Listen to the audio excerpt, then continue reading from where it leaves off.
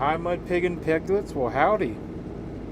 Yep, we're just getting ready to get rolling. It's going to be a midnight ride tonight. Hey, it took forever today to load me up, so yeah. We're going to be driving through the night.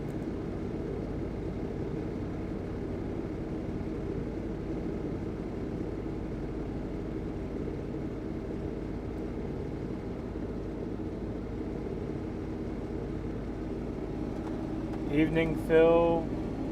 Florida, I see. Yep. Come on down to Tampa. Would love to meet you. Oh, we're not going that far. Good evening. Freedom, Hong Kong. Well, howdy, everybody. Wasn't expecting that many people up in the middle of the night. But yep. I was just getting the GPS set up. Oh, gotta get my pre-pass opened up there. There we go. Alright, let's get out of here and on up the road. Where are we heading? We're heading to Jacksonville.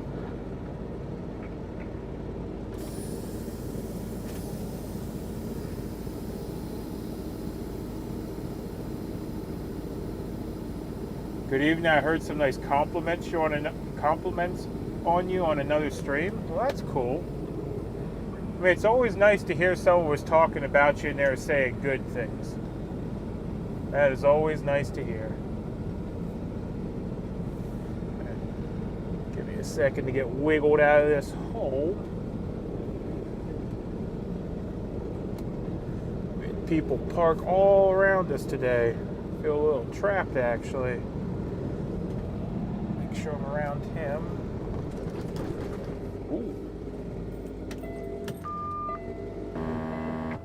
Try a different gear.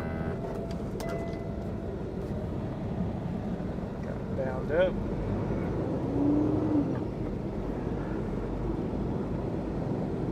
There we go. Had the trailer cut a little too hard and got bound up on the way out. Thing's heavy. Very heavy, actually. 1 mile, turn right on US 11W.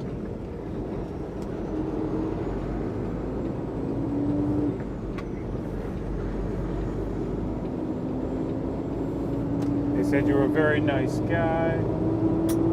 Good evening, Phil. Safe travels tonight. Well, thank you. Hope you don't get into rain. I wouldn't mind a little rain. Get the truck window washed off a little bit.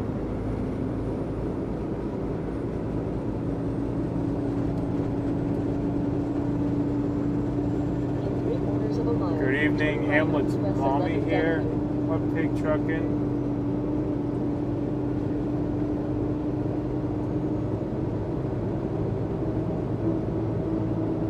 Oh yeah, I read about that. Someone sent me a video on that about the cheap GPS system. Yeah, I don't use one, but yeah, that stinks for a lot of truckers that are using those cheaper GPS systems that they can be hacked.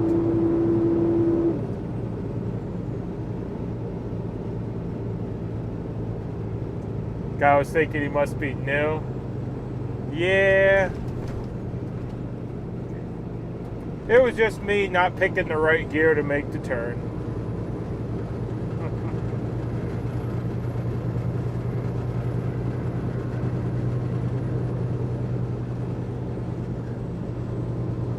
Yeah, I was too busy watching the trailer as I was wiggling out of that hole and yeah, wasn't listening to the truck like I should have been.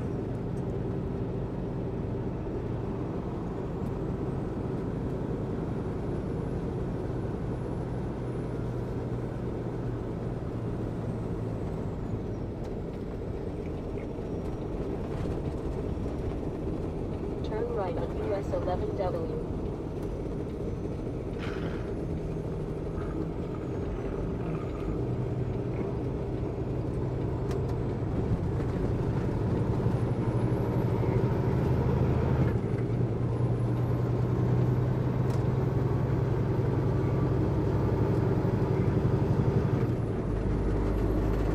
How goes it, MudPig? Good to see you.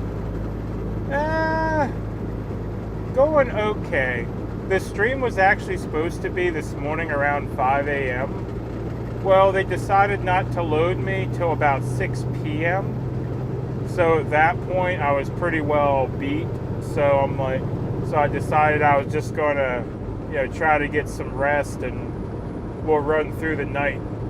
Because this is an 8 a.m. delivery in Jacksonville, and basically now I'm gonna have to run it straight through, which ain't bad. I mean, it's only a little over 500 miles, but still a little infuriating when I was going to have an easy day and get close and, shut down for the evening, and now I don't have any choice but to run it right through.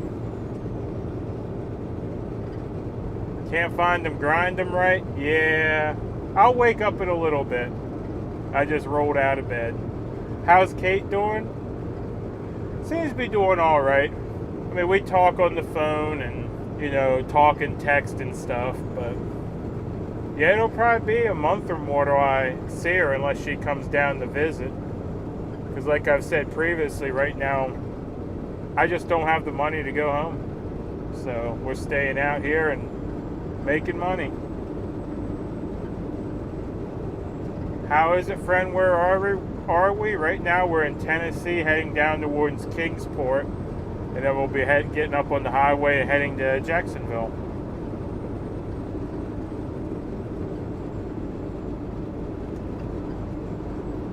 Storms in Ohio, okay.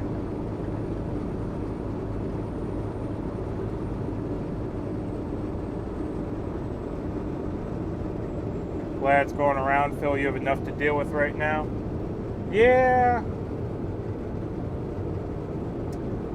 I don't know. It's just sad that people need to steal from each other in general, as far as those cheap GPSs are concerned. But yeah, it's real out here. People stealing trucks, stealing fuel, stealing everything. If you can't get by without stealing, you might want to consider another. Whoops, CB's on. Yep, you might want to consider. Who's he talking to?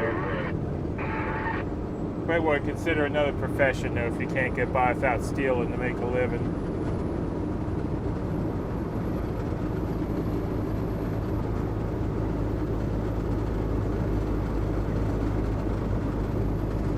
Mountain Dew, anyone who's going to be up all night with Phil? Oh, goodness. I don't even have any energy drinks in the truck. I might have to make a pit stop at some point and grab a few. Yeah, but all I got's my trusty Keurig and a little thermos.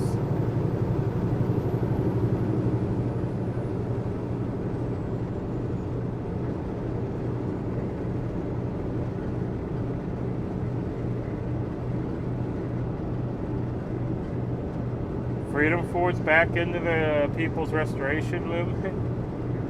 I don't know. I haven't talked to Freedom Ford in a while. He was in the chat the other night, but yeah, I haven't actually had a chance to speak to him, so I don't know what he's up to. Evening, Zero.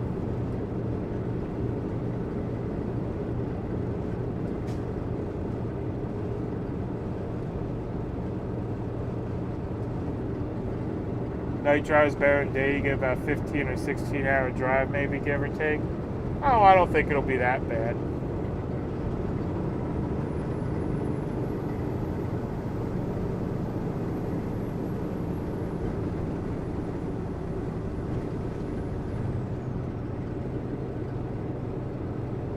Must be rough. Hello, Phil. Hello. Good evening, MudPig. Well, good evening.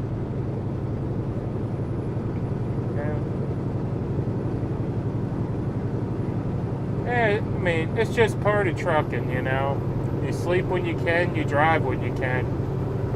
I actually used to prefer running through the night, but it's just when you're playing the flip-flop schedule, it kind of tears you up.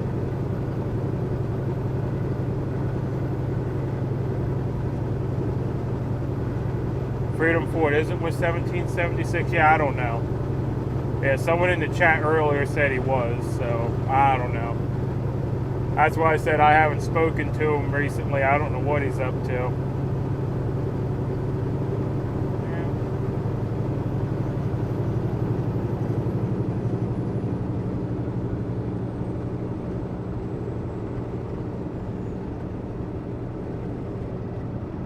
Getting ready for a Trump rally on Friday.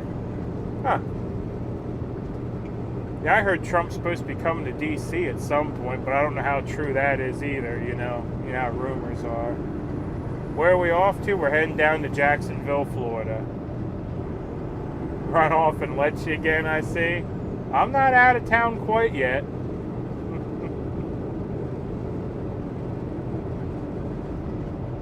Hard on the eyes when you get older. Yeah, that's true. I actually have pretty decent night vision. I've never really had an issue with that.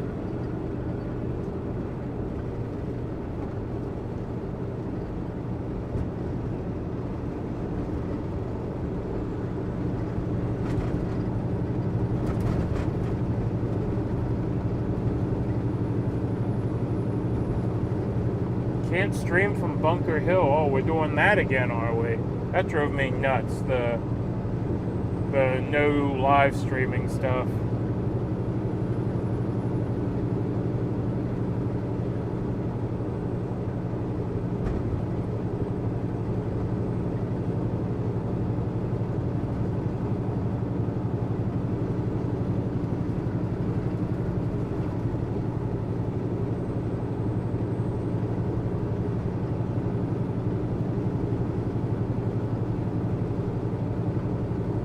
How much further we have to go?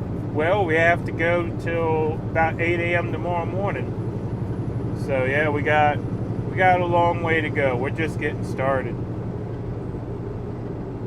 I see a Food City. Yep, there was a Food City back there. That's actually the one I do my grocery shopping at on Saturdays. I do prefer the one in Kingsport better, but that one's closer. So it just depends on my mood.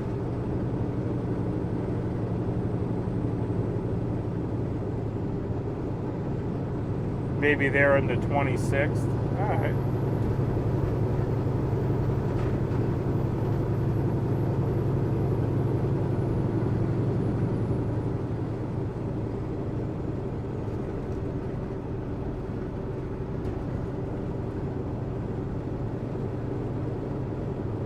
YouTube has his comments off, so I had no idea where he was. Couldn't even.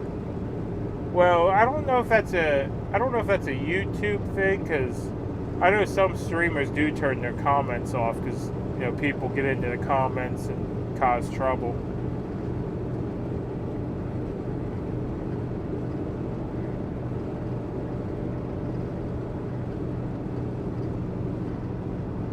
So he's in Prescott. Okay. Are you coming down 75? I'm not even sure. I haven't even. Oh, we got a red light. I haven't really looked at the route. I'm just kind of running blind tonight. I know we're going up over 40, and then not sure what we're going to hit from there. Usually I pre-plan a little better, but today, yeah, trying to sleep in the afternoon and then wake up and hop in the driver's seat and head out. I didn't really pre-plan at all. Just more get up and get going.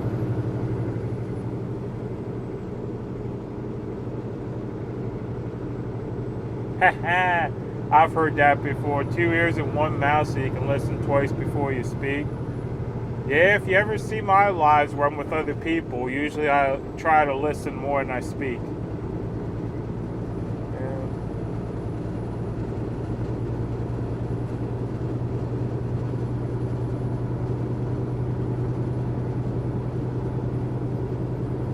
I mod his channel now. My poor wrench has a few dents in it from trolls.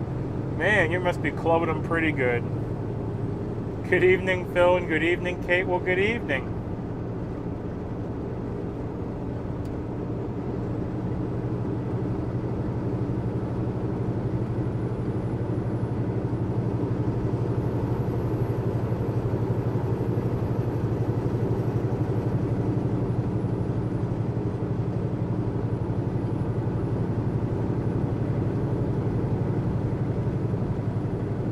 Sorry, I feel kind of hard to get info on now. YouTube turns off his chat, so that might be why. Just happy to see him out and about. Yeah, it's good to see him out and about. He was quiet for a while. I mean, we were playing phone tag back and forth, but yeah, it was... I never did manage to get him on the phone. I'd call him, and then he'd call me, and we just kept letting voicemails for each other.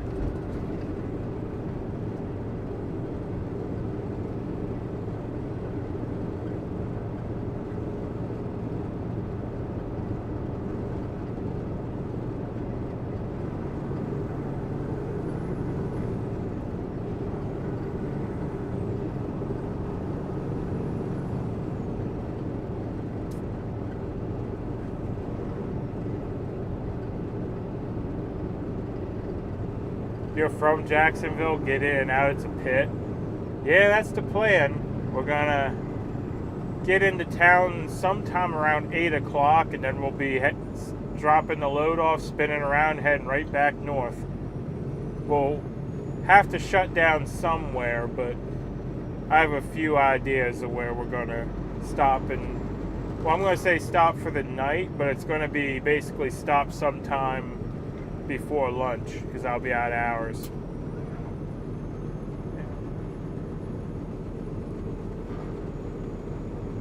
But yeah, I usually don't try to hang around any cities long.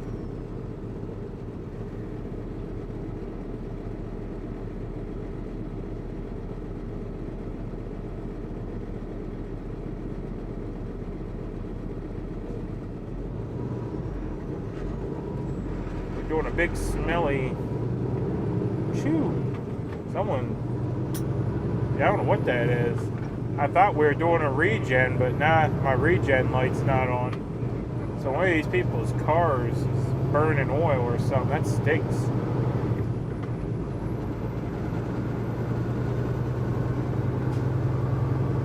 Better stop screening my calls. Yeah. Nowadays, with everyone having caller ID, it's not really even screening. It's just glancing over and going, yeah, I recognize that number. Not right now.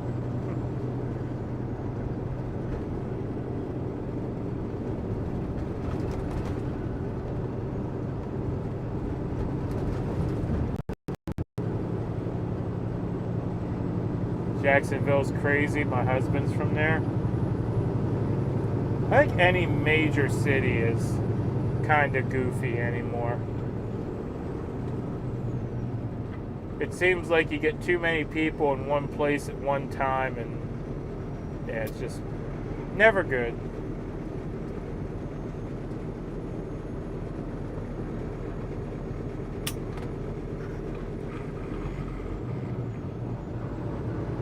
Good evening, Mudpig. Well, good evening.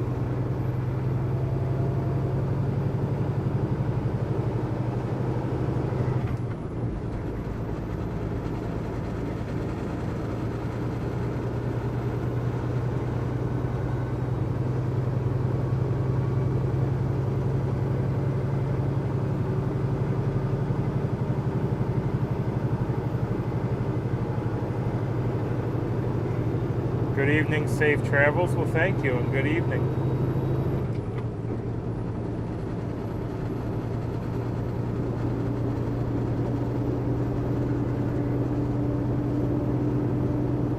Hey there, well, howdy. In 3/4 of a mile, take the exit on the right to I-26 East.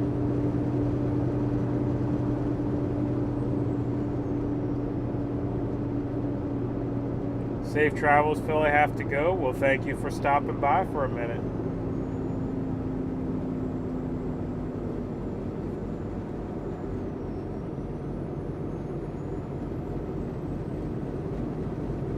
Having an awesome lightning show. Yeah, I enjoy that whenever the lightning's gone, especially if you have a tin roof to sit under. Yeah, that's relaxing. Oop, another red light.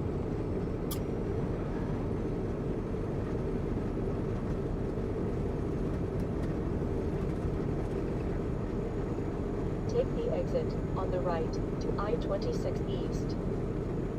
Went to a Lara school class trip. Went to a restaurant to eat. One guy jumped in line in front.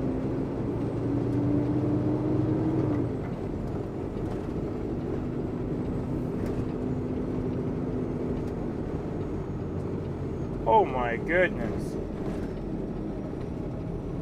Reach for a gun because someone cut in line. Yeah, that's pretty crazy.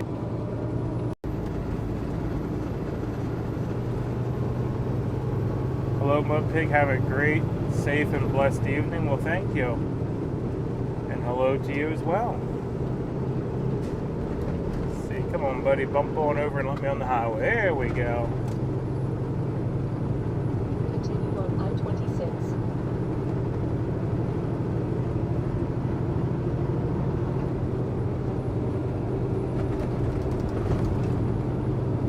Rather stay the west side, but everyone has their own.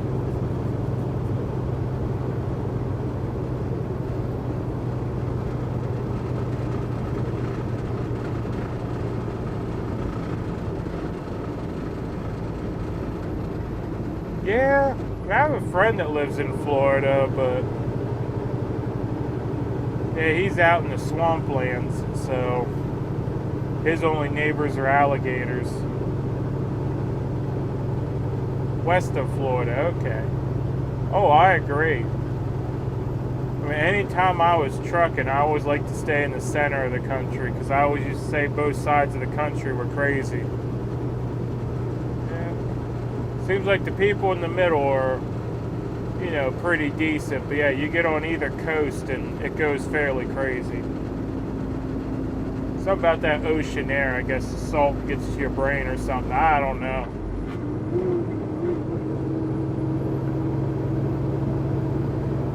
But over on this side of the country, you got the northeast people, and I'm one of them. And yeah, I don't like most other people from the northeast. And then out on the other side of the country, you got California, and yeah, that's its own animal altogether.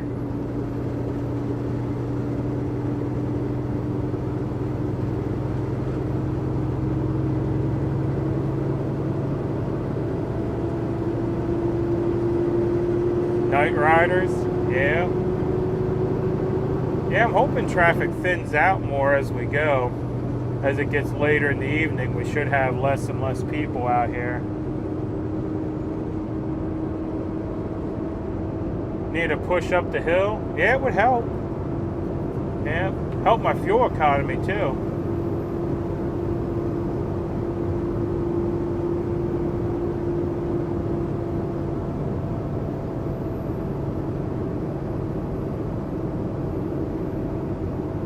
My parents lived in Naples, Florida, and it would change so much from visit to visit. Yeah, some towns do that. The town I grew up in actually used to be a pretty nice, calm town, you know, with a pretty decent main street. And now I talk to people from there and they're talking about, oh, did you hear about the drug bust the other day? It's like, no, we had a drug bust in town. I mean, when I was a kid, the worst thing we had was a little bit of weed floating around, you know. Now, yeah, apparently they got anything you can think of running around town. Good evening, everyone. Well, good evening.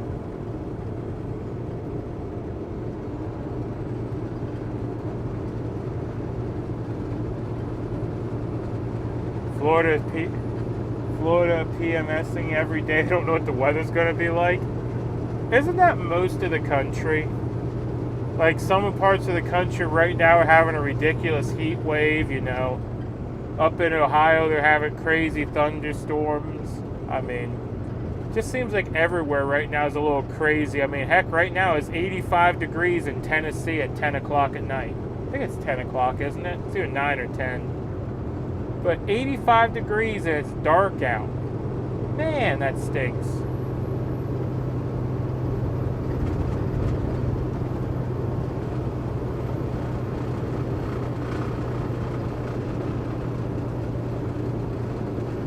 just after trying to find time to keep up with everyone. Yeah, now we're all spread out. It's a little harder to keep up with everyone, isn't it? 10:37. Yep. All right. Yep. Nighttime's nighttime, really.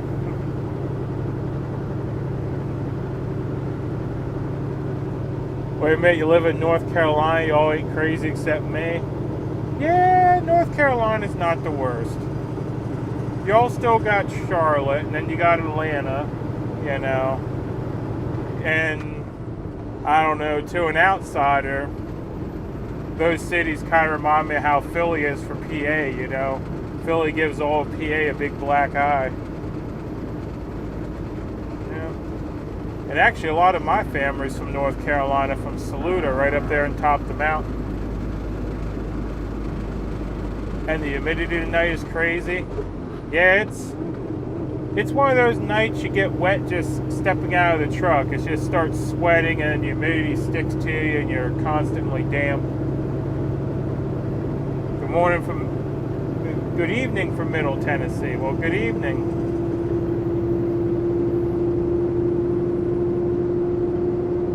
Want the fastest route to Jacksonville? I can send it to your email. I mean, maybe out of curiosity, I could try it on the way back. I already have the route down planned. We're going to run over to Asheville and go down 40. I know it's a lot of mountains, but I mean, it's a lot quicker than hitting the big cities, in my opinion.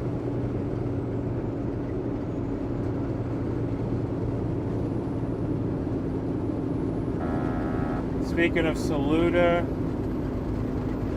they're talking about turning the old rail line into a trail. Heck, I didn't know they took the rail line out of Saluda. Last time I was there, trains were still stopping at the bottom, breaking in half and coming up in two pieces because the rail grade was too steep to pull.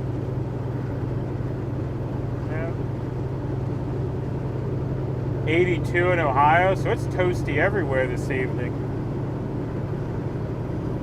86 in Virginia, yeah. We got a late night heat wave. Holy cow, look what tomorrow's going to be. It'll probably be 100.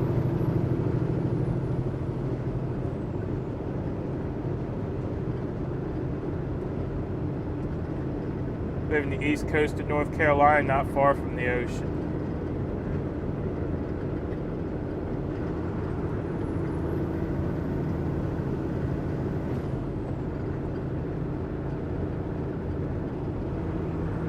Before I signed off, he noticed chat wasn't showing up. It was raining pretty hard.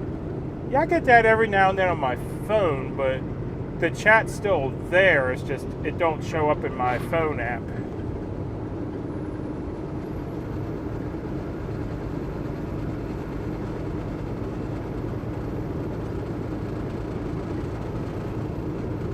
Running straight through the city is a breeze at night. I used to drive straight through Jackson on the way home when I lived in South Florida. Yeah, that's kind of the idea tonight, is just bounce along and see how good a time we can make running through the night.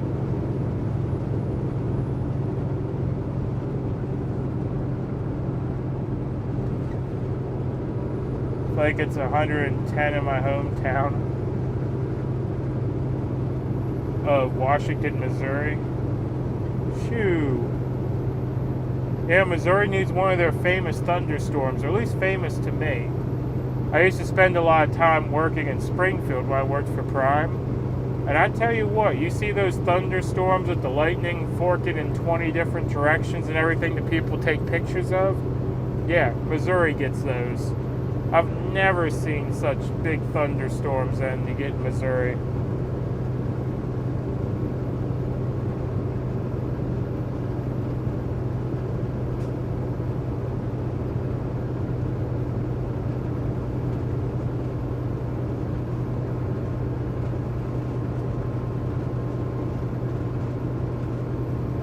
105, holy cow, heat advisory.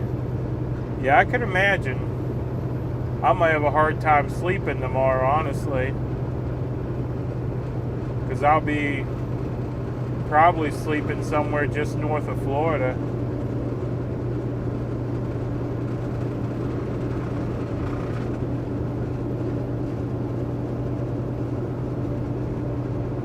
Showing to take exit 120, something off of 40. Alright. Yeah, I was planning on running this all the way over to 240 and catching 40 from 240.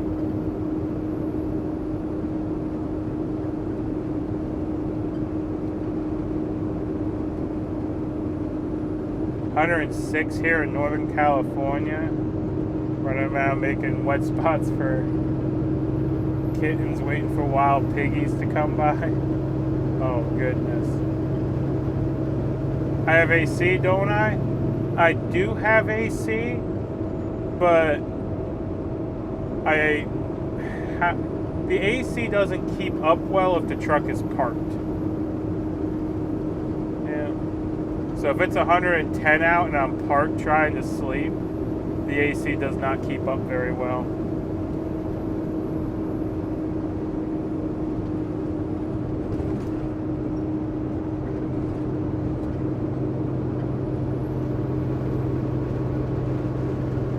Have a good night. Be safe. This little piglet from North Carolina has to let the doggies out. All right. Well, thank you for stopping by, and we'll see you later. Get an APU? I have an APU. But APUs are even worse when it's stupid hot out. The APU only will... The APU is kind of like a... How I want to put it. The APU is kind of like a window air conditioner. It can only pull it down like 20 degrees or so. An APU is not very good at getting it from 105 or 110 outside down to 70. At least in my experience, I've had both Tri-Packs and Thermo Kings, and both of them are the same way. They'll bring the temperature down to, like I said, roughly 20 degrees or so, but after that, you're kind of on your own. That's why usually you'll have to run the big motor if it's really, really hot out. Big motor plus engine fan, which is not very fuel efficient, burns up a lot of gas, but it's the only way to guarantee to be cool.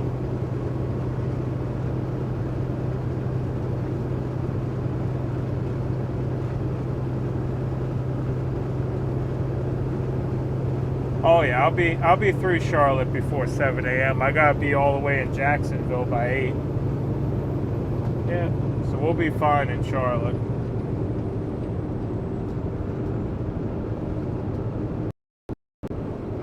And a black car isn't fun, so I just roll the windows down and burn it up. Yeah, that sounds like you have one of those dual zone cars and one of the flaps is stuck where it actually regulates the heat and cold mix. Put your hair up in a high ponytail before sleeping, that's what you do? Yeah, I can't stand the ponytail. I don't like anything pulling on my hair. It's only 75 in St. Cloud, Florida. Man, it's cooler in Florida than it is here in Tennessee. It's 85 here. Saying that for future runs.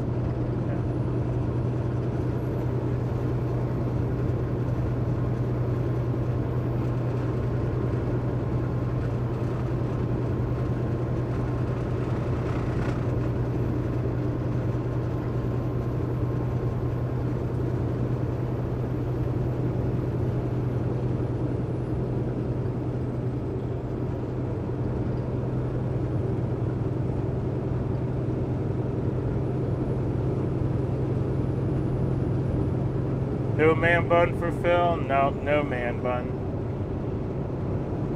I don't know. I mean, when I was growing my hair long, I tried like the sumo knot thing so it didn't look as crazy, because You go through this awkward phase when you're growing your hair out.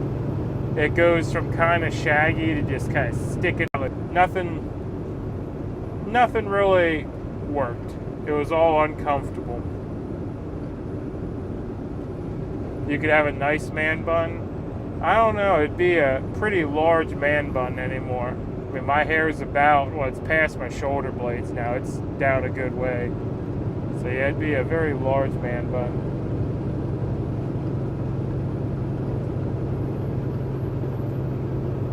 You don't know yet, but I'm trying to save you from getting into a bad wreck. Man bun, oh goodness.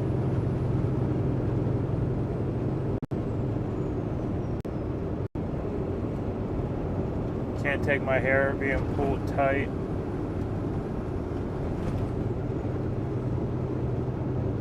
Use a soft scrunchie when our AC went out last 2 weeks. That worked for me, hair down the waist. Yeah, I can't stand my hair being pulled either.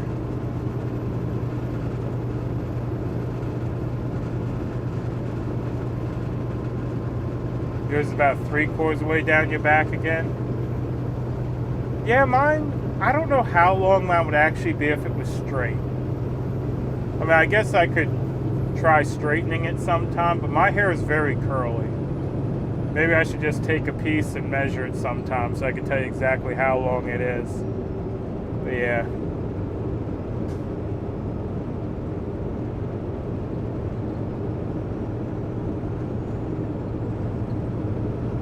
Yeah, mine's just naturally curly, so it always just stays about shoulder length, all curled up. Hello, Phil. How you doing? Doing pretty good.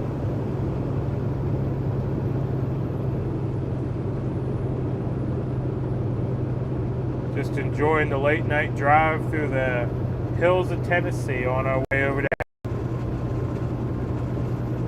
No, goodness.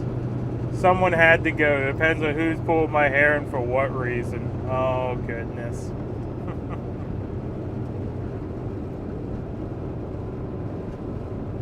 Wasn't the story about Saznak funny from the other night? Yeah. It was pretty entertaining, but it sounds like they got to the end of the problem, you know? Yeah. The situation was rectified, you know? Oh, it'll be a while till we stop the Saznak jokes, probably.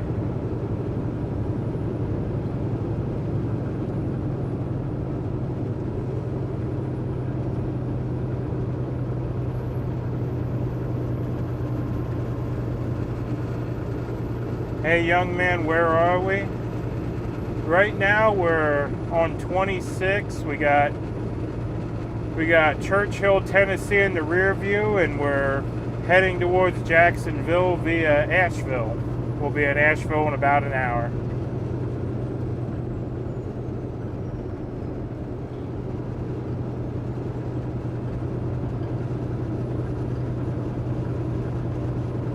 Datsun, Bush Buggy, Hogan, big bald spot. Huh.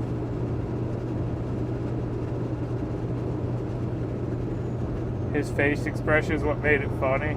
Yeah. Trying to catch up on some of this other channel. Holy cow.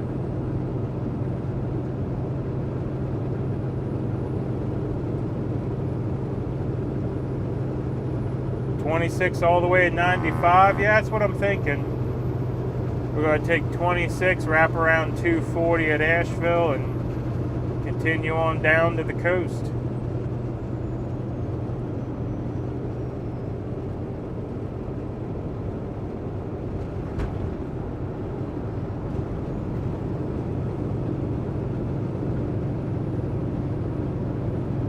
Yeah, we'll see if the GPS has other plans, but yeah, running down the coast I think is quicker than trying to bounce around through all the large cities.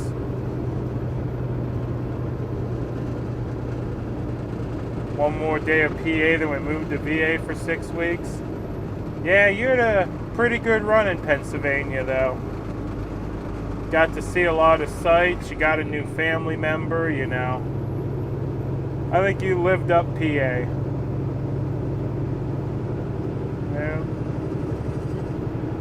Ooh, Mr. High Beams, turn those down.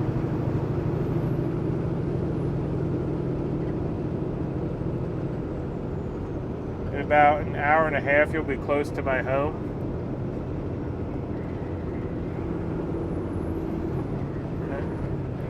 Awesome. If it wasn't the middle of the night and I didn't have somewhere to be, I'd say come out and wave at me.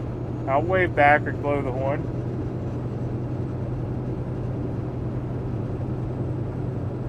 The last big exit you passed looked like exit 81 on 75.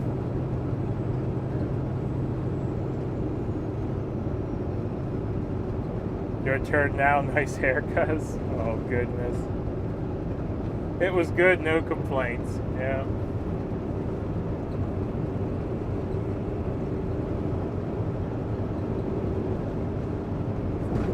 Yeah, but now I know you can cook a mean rack of ribs, so we'll have to catch up with you another time for see if you can repeat that performance, you know?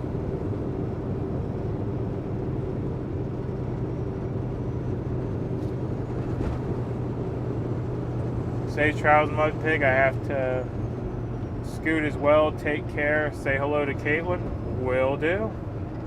Thank you for dropping in for a little bit.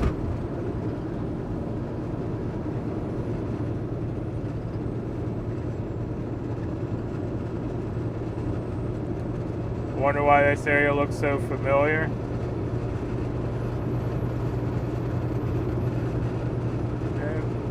I don't know, I'm always under the impression everything kind of looks the same at night, you know?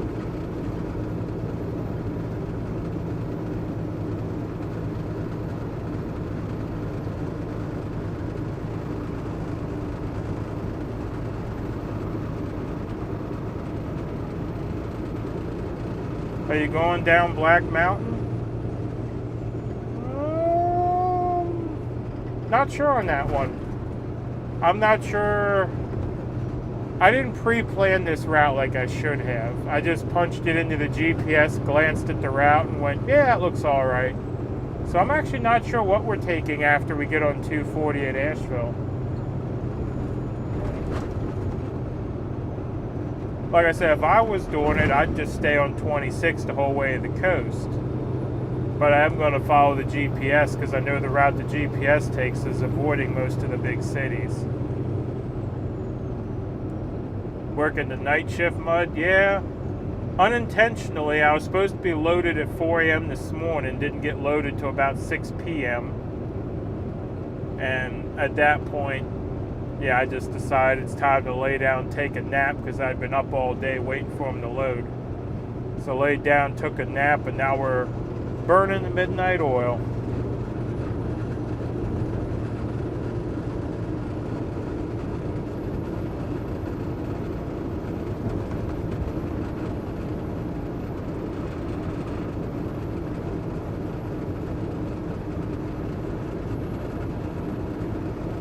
Yes, on the 26 side now, okay.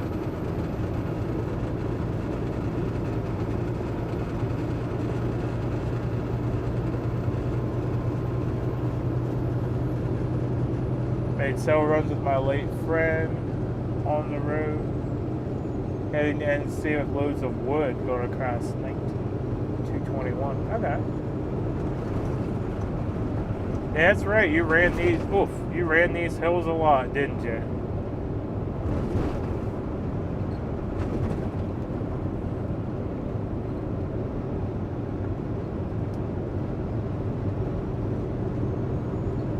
Midnight oil and a whole lot of diesel, yep.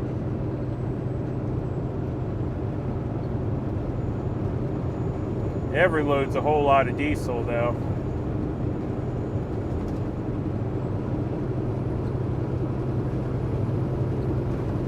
What time is break time for me?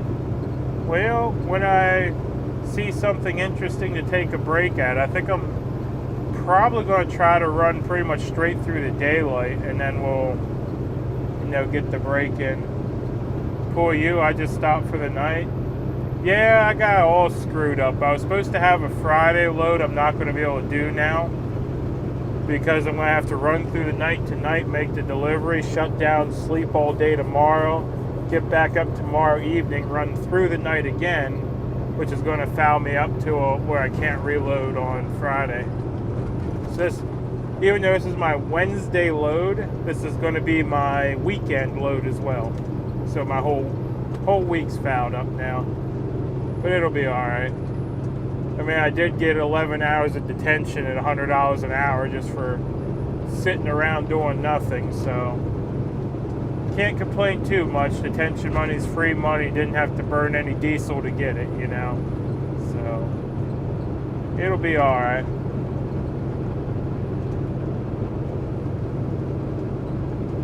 Love nighttime, always peaceful, quiet, and cooler. That is true. I mean, it is getting a little cooler, too, as we're heading this way. It was 85 when we left Churchill, and now it's down to 80. I'm not sure if that's because we're climbing a little bit elevation. We lost 5 degrees, or if it's getting cooler as we make our way to the coast.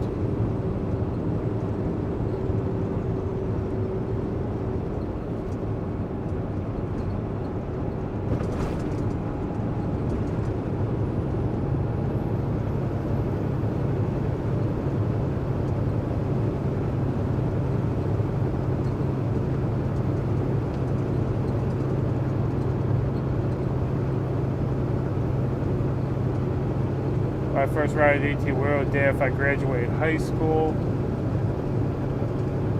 He hollered at me on the CB and asked if I wanted to do a ride with North Carolina. Oh, that's pretty cool.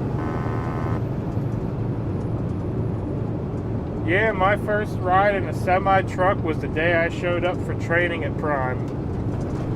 Yeah. Driven bus and cars with trailers and things like that, but yep, never even stepped foot in a semi until I showed up my first day of truck driving school.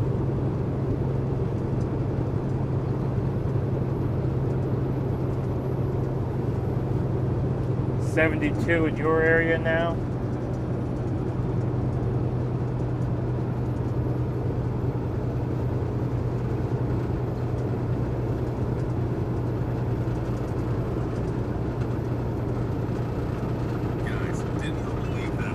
Whoops.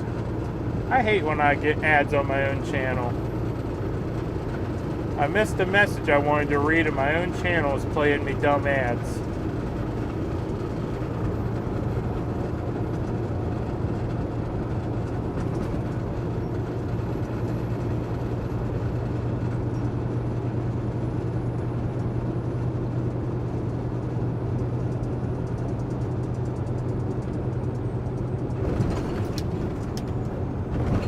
Oh, you're still hauling melted and cooled sand? That's funny. Did you open the maple syrup I brought you from Canada? I did, but I haven't used it yet. Yeah, I opened it, I sniffed it, but I haven't got a chance to use it yet.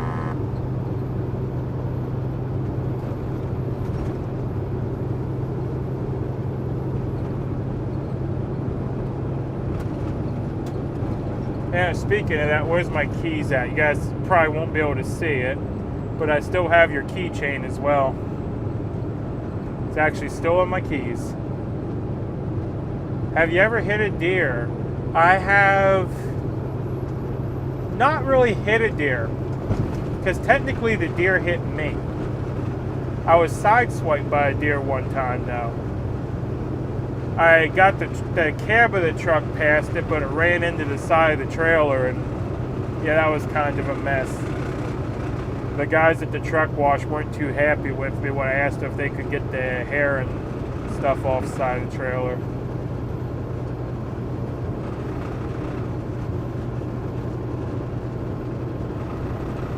While they put ads everywhere, yeah, they do. Vermont syrup's better? I have no input at the moment. Yeah, I opened it and sniffed it. Yeah, it's at home on the Actually, no, I think it's away in the cabinet now. It was on the counter for a little bit because I unloaded all the food from the truck onto the kitchen. Oh, goodness. Onto the kitchen counter. But yeah, I think the wife put it away in the cabinet now.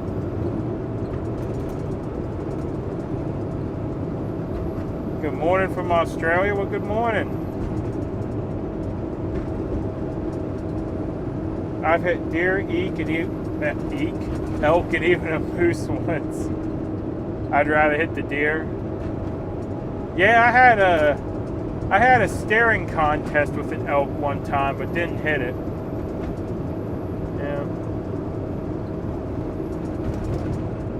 Yeah, I was up in West Yellowstone actually. Was doing a load. I can't remember where I was going, but I remember I stopped at the West Yellowstone truck stop. And I was leaving there, just kind of taxiing along, taking in the scenery because I was no big hurry. Came around a corner and there was an elk just standing in the road. I stopped and, put on the 4 ways, blew the air horn at it. It could care less. It just sat there and looked at me. And then when it was ready, it just right off the road, It's like, oh, goodness.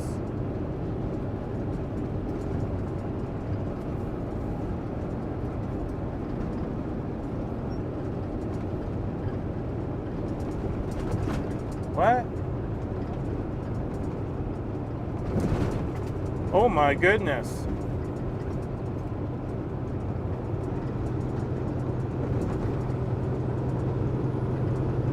Was it Waze Easy? Oh my goodness, thank you so much. Yeah, twice nonetheless. Well, we got a soda and a coffee and a thumbs up.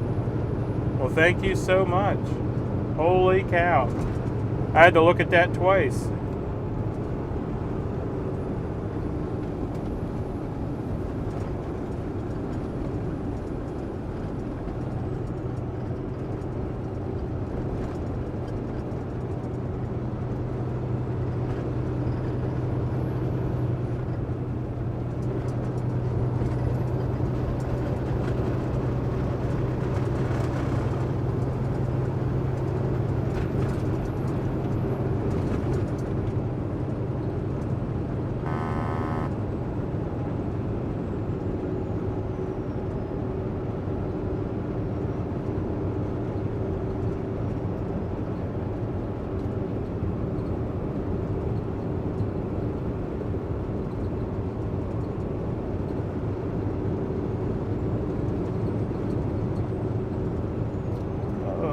Second, y'all. I'll be back with the chat in 1 second here.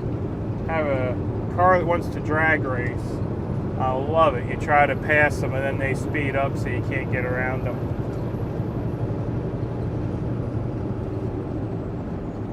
Oh my goodness, y'all.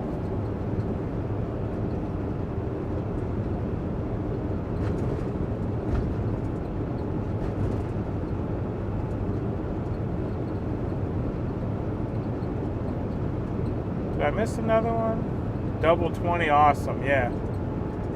That is very awesome. I thought I missed one. I had to go back and look quick. But yeah, double 20 from Waze. Got the AKC card. Tomorrow he'll be good to go. Just have to find the place that gives the shots. I don't know anything out by you. If you're heading more west, I know a few good vet clinics. Yeah, nothing out by you. Just look around. I mean, you're in farm country. You just need, an animal clinic. I know in Pennsylvania, a lot of the shelters give cheap shots too, but I don't know if that's only for Pennsylvania residents. But I can get rabies and things like that for only $5 a piece at the shelters. Hope you're having a good night out there. Be safe. Oh yeah, so far I'm having a great night. We'll see how it continues though, because I am running on a little bit of sleep, but we'll be alright.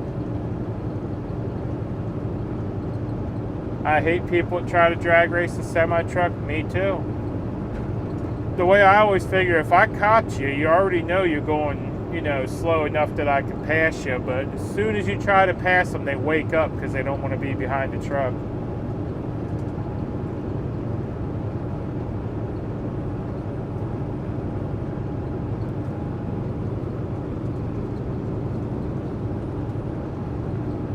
Hello, Mudpig. How's your lovely wife? I think she's doing all right. We chatted briefly today. We didn't really talk much on the phone. We had a long conversation the other day, though. Yeah, we get on different sleep schedules, and you know, it's hard because my schedule's all over the place, and you know, then I'll try calling her and she'll be sleeping, and then she'll try calling me and I'll be sleeping. And yeah. When you talk to Mike, tell him hi for me. Will do. I always tell him that y'all are asking about him.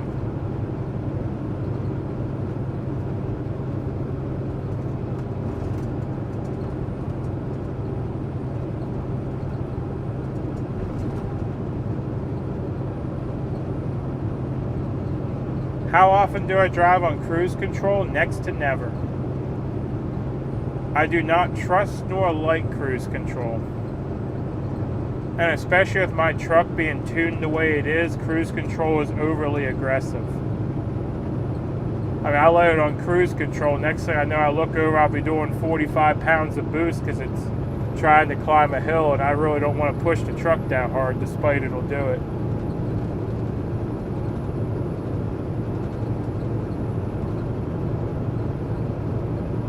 When you talk to Sazdan, can you tell him I said hi? Can do.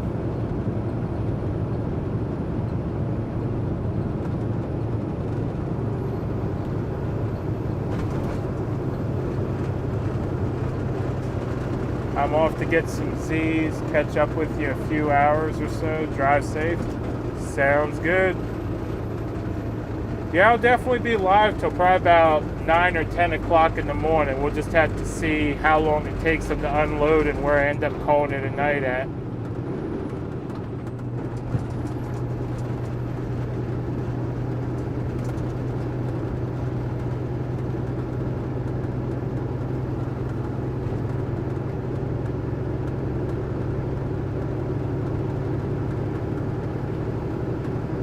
Phil Becky has a fit when I drive her rig because I don't use cruise at all. Yeah, very well, and what you can do for fuel economy is you cruise on these rolling hills.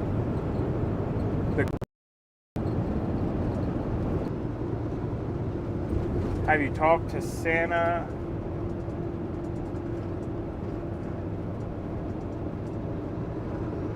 Never forget that you brought him a chair. That was nice of you. Yeah, I remember that when y'all were saying that he broke his chair, and yeah, we got him a chair.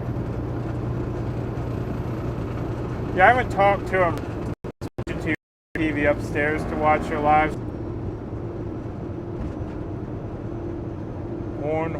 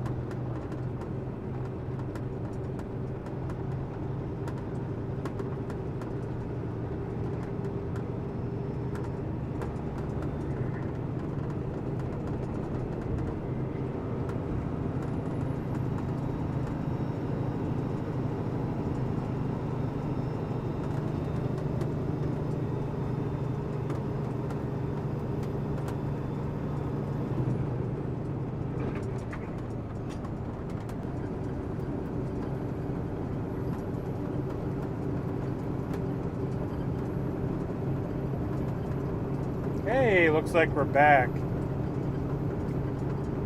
I don't know if the chat's working, what y'all been up to, but looks like we're finally back now. We made it over the mountain there.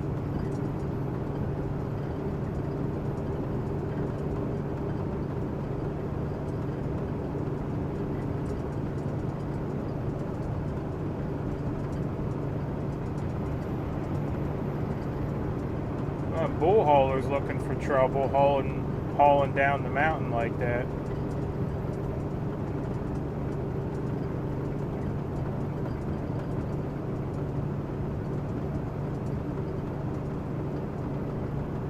Not sure if my chat's working.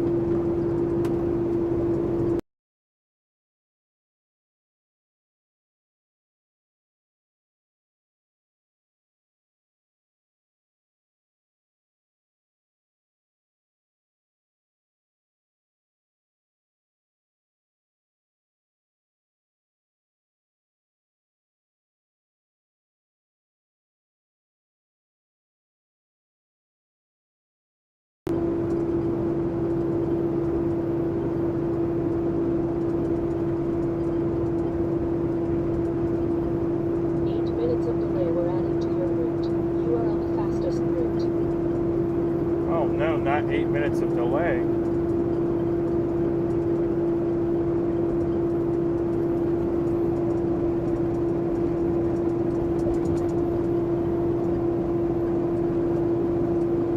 Was worried you went deliverance on us? Nah. Just no service on the climb up the mountain. It looks like we got service down the other side though. Yeah, because now you just hear the engine fan as we jake our way down this side of the mountain.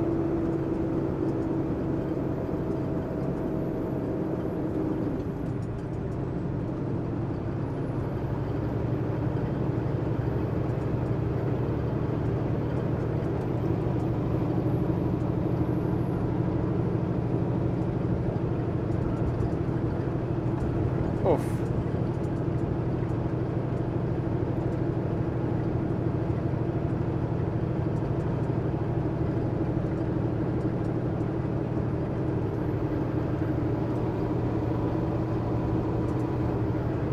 And we're off. And we're on. Oh, goodness.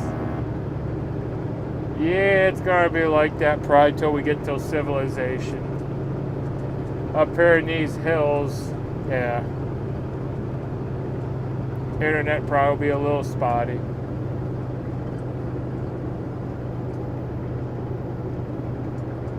You better speed up if you want to make the delivery tomorrow. Hey, I didn't put the mountains here. And I'm running real close to max weight, so yeah. It's going to take some doing to get up and over these things.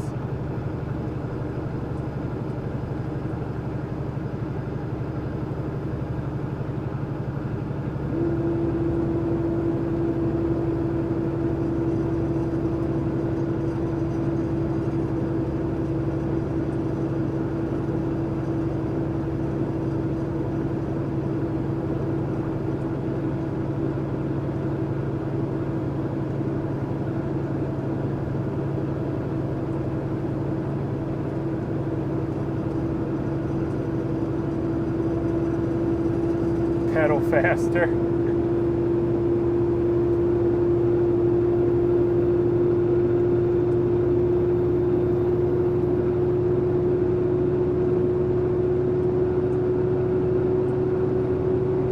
Almost all downhill from here. That is true.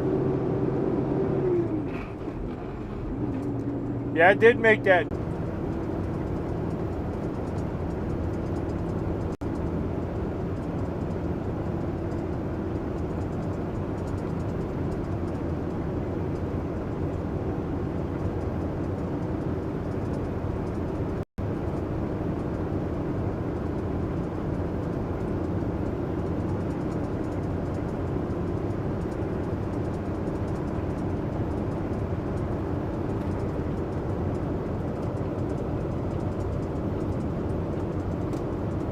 there we go. Looks like we're back again.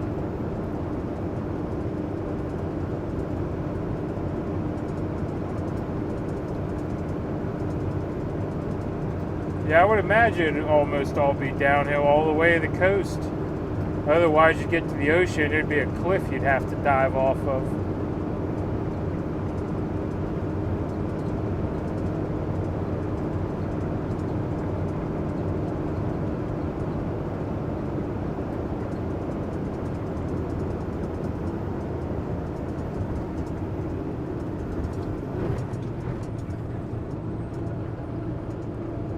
Hey, Mudpig, miss ya? Yeah, last few days have been kind of messed up for streaming. Monday I had some phone calls to make. Monday we got held up getting loaded, so it messed up my Tuesday loads. And then today they were supposed to load me this morning and didn't get me loaded till this evening. So that's why we're running the late night shift, because yeah, the plant's been all screwed up recently with loading and everything.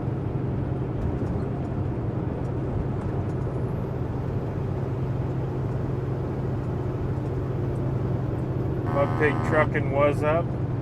That reminds me of that commercial back in, what was it, the late 2000s? With the, there was a Super Bowl commercial where everyone was calling each other going, "What's up?" I don't know if anyone remembers that or not, but I just thought it was so ridiculous. It stuck in my head, you know?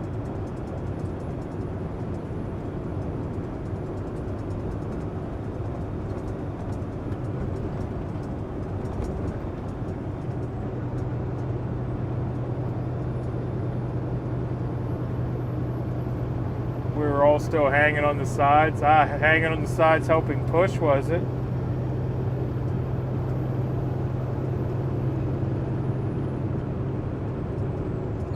Oh, is Diego in here? I didn't even notice him pop in, but hey, Diego.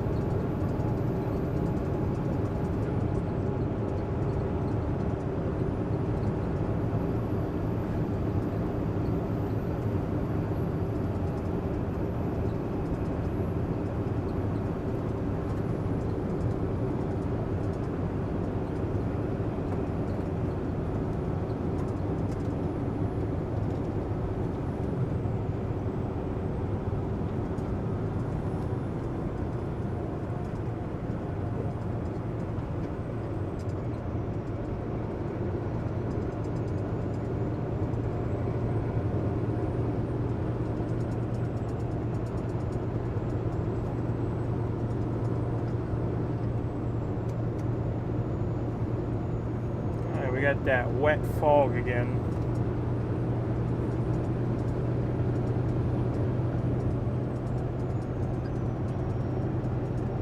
Welcome back online. Yeah, we're back for the moment, it looks like. We'll see how it holds out. Saturday, 8 p.m. my channel ready? Probably. I'll be sitting up in Tennessee again. Yeah, like I tell y'all every week, as long as I can get my sleep schedule shifted that I'm awake, because normally I go to sleep at dinner time, I'll be there. The Budweiser frogs are better. Yeah, the old Budweiser.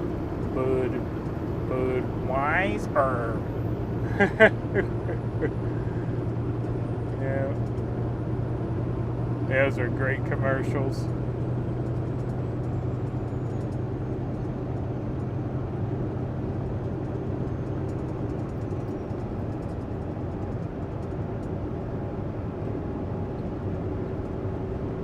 Moisture, yeah. You can tell it's humid out when your windows are fogging up just from the humidity.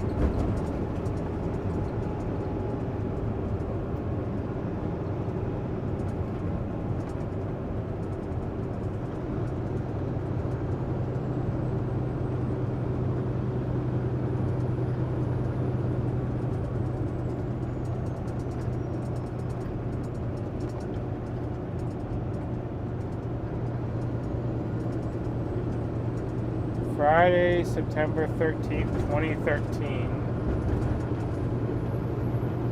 Ooh, I can't see nothing. Hold on a second.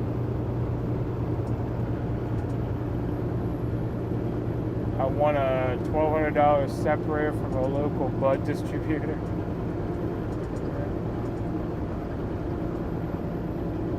Ken is still fighting. How about you? Where I can.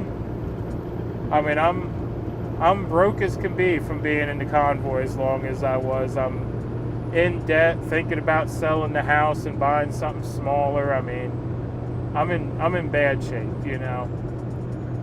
So I can't do nothing that involves me not working right now. I mean, I ran up, you know, I went into the convoy with no debt, no credit card bills, no nothing. I left the convoy with maxed out credit card bills, no savings anymore, and I had a savings when I started, you know. It cost me a lot to be in that convoy. And like I said, it hasn't cost me the house yet, but it's getting to the point where, you know, we're thinking about selling that to get out of debt and, you know, buying something smaller. So, we'll see. But yeah, I'm still fighting, just fighting from afar. I can't be the boots on the ground. It's someone else's turn to hold that torch. At least for a while. I gotta make some money.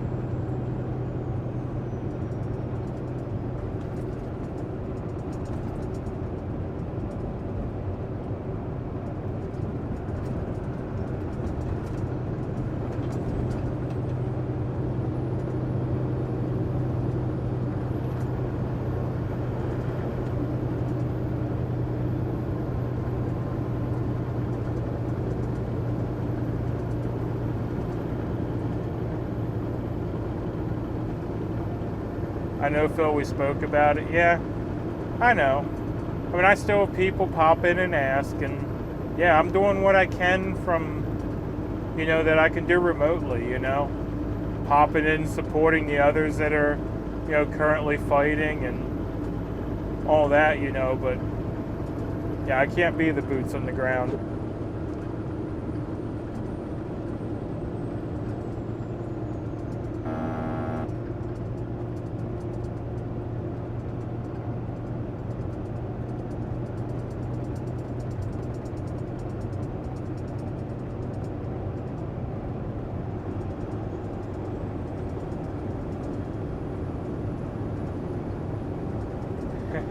Tells you when the window's moist up that the AC is working good, very good. Yeah, the AC is only set to 70. It's not even set that cold. But it also just shows how much moisture and humidity is in the air up here in the hills.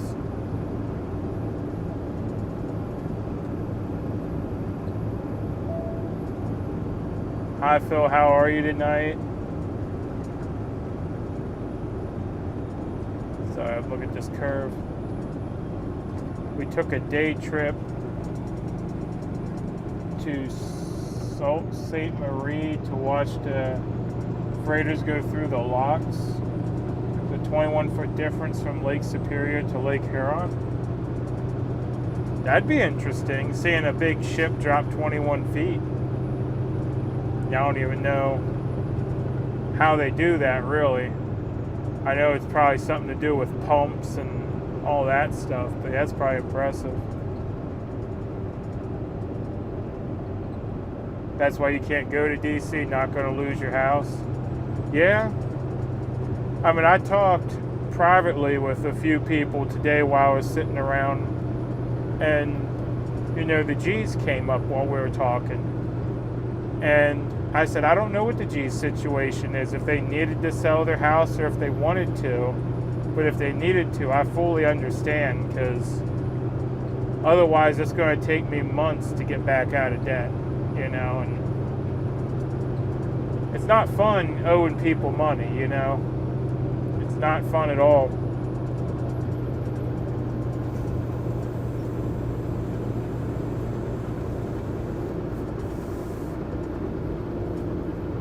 No pump, all gravity. Huh. But if, well, gravity would get them down, but how do you get back up to the other lake? I don't know. That'd be something to look into.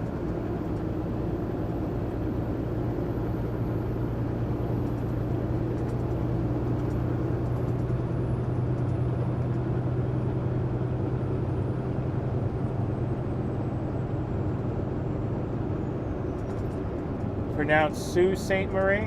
Okay.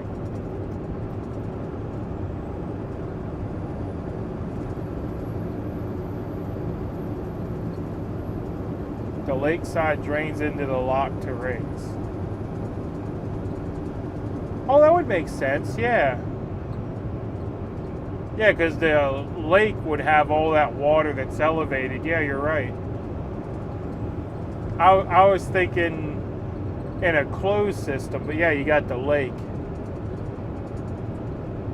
Yeah, I was thinking more of a bathtub with no external water source. You'd have to pump the water into the bathtub to make the water rise. But yeah, you're right. You would just open the uphill valve or gate or whatever you have and let the water that's already above you run down. Yeah, that would make sense. I can't pay the rent of my own apartment in South Bronx, but I drive a Tesla, so I totally understand you. Yeah.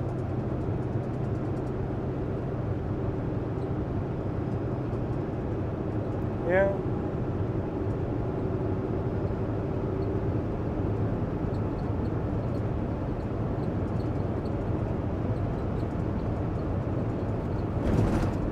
Yeah, it's one of those, I'm on a very fine line at the moment. If I'm not working, it's to the point where I have no reserve. I have to start selling things, you know. But through working, I'm slowly catching up. But it's slow because right now rates are down and fuel is up, so it's hard to even make a profit and save a little.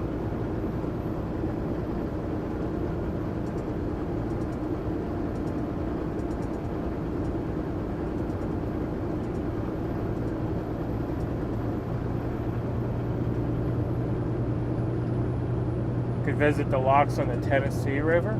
Enclosing used valves, it's a fascinating process and so simple. Yeah, I mean, I overcomplicated it when I was thinking, oh, we're going to need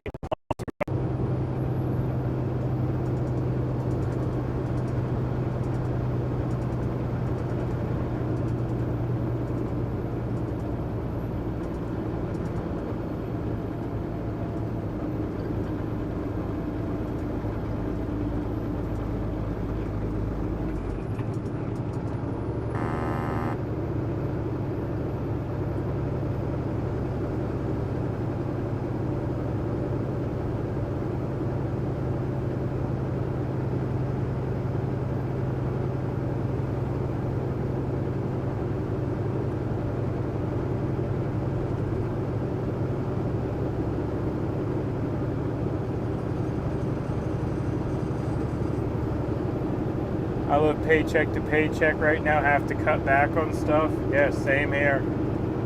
I mean, I'm actually worse than paycheck to paycheck because I have bills that aren't getting paid till I get shut-off notices because I'm trying to pay down other bills. So it's one of those you gotta pick your battles with the bills, you know. Some bills will let you go this late, other bills will let you go that late, and I'm not current. I mean, my longtime viewers will remember that when I first got home from Hagerstown, my gas was in danger of being shut off, and a few of y'all donated to help me keep that from happening. But, yeah, not in a good place at the moment, but we're working, we're making money, we're trying to get everything caught back up. GD is selling everything and moving into an RV. We've talked about it. Yeah, because right now housing prices are high. They're not as high as they were a while ago, but they're still up. We can get more for our home than we paid for it, and then we can wait it out till housing prices drop here eventually and hopefully get a deal, and it would get us out of debt, you know.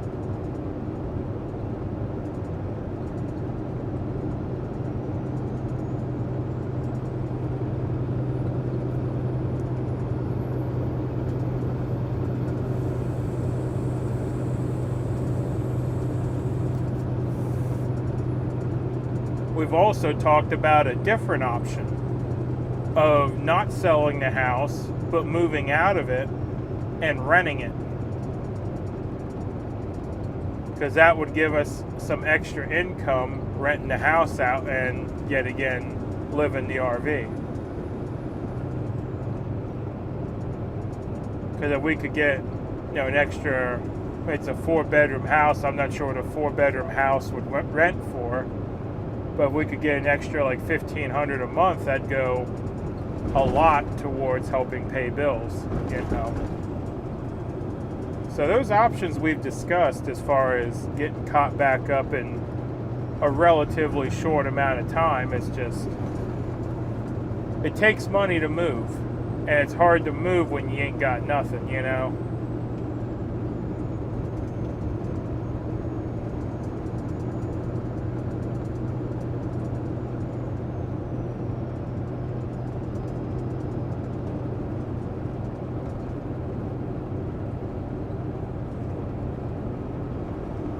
1.5 miles, keep right to I-240 West.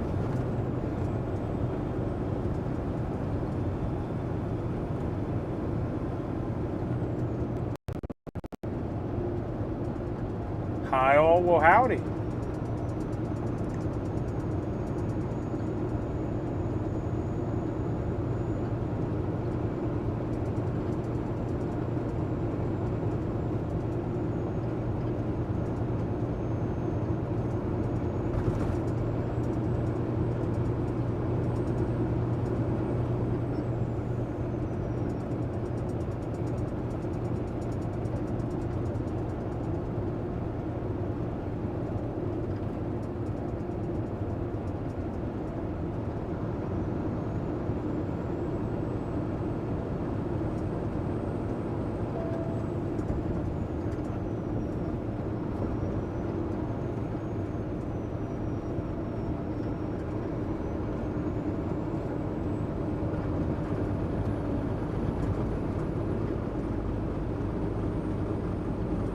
Right lane.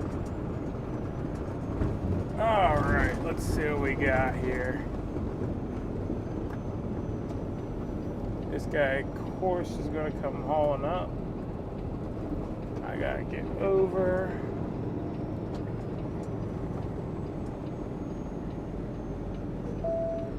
Yep.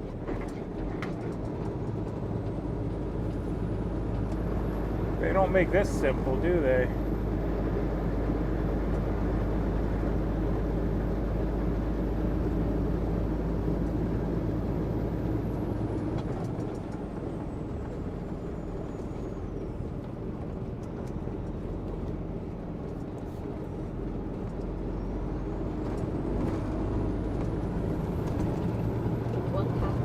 Take the exit on the right to I-240 West toward I-40.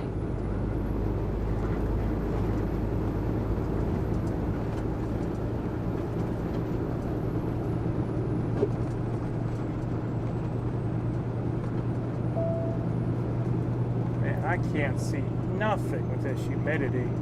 Be in either of the 2 right lanes, then take the exit to I-240 West.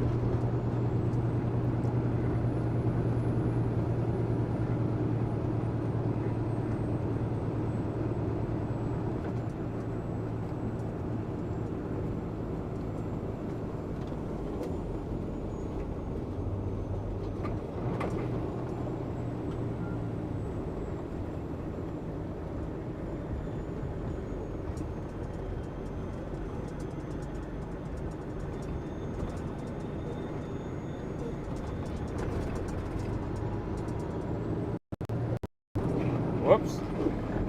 Missed a gear.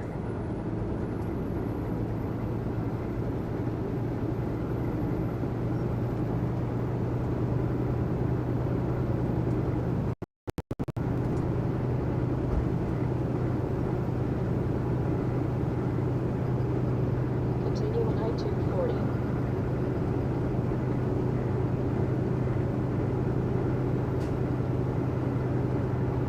Renting a house right now might be a best option, but look at local ads for cost of renting 4-bedroom and go a tad loader to rent it quicker. But remember, you're still responsible for repairs.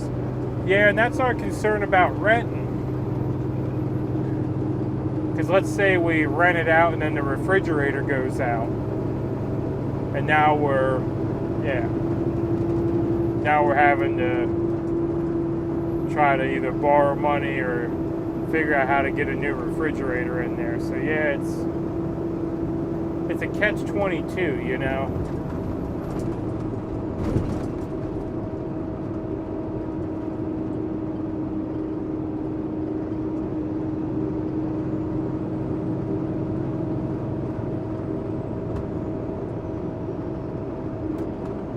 Oh, what? 26 East closed, road closed at exit 44. Oh, that's beautiful. Not sure what we're going to do there. Hopefully there's a detour posted.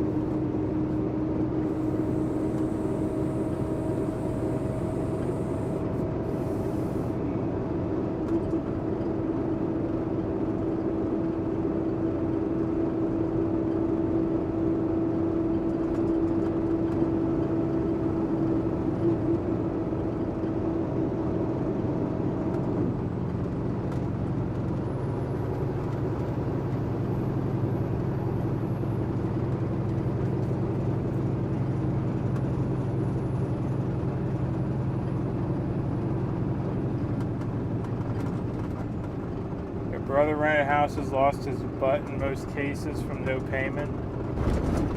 Yeah. See, I have a friend of the family, he's actually a real good friend of my parents, who rented houses in the Carlisle area. Ended up retiring as a millionaire. He started renting his house that he first lived in, like his first house he bought, he rented that and bought another house. And while he lived in that house, he paid his mortgage with the rent from the first house. And then he just kept doing that. Like as soon as the second house was paid off, he bought a third, used the income from the first two to pay off his mortgage early. Then he bought a fourth and kept growing till when he retired, he had like 14 or 15 houses. I can't remember exactly which one it was.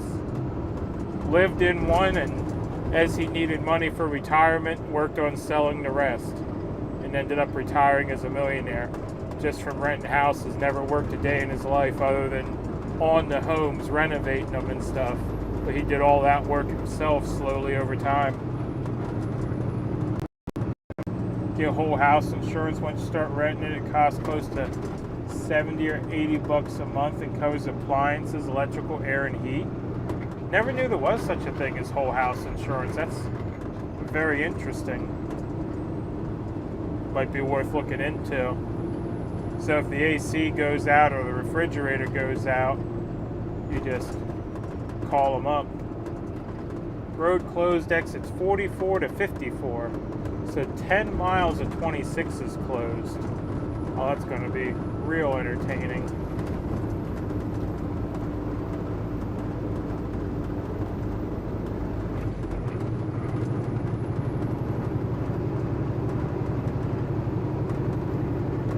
Plus you'll be too far away to take care of things. Yeah, that's why I was actually considering using a property management company. I mean, like I said, we're weighing all options right now. Yeah. I mean, we're just looking at options, trying to figure out how to get some extra money coming in.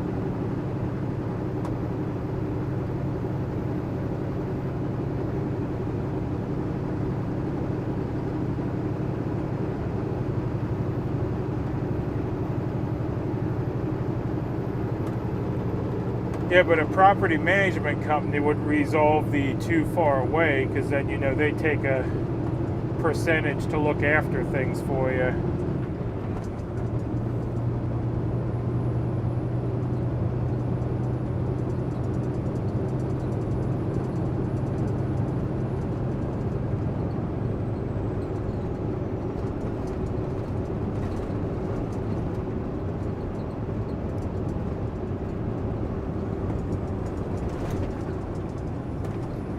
Oof.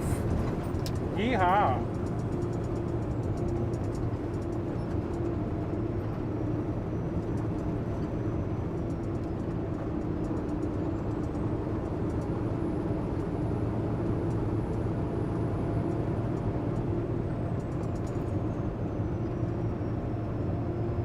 construction was reported on I-26.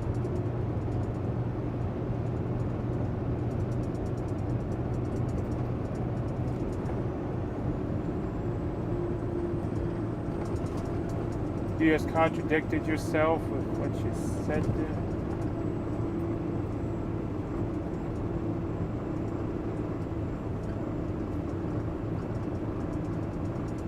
Hang on, piglets. Yeah, it's rough.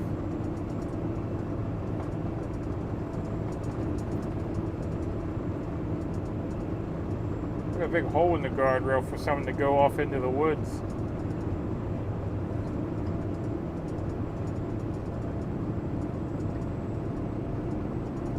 I was just thinking earlier too, I'm surprised they didn't hit no construction. Now I run into the whole dang road is closed.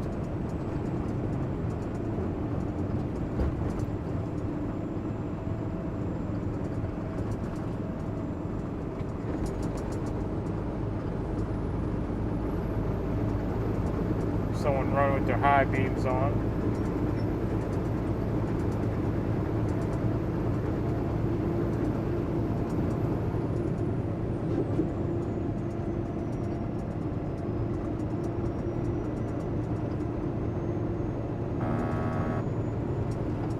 I know G sold everything. I actually watched the aftermath video. I can't believe how much crap was left. They almost had enough stuff left sitting around that people bought and didn't take to have another auction.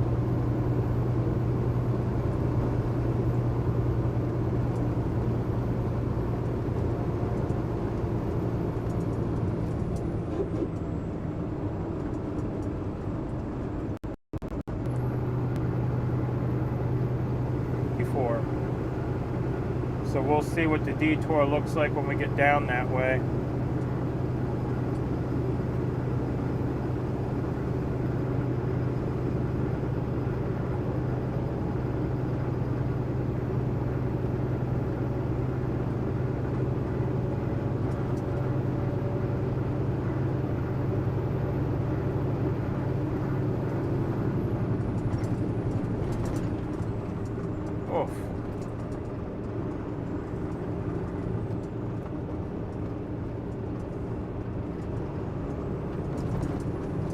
Now we're fogging up again so I can't see.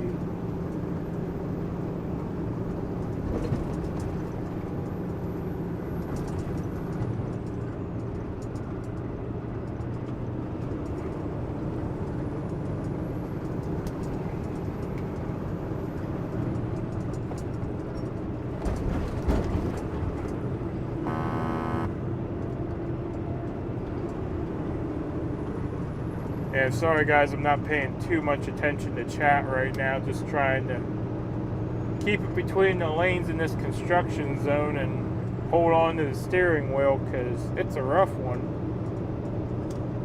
And I can hardly see where I'm going because I keep fogging up due to the humidity.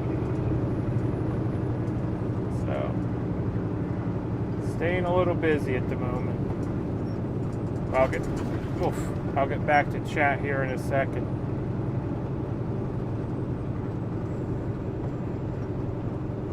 Once we get on some friendlier roads here.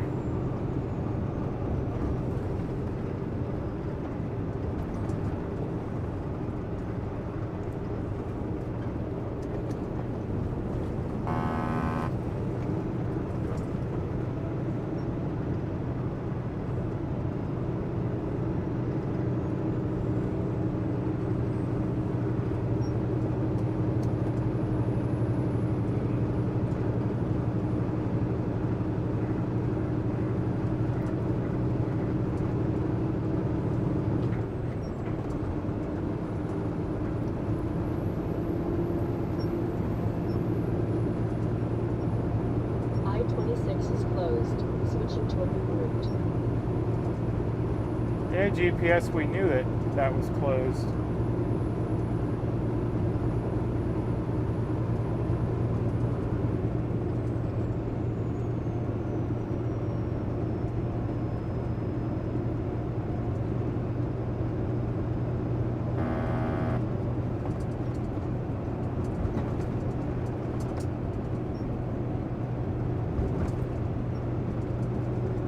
NC don't play in construction. 1.5 miles. Take exit 40 on the right to North Carolina 280 East. Then take the first left. Hey, the good news is, speaking of not playing, it looks like we're going to miss the scale house because of the construction. Because there's a scale house in 10 miles, but we're going to end up going around it because the road's closed.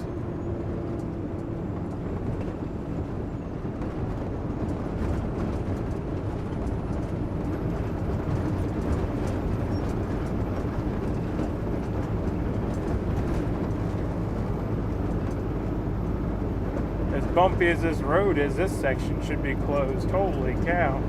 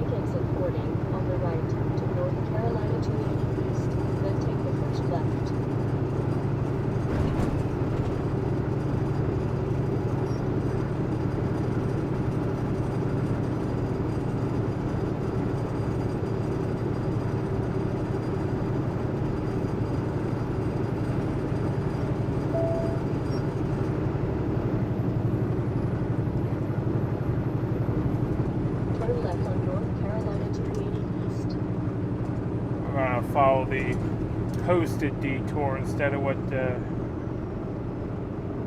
GPS is saying. Sometimes I don't trust the Garmin, it'll get you bound up.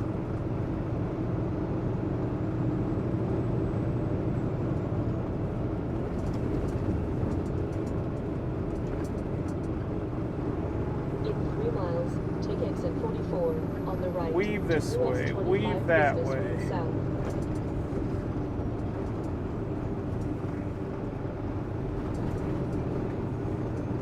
I would not want to be going through here in the daytime, that's for sure. All these narrow lanes and quick turns will have people all messed up.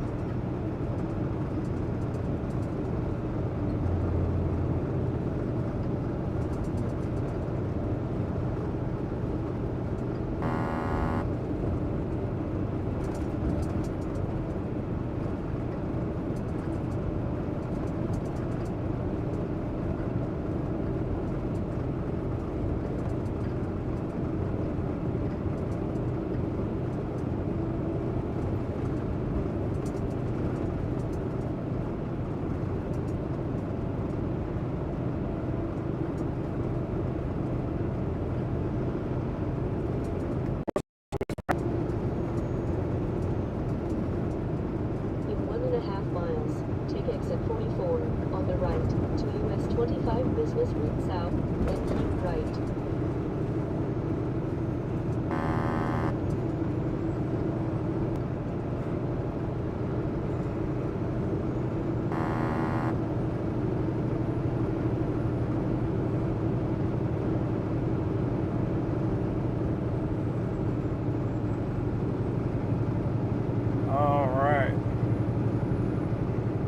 I guess it's the part where we're going to lose a lane and get forced off an exit. And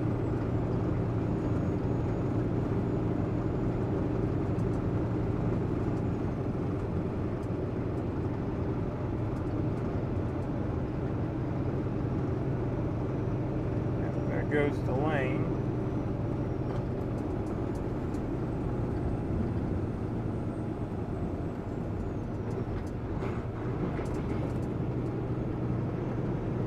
Exit 44 on the right to US 25 Business Route South, then keep right.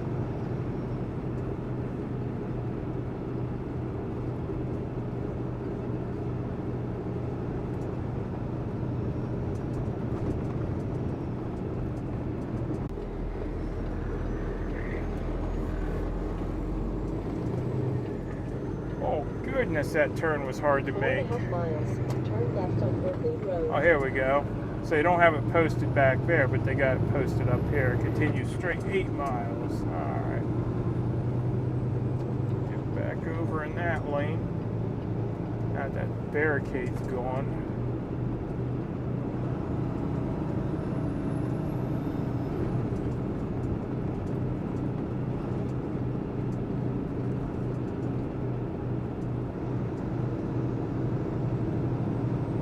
Speed limit through here, 45.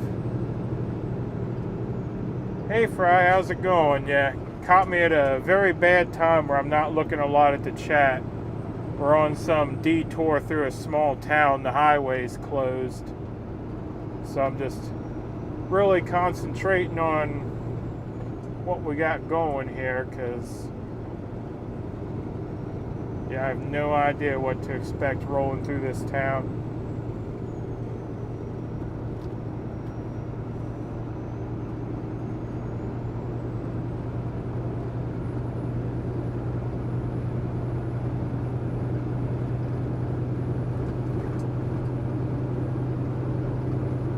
Have to be careful not to hurt the piglets, yeah.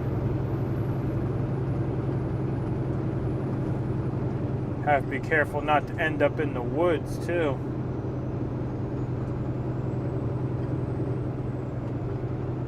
Or in someone's front yard, for that matter.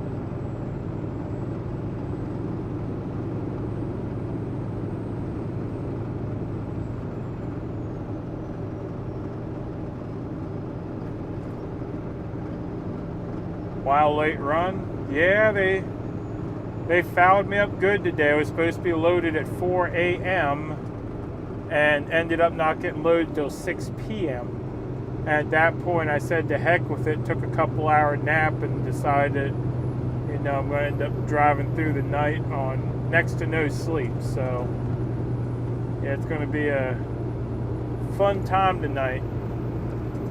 And I'm going to probably sleep like a dead person tomorrow, but I'll get over it.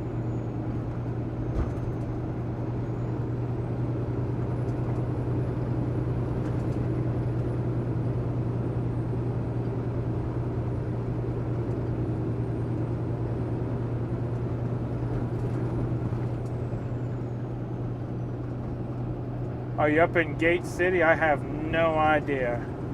They have the highway shut down, so they forced us off an exit, so now I'm just winding through some town here, taking a detour. I didn't see a sign as I got off the exit. It was all jacked up, so I didn't see what the name of the town it forced us off into was. But the GPS is working if you want to take a look and see where we're at the moment. At least it should be working. There's a link in the description to see where the truck is.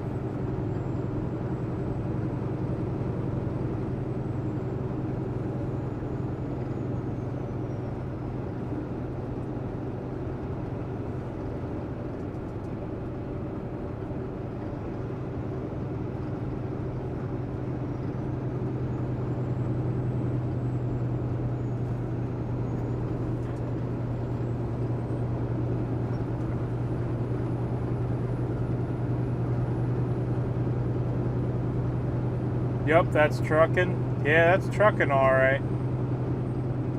Yeah, ended up already fouling my Friday load up though. Because I'm gonna, is that a big Ferris wheel in the dark there?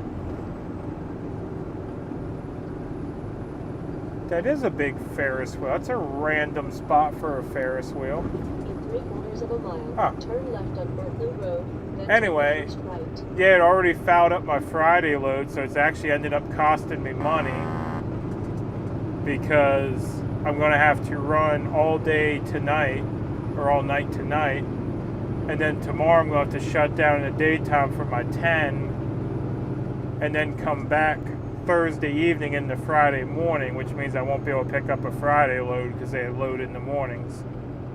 So yeah, this whole week's been buggered, but we'll get over it. But yeah, that's trucking. Turn left at the traffic light, then take the first right.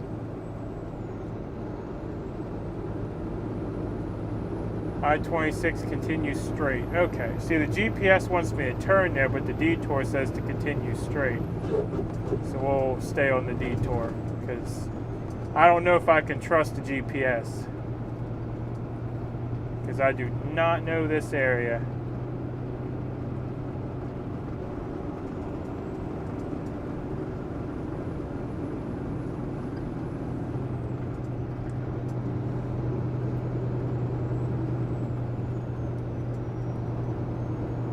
In 1 3/4 miles, turn left on US 64 East.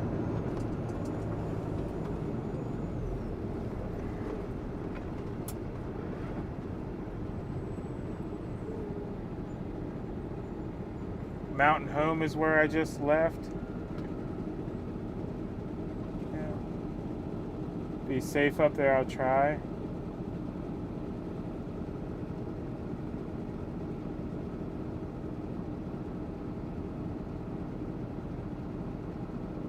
GPS don't know about the detour? Yeah, probably not.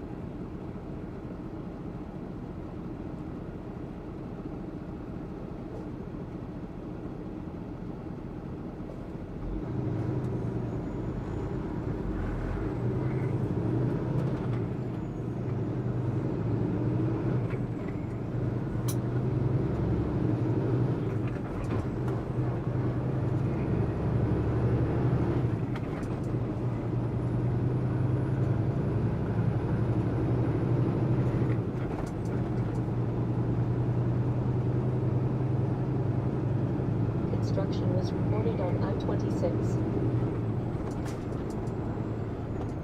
Bet you all these people in these towns love all of us going through, though.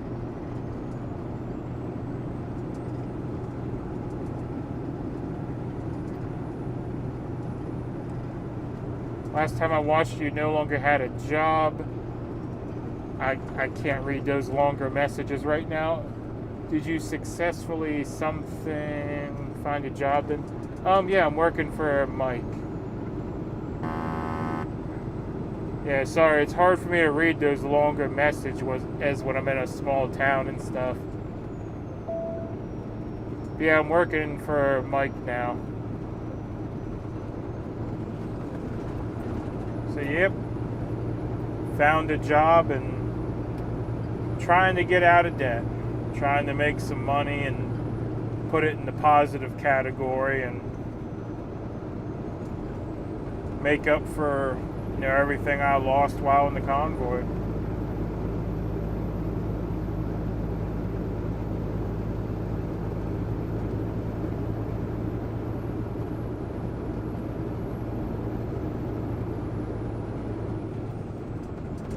1/2 mile, turn left on US 64 East.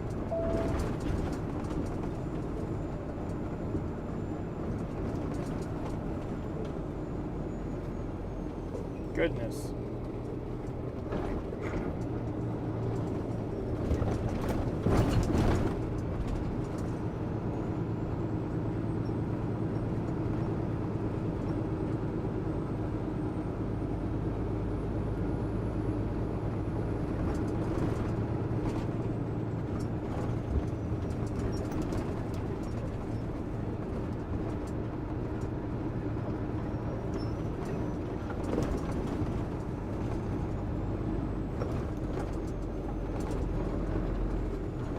Turn left at the traffic light. Shit.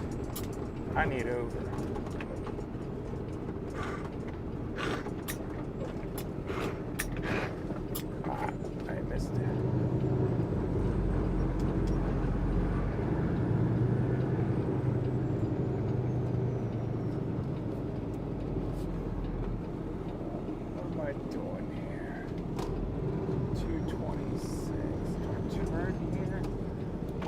don't know if I turn here or not.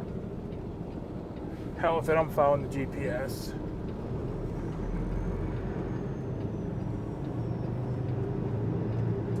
In 2 miles, take the exit on the right to I-26 east towards Spartanburg.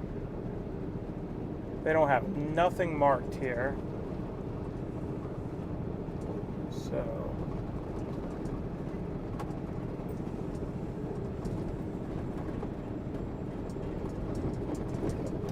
yeah, sorry y'all. I'm doing classic trucker here, lost and confused because they don't have this detour marked well at all.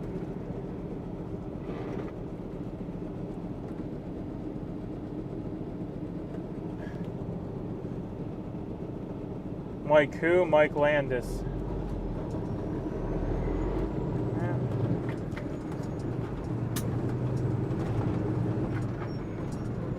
Yeah, right now, until I get out of these towns, I'm not really reading chat until I figure out this detour. So just talk amongst yourselves, and I apologize for that, but I need my full concentration right now to get out of these towns and make sure I don't run nothing over.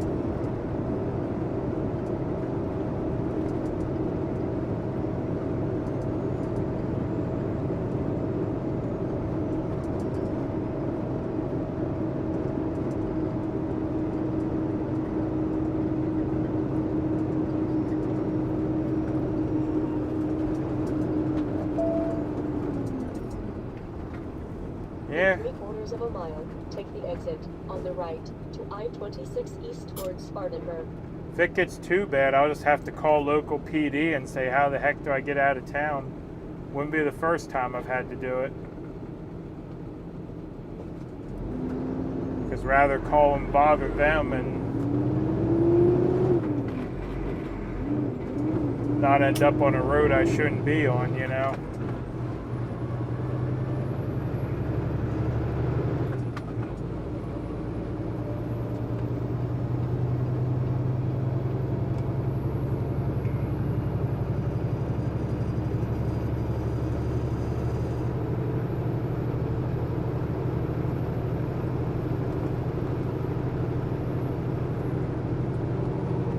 Fuck.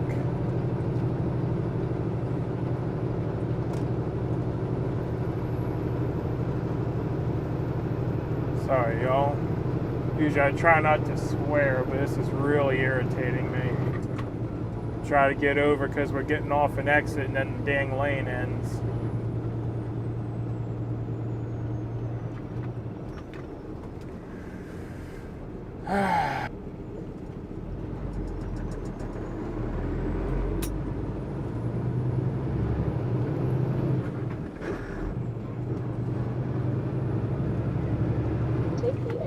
On the right to I-26 east towards Spartanburg.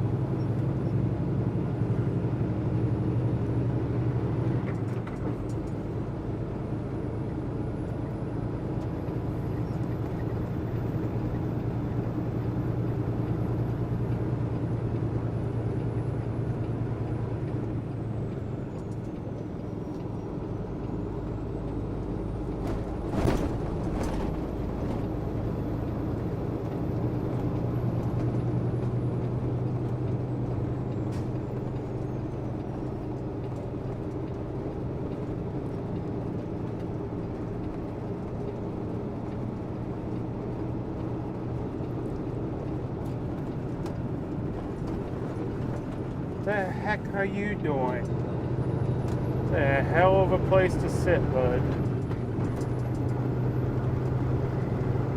Alright. on I-26. Almost to the interstate. Yeah. We're on the interstate now. That was a heck of a trip. Woo!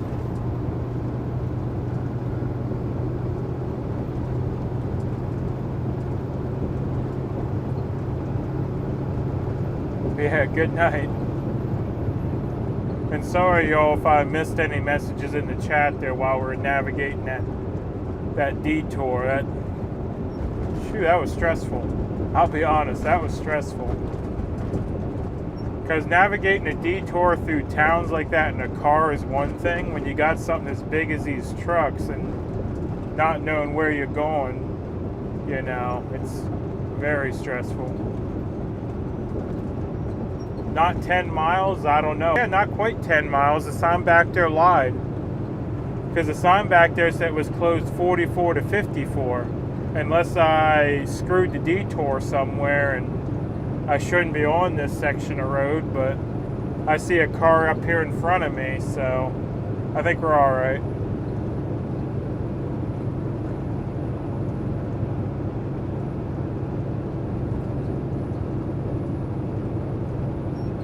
I think they'd use some tax dollars to fix the highways. South Carolina roads are crap too. Yeah, all Northeast roads are crap. Yeah, it's funny that they can make a perfect road out in the middle of, like, I don't know, pick your desert. You know, down 20, down 40, down 80. All those roads are just absolute trash. So it's like, how can you make a perfect road in the middle of nowhere, but you can't make a good road when you got, you know, all this around?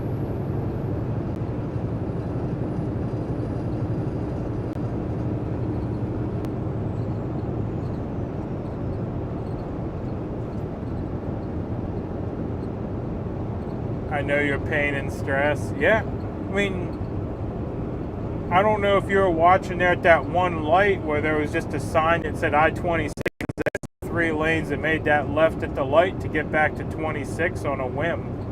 You know, because I didn't know where straight would take me. But, yeah.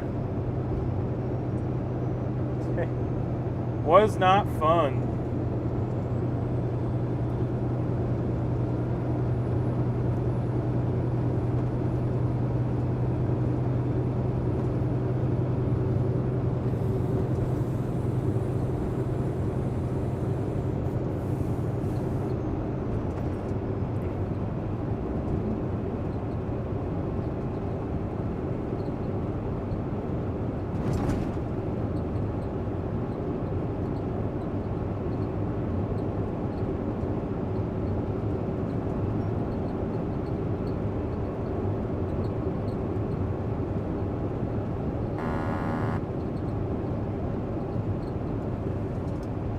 I don't want to hear anything about tight turns. My CDL was downtown Nashville at lunchtime. Oh, I've done it.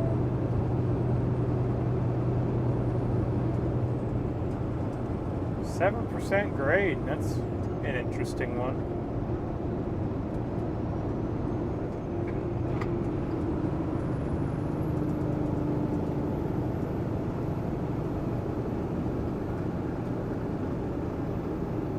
Just don't hit a detour by the time I get here. Truck too fast when flashing. Said 55. I'm doing 55. Stop flashing at me.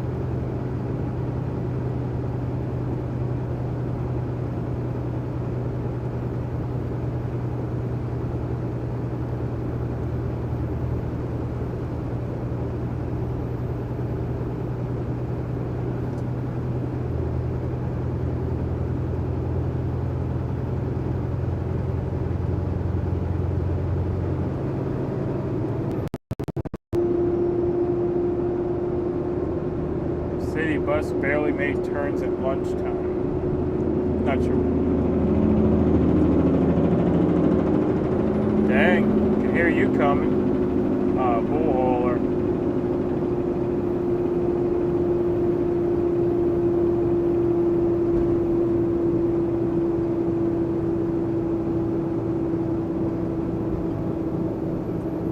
Michigan roads are the best in America. They must have fixed them a lot since the last time I was up there, or you're being sarcastic.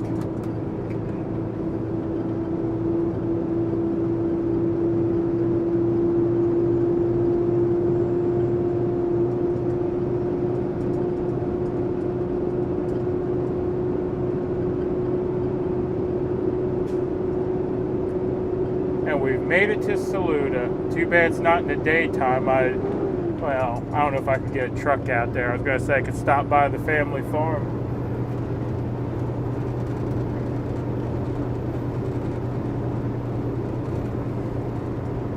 Yeah. Saluda's where my family's from. Annual Coon Dog Day every year in July. Steepest railroad grade on the East Coast. Yeah. Other than that, there's not much in Saluda.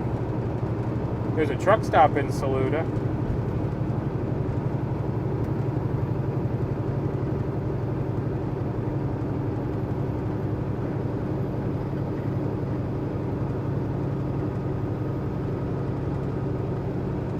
Yeah, the railroad grade in Saluda is so steep they have to break the freight trains in half and use all the engines to drag half up, bring the engines back down, and then bring the other half up.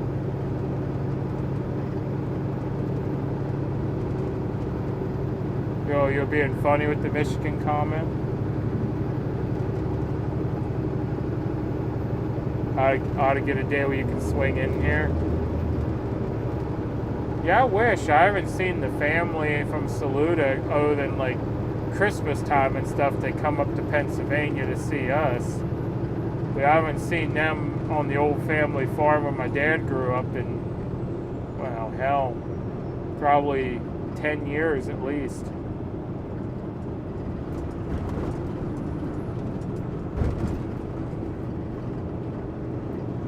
Yeah, every time I'm down this way on vacation, I always say I'm going to go to Cherokee, spend the day there and then head up to Saluda, but just never get around to it. Yep, the Saluda truck stop. Can't forget the Saluda truck stop.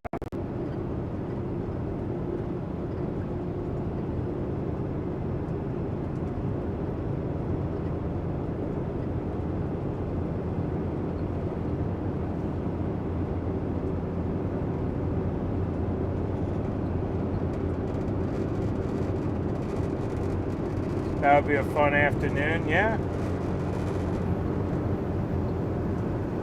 What would have been a really fun afternoon is if I could have got up.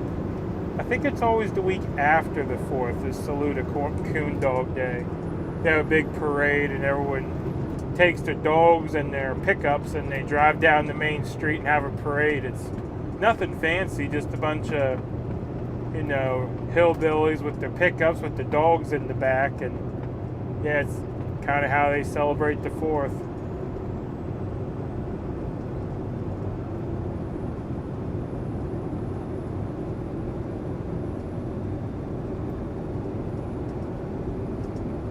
In 1996, I rode an autonomous truck on I-94. Huh. Didn't know they had them that long ago.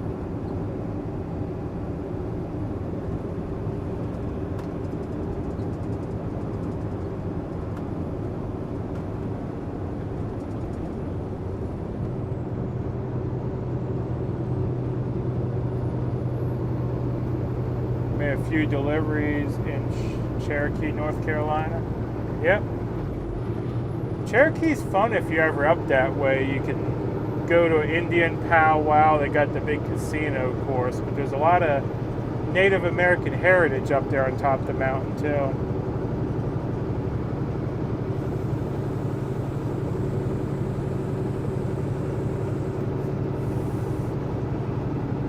Small town fun, yeah, that's for sure. Yeah, the one year fell on my birthday. That's how I remember it's the week after the 4th.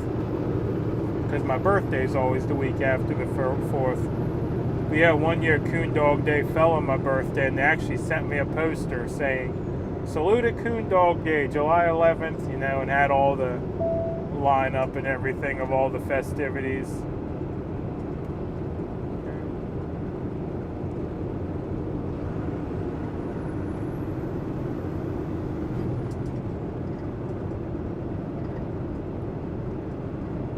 %. That's not bad.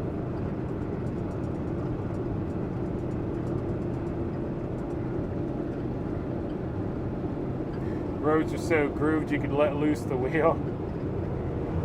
Yeah, you don't see. No, he's off the shoulder.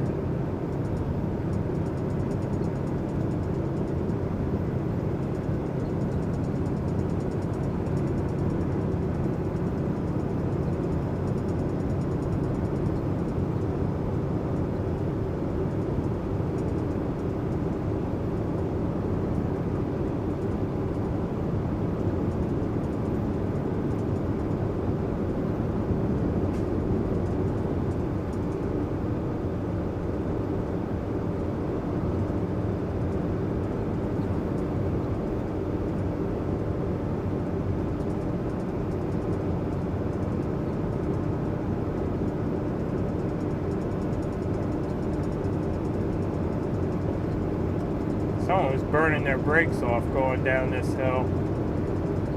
I haven't touched mine, but phew, you can smell that.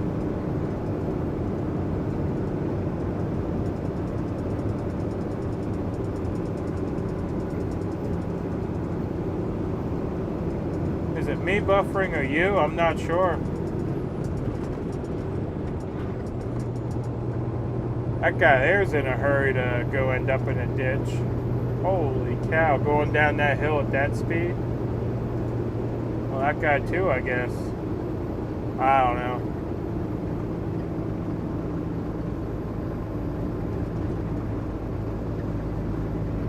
I gotta get so I can wake up for delivery. All right, well, thank you for dropping by for a bit.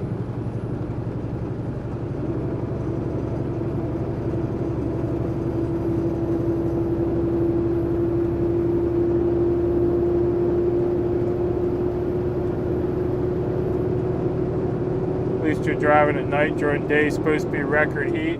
Yeah, I'm just hoping I can sleep during the day, because I was talking earlier about how when these trucks are sitting, at least mine, I don't know if it's every truck, but my truck doesn't make good AC when it's sitting. It's just kind of so-so AC. So yeah, we'll have to see how well I can sleep. Hopefully it's not too stinking hot.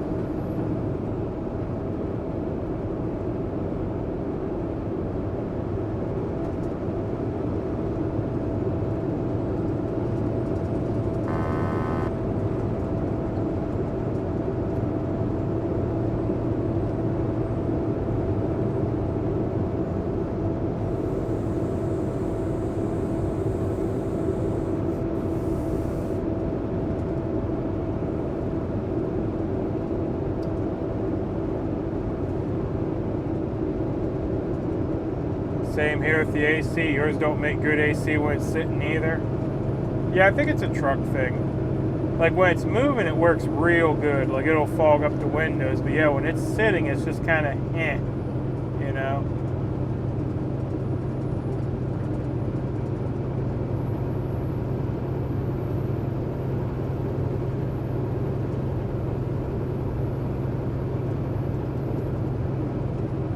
.102, yeah, I'll be sweating then.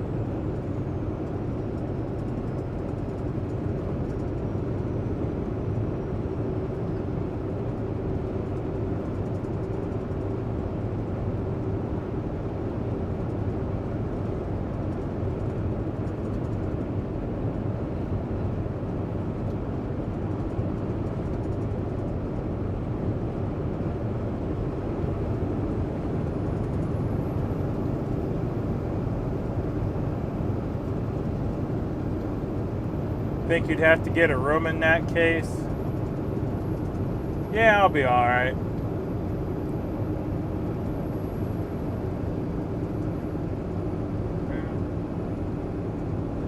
Yeah, the AC, usually on the hottest days, the AC will keep the inside of the truck around 80, which is bearable. I mean, it's just one of those nights you strip down and just use the lightest sheet you have, you know, if you need something to cover yourself with.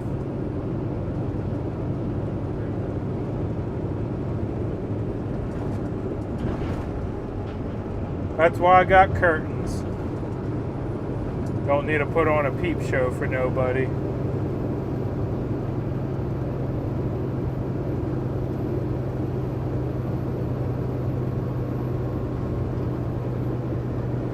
That's the reason you don't like driving at night and sitting in the day during the summer. Yeah, it gets hot. It gets real hot in the truck when it's not moving.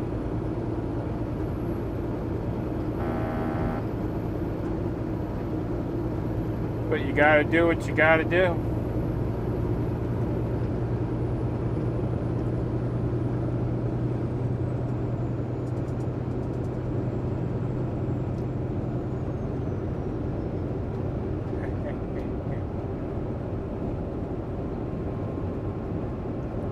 Oh goodness, free balling.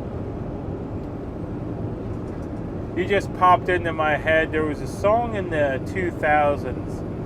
And I'm free falling. And I don't know if it was Weird Al or one of those other guys doing parodies, but they did a parody of it that was free balling. Yeah.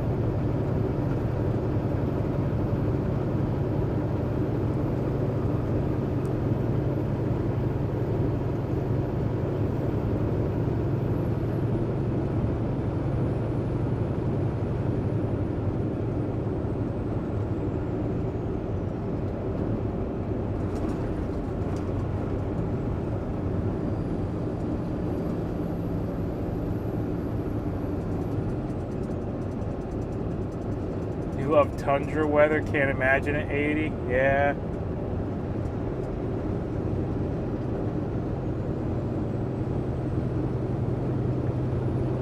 It's warm, but I mean, when you're trucking, you get used to all temperatures, because you could start driving one day and it might be, I don't know, it might be freezing out. And if you're heading south, you could end up parking at 70 some out, you know. It's just, you get those crazy temperature changes in trucking, you just learn to adapt to it.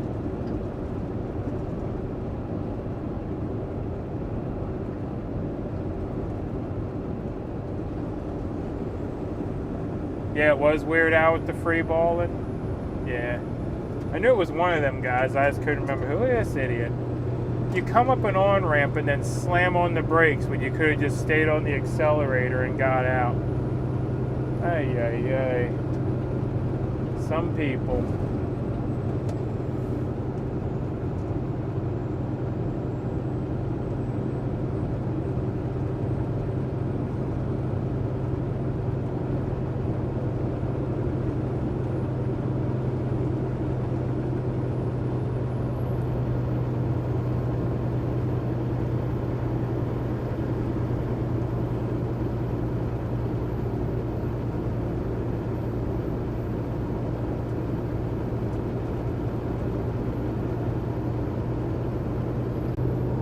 There's actually a couple spots in there. Great night, Phil. Don't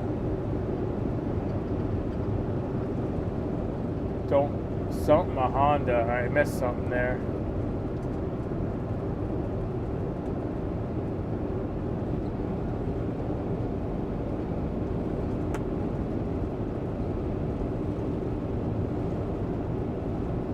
Alright, ride along, gang. Well, yeah, I'll see you later. Thank you for hanging out for a bit. Bobby's my neighbor. Oh, goodness.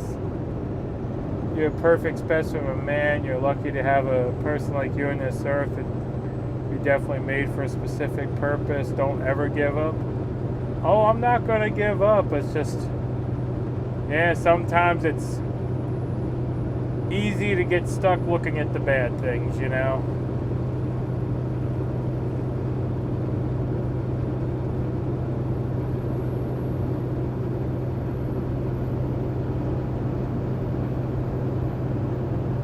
Yeah, nah, don't worry about me giving up. I'm good.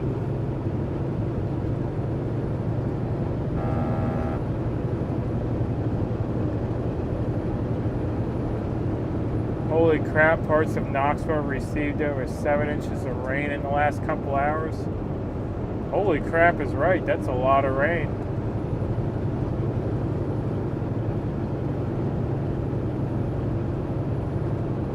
Lives in the town your parents grew up in, 30 minutes away. Okay. Yeah, trucking 30 minutes ain't nothing.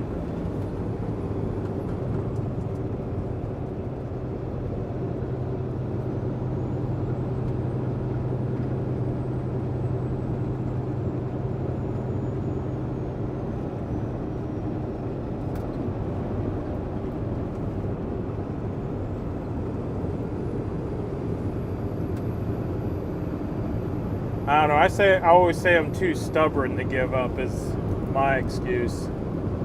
Oh, you guys saw that giant billboard? Yeah.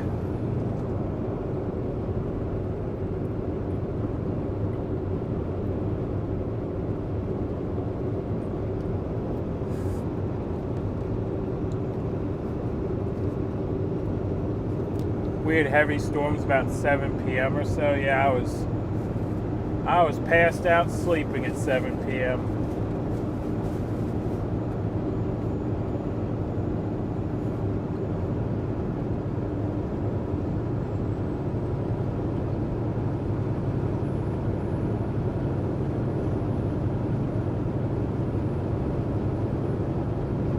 I hear you, MudPig. Sometimes things seem impossible and lost forever, but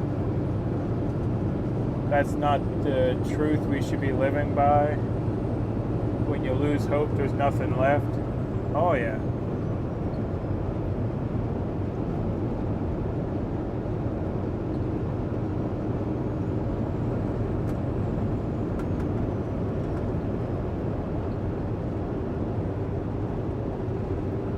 Yeah, like I said, there's been many times in my life where I've been unemployed or, living paycheck to paycheck or deeply in debt.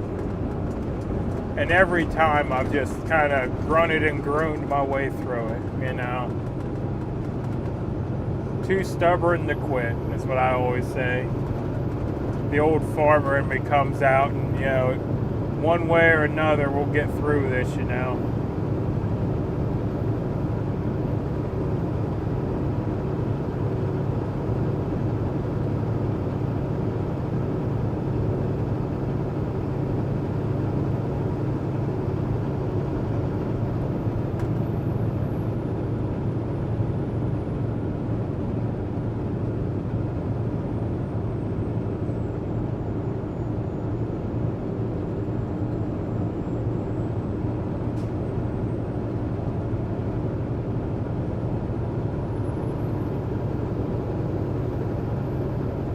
When there's a way, there's a will, for sure.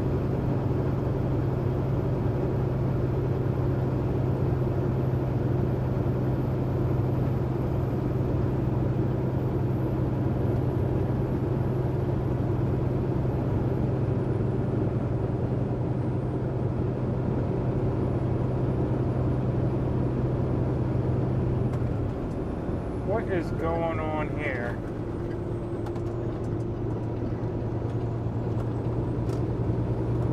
They must be running together or something. They both hit the shoulder at the same time.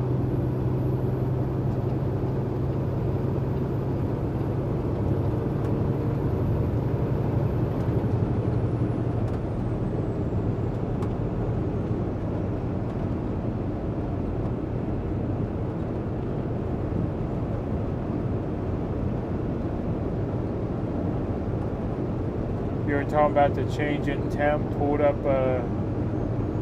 a spearfish, 55 degrees, stopped in Minnesota about 5 degrees, but dropped to 20 below. Plus wind chill and truck quit. Yeah. It gets too cold, yeah, the diesel and the truck itself will just go, nope, we're done. Yeah, your diesel, you could scoop it out with a spoon at that point.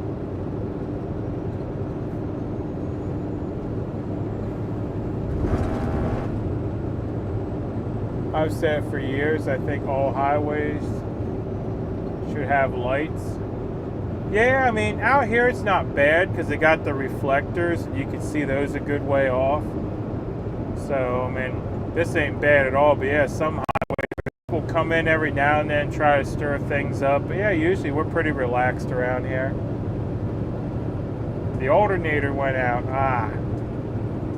So it wasn't your fuel gelled up on you, your alternator gave up. That's no good.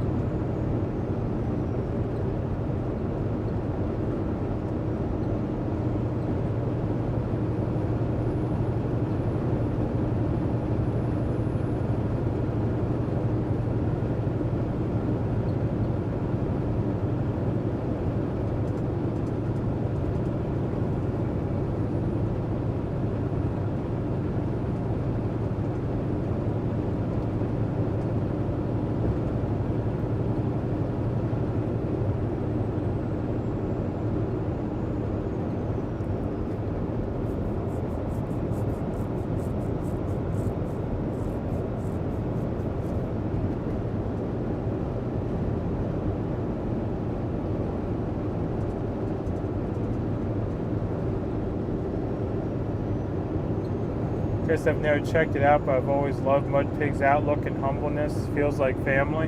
We try.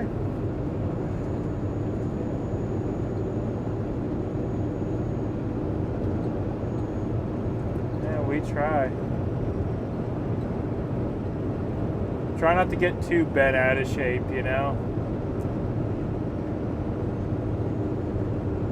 I always say there's not too many things in life worth getting terribly excited about, you know?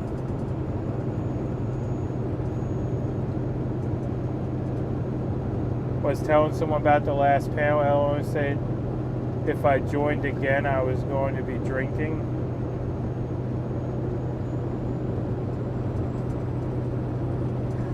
Yeah, that last panel, it kind of got derailed a little bit. It wasn't like the previous panels. Yeah. Went a little downhill there at the end.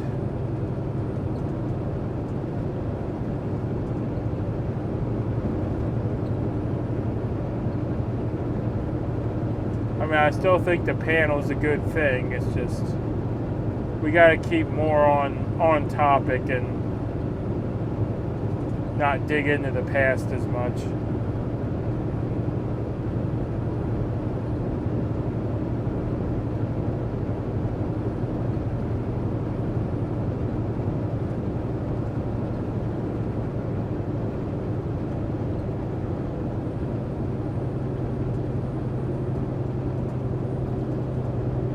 She's never seen a piglet raid when you leave us alone.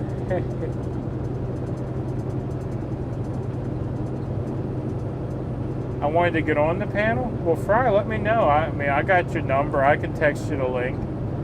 Yeah, we can make sure you get on the panels. Yeah, I know you were on the one. You were on the one where we had Mike, I think, if I remember right. But yeah, you weren't on the one with Saznek.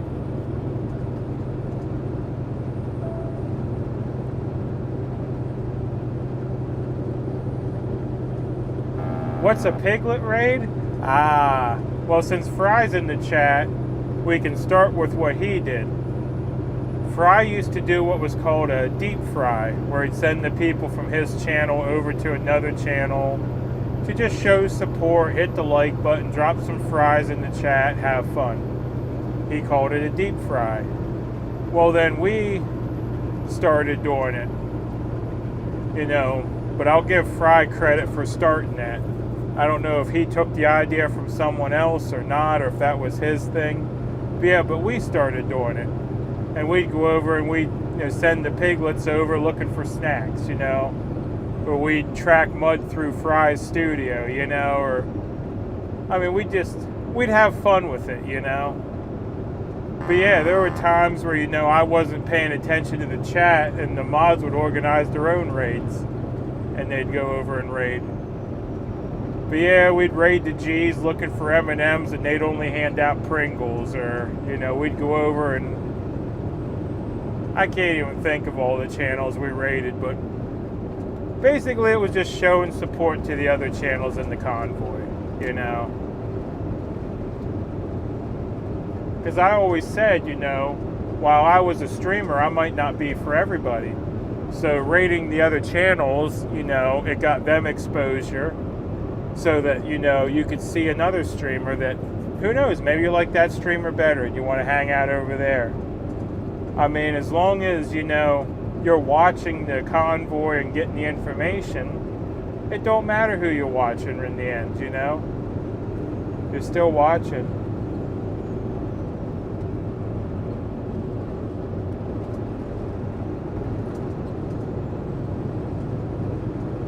Piggy Raid, MudPig sending love, snacks please. Yes. Yep.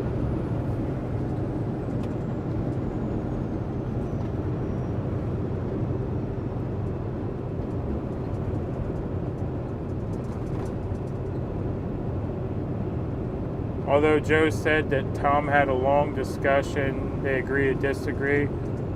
Don't think they had any issue with you or Saznek. Yeah.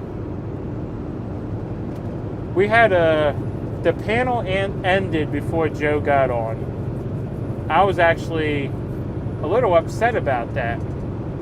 But we had a long discussion in the back room after the panel.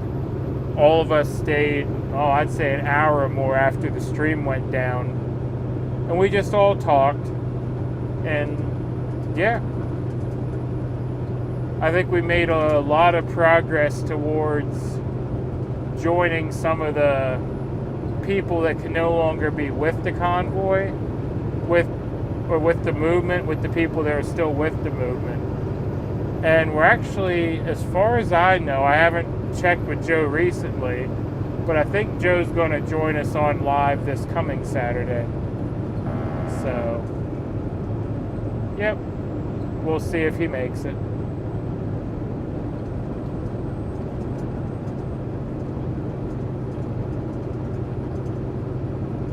Pork chops, oh no, we got more trolls we turned into pork chops. I see how it is.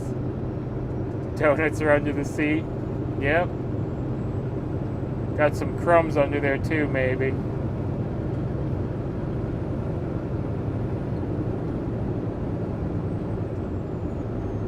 Fry told me about your channel. I remember the deep fries. Yeah.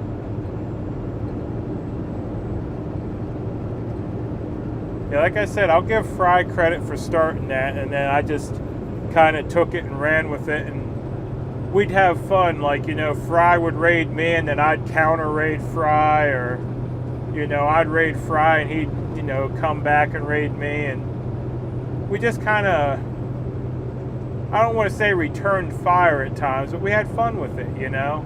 It was a lot of fun back then.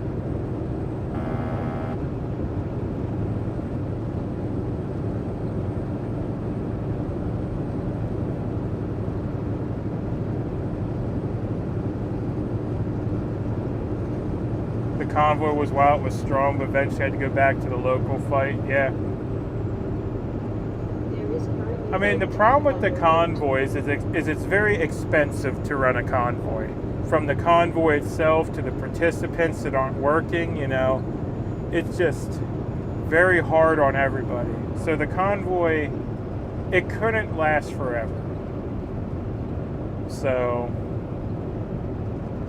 yeah, the movement, it's a lot cheaper to have people sitting in one place because you're not moving them. They're called troll chops. Yep. That's like back when we were talking about the smoker and Gypsy was smoking off pork. I'm like, yep, that's where we send the trolls. We send the trolls to the butcher and they end up on the smoker. But yeah, I mean, the movement, it's a lot cheaper when you're not running every day. You can make your funds go further because all you're paying for is food and parking. You know.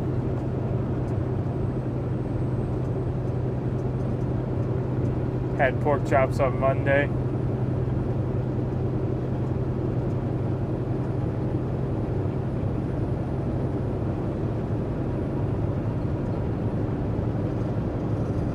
Smoked them trolls. Yep.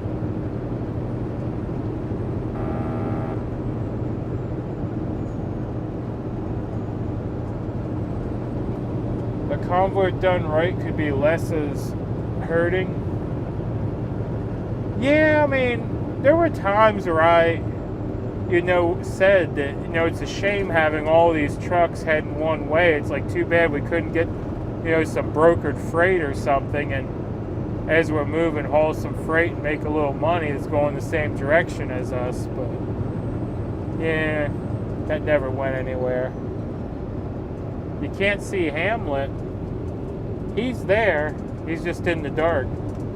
Yeah, I gotta find my snacks anyway. I don't know where my snacks went. Yeah.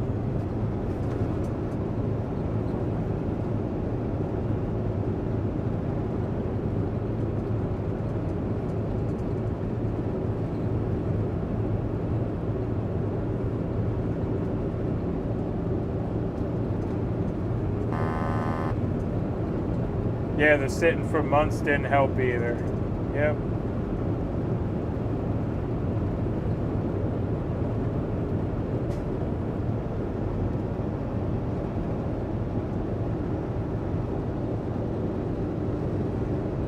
Everyone's got my snacks.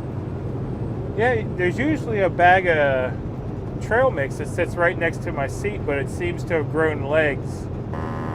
Can't remember if I took that in the back with me yesterday when I was sitting all day or not. But my trail mix is missing.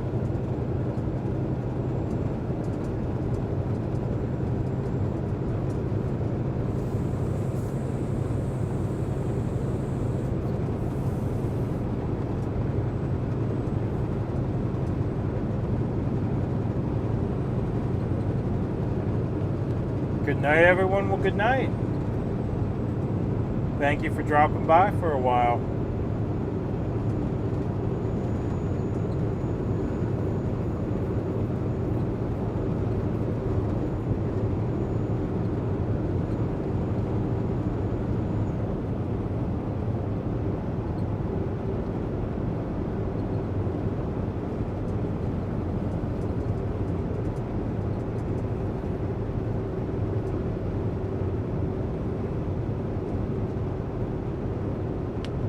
But yeah, back to frying the deep fries. He actually deserves a lot of credit for getting my channel even started. I mean, because back when I first started streaming, I was streaming in too high a quality, first off. Buffering was a real problem. So he helped me with my video settings. And then he actually got me some of my first mods. And then the deep fries actually helped me get my numbers up to the point where the channel kind of became its own thing, So without frying his help, this channel wouldn't be as good as it is today. I'll put it that way. I mean, I almost said it wouldn't even be going, but when I first started streaming, I said I didn't care if 3 people watched. I was doing it more to document the convoy for myself. I wanted to basically have the trip on film where if I wanted to go back and watch it sometime, I could. So that was the original plan. And then all y'all riding along was just icing on the cake, and I loved every moment of it. Yeah.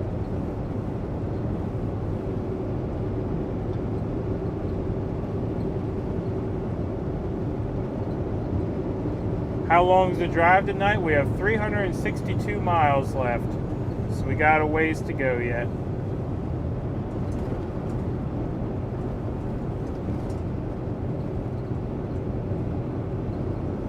We will be taking a half hour at some point.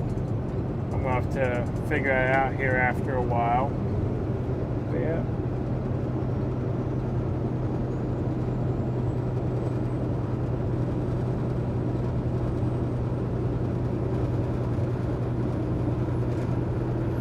Then we all fell in love with MudPig and his personality. And your personality. Yeah, y'all seem to.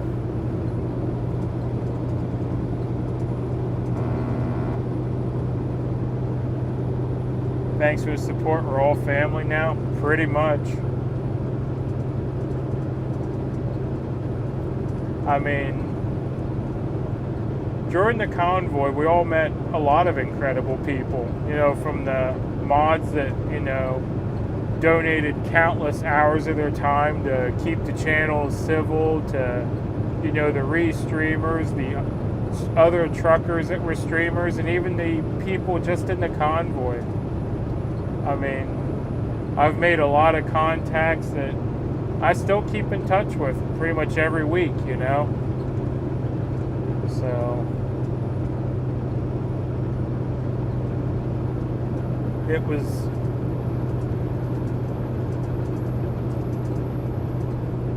I don't know, I mean, DC never really listened to the convoy, but I'll say it definitely wasn't a failure.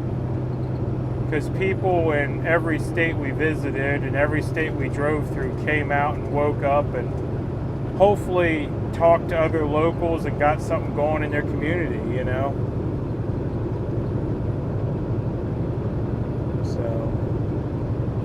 I hope that it continues in that way.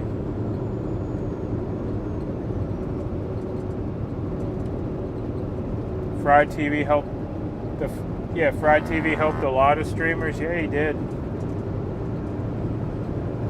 And that was one of the reasons that I enjoyed the Piglet raids so much, because I enjoyed helping people.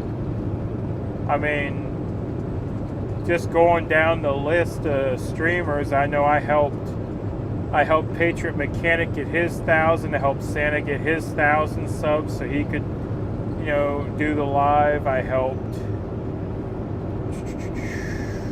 Patriot Mechanic, Santa, Freedom Ford. I helped Freedom Phoenix. I helped Squirrel. I can't even think of all the channels that, you know, I helped get off the ground.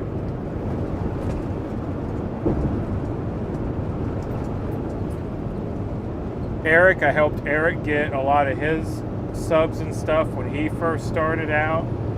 I mean, I tried to pass on the help to everyone I could, you know, because I knew what it was like to start live streaming, you know. The overpass people made the convoy the best. Yeah, they did. Yeah. I always got excited to see a packed overpass.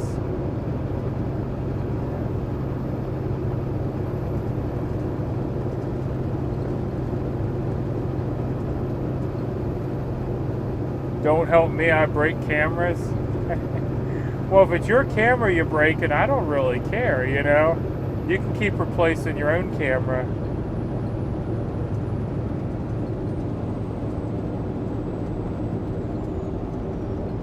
I've been subbed here for a while, but after tonight I'll definitely be watching more. I know he didn't say anything in live chats, but this one seems really nice and very caring towards others. Yeah, we try. We really do try. I mean, we'll have the few negative people every now and then, but they either eventually move on their own, or we'll help them out the door, you know. But we try not to. We try to keep it civil, have a good discussion, and, you know, go from there.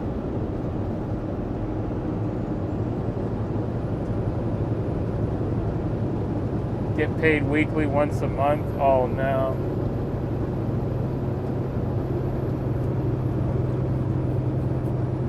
But yeah, another person that did a lot of helping the streamers is Mike from Support Freedom. He's still helping people. If none of y'all have seen supportfreedom.net, it's a website where all the streamers basically are listed, where everyone Mike knows about. And you can just go there and see who's live. Because I know a lot of times people will say, it's like, hey, I didn't get an alert that you're alive. Well, if you pull up Support Freedom, it kind of bypasses the YouTube alert thing, and you can just see everyone that's live all in one place. It really helps out.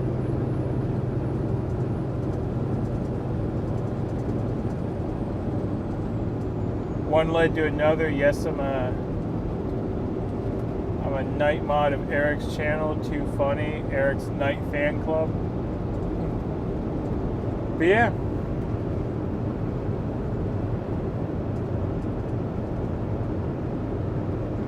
Everything pretty much was organic, you know. And back during the convoy, all the streamers pretty much supported each other. I mean, heck, I spent a couple hours one night talking to Wizzy about my audio quality, trying to get it fixed, you know. And that's just the way it was. We all took time to help each other. Talking about batteries and cameras and gimbals and stream settings. And I mean, we all had our own audiences, so I mean, you would think that we'd compete, but we really didn't.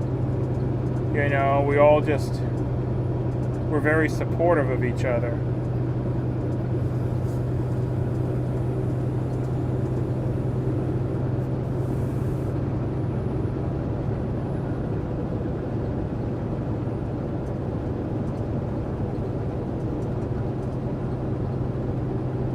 Oh my God, not night, Phil.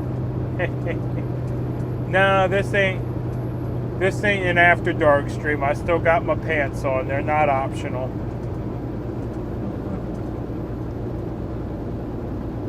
G's were also big with helping others. Yeah, they were. We raided the G's a few times, and every now and then they'd counter raid us. They weren't as reliable as some of the other channels for the counter raid, though. But yeah, they definitely helped out.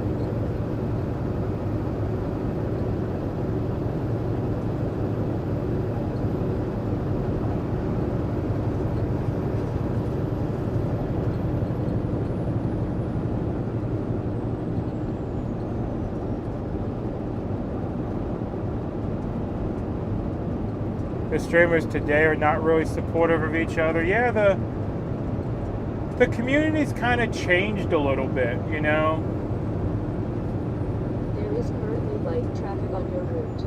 I mean, I still try to support everyone, but it's not as close as it was during the convoy. It actually seems like those of us, I hate to say it this way, but those of us that have moved on and are doing other things, we still support each other, but those that have stayed behind have kind of become their own little group, you know.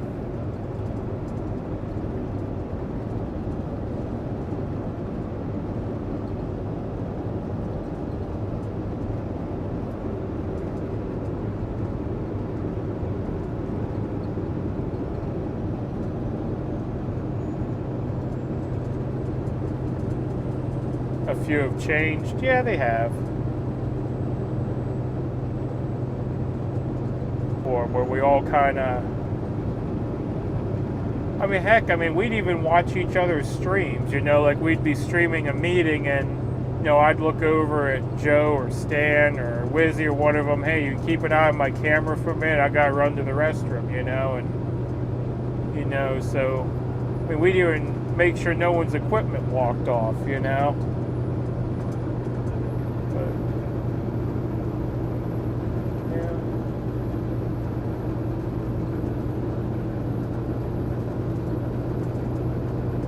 Because there's certain things, I don't know, certain things that I don't think should be broadcast out to the world. You know, telling the truth is one thing, but I always tried to not make people look bad and not show the negative on my streams. Like usually in the evenings, I wouldn't stream at the convoy. Because in the evening is when people were partying and drinking and all that stuff, and everyone knew it happened. But I didn't feel like it needed to be broadcast to the world, people walking around drunk, you know. And so I chose to end my stream at dinner time most nights, because it worked out well for me. I could get dinner, have my hands free, you know, and eat dinner and enjoy the evening with the wife, you know. So, mean, that's just my opinion, you know.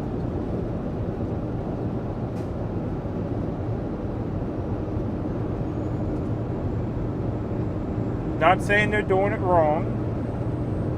Just saying that, I mean, I'd try to show a more positive light if I was still there.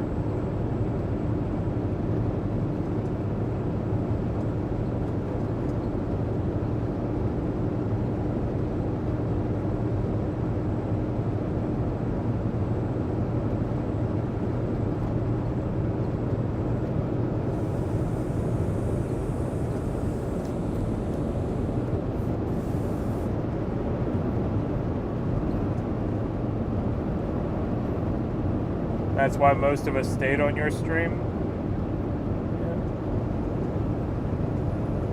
Well, I'm glad y'all enjoy the positivity then. Because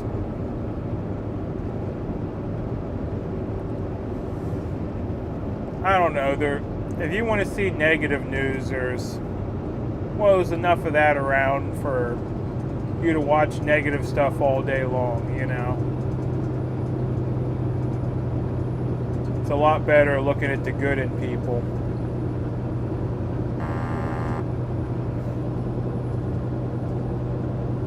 Who wants some liver? I'll take some liver. I really enjoy eating liver. Yeah. Liver's one of my favorite meals. The wife don't like it when I cook liver, but yeah, I enjoy liver. I don't talk about other streamers by name. Yeah, I try not to either. Yeah. Because when you start mentioning people by name, then, you know, someone will be like, oh, well, you didn't mention me, or, you know, I can't believe you said that about me and stuff. And it gets blown out of proportion. Like, I'll talk to them privately, but I'm not going to put no one out, you know. I'm not going to say, let's say Mickey Mouse and Donald Duck are streaming, and I'm going to go, well, I always watch Mickey Mouse because Donald Duck always gets upset, you know. No, I'm not going to do that, you know. That doesn't help nothing.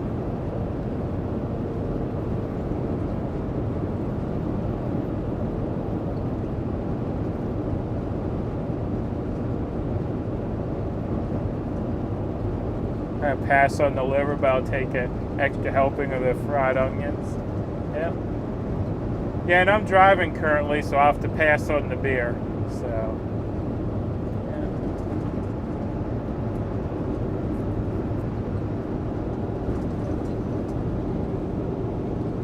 I'll eat liver when we start to run out of food. We got lots of liver saved. Yeah. Liver's really good for you too, actually. All the organ meats are.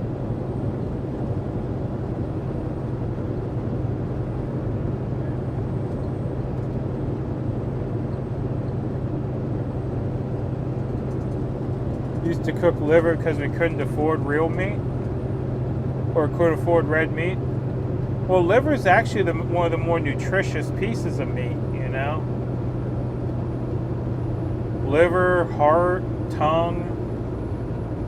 Yeah, I know it all sounds gross, but tongue actually, and even heart, tongue's really good if you want to do like a pit beef sandwich. You can do that with tongue because tongue shreds real easily, and you wouldn't even know it was tongue. Heart, on the other hand, actually tastes like a really good steak. And then liver, of course, tastes like liver. Yeah.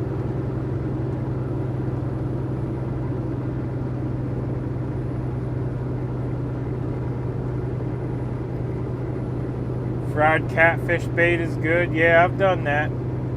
Get a bucket of chicken livers, throw it in the bed of the truck, drive down to the lake, you know, let that stuff sit in the sun for a while, get good and smelly. Yeah, get out and go fishing.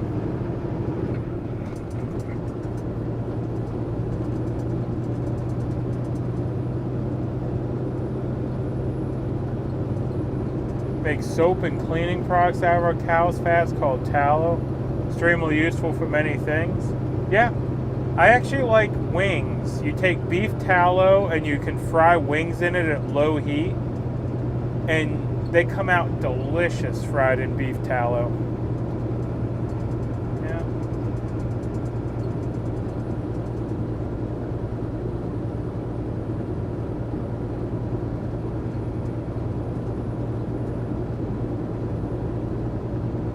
I remember the comment about finding a stream that resonates with you as the person took that advice. Yeah. That was one of the big reasons I enjoyed doing the raids so much, because like I always said back then, it's like I might not be for everyone. You know, I'm me, you know. But you might enjoy watching someone else. But yeah, just find the person you like.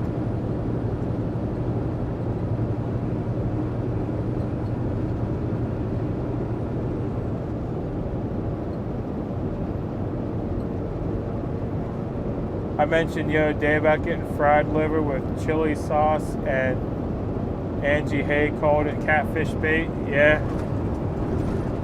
Speaking of eating organ meats and stuff, and we're at Shady Maple, they had marinated chicken hearts. That was interesting. I wasn't even brave enough to try them. I'm soaking the liver in organic milk that comes in glass jugs with the cream on top. When you open the jug, I soak it before I cook it. Yep, that's a very common way to make liver. Soak it in cream or even buttermilk, because it takes a lot of the liver taste out of it and makes it better.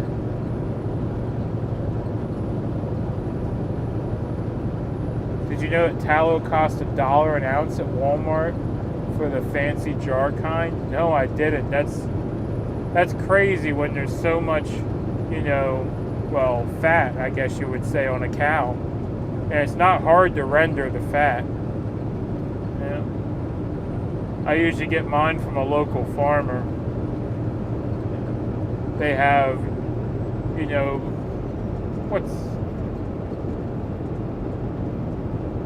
they usually have beef tallow and pork lard. And you can get either.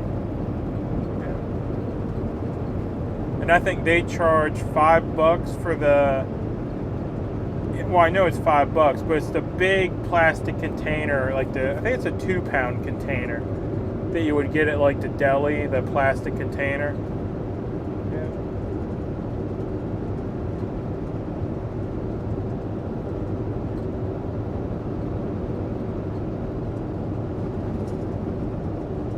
You'll pass on the mud bugs. Oh my goodness. Biloxi, Mississippi. Best crawfish I ever had was Biloxi, Mississippi. There was a guy down there on the street corner with a trash can, a galvanized trash can, steaming crawfish. All you could eat. Yeah. And you actually bring them to the table in the trash can lid and dump them out right in front of you. It was all you can eat. I can't remember what he was charging. But had some outside tables there set up next to his trash can, and man, they're good crawfish. Yeah. I don't know how he did them differently, but a lot of times you get crawfish, all the seasonings on the outside. His were spicy the whole way through.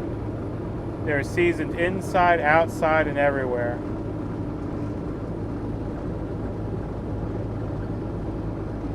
What do we need lard for? I cook just about everything in lard.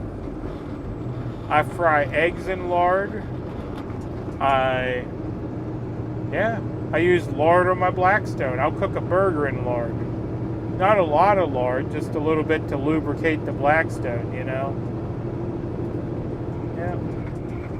Yeah, lard's one of those universal fats, you know? You can do just about anything with it. Fish is good fried in lard. Yeah.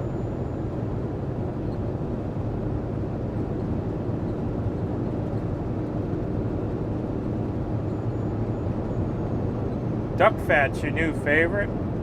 Yeah, duck fat's hard to find though. I've never been able to find duck fat.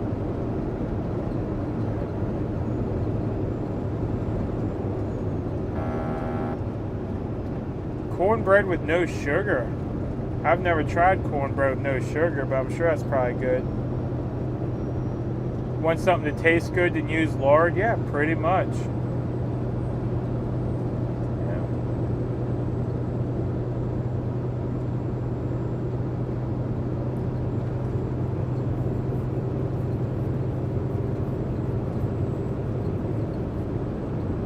Yeah, cast iron pan, some lard, and some fish. You'll have some amazing fish.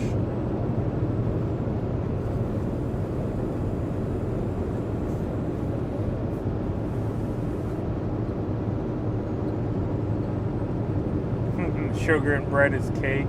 Pretty much. Now see, cornbread's kind of divisive as well. I like my cornbread a little on the salty side. Some people like their cornbread a little sweeter. But to me, a good cornbread is moist and salty. I know it sounds weird that you want your cornbread salty, but I like my cornbread salty. Lard makes for flaky pastry dough. So does a little bit of apple cider in place of water. Never tried the apple cider, but I have tried lard and like pie crust and stuff. Egg over easy, cooked in duck fat with turmeric on top and salt and pepper. Yeah, I cook my eggs in lard, but yeah. Or if I'm doing bacon, I'll just do the bacon first, cook the eggs in the bacon grease, and it's delicious.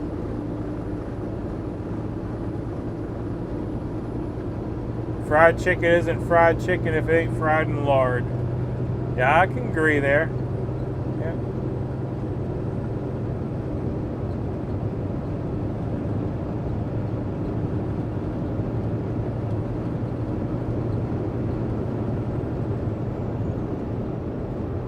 Big pot of beans and a ham hock.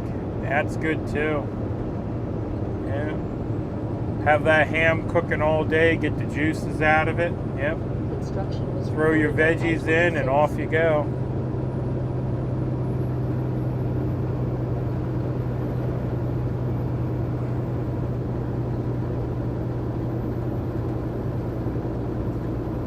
Do you have a website like Big Rig Trucking? No, I don't have a website. I have a Facebook. But yeah, I don't have a website.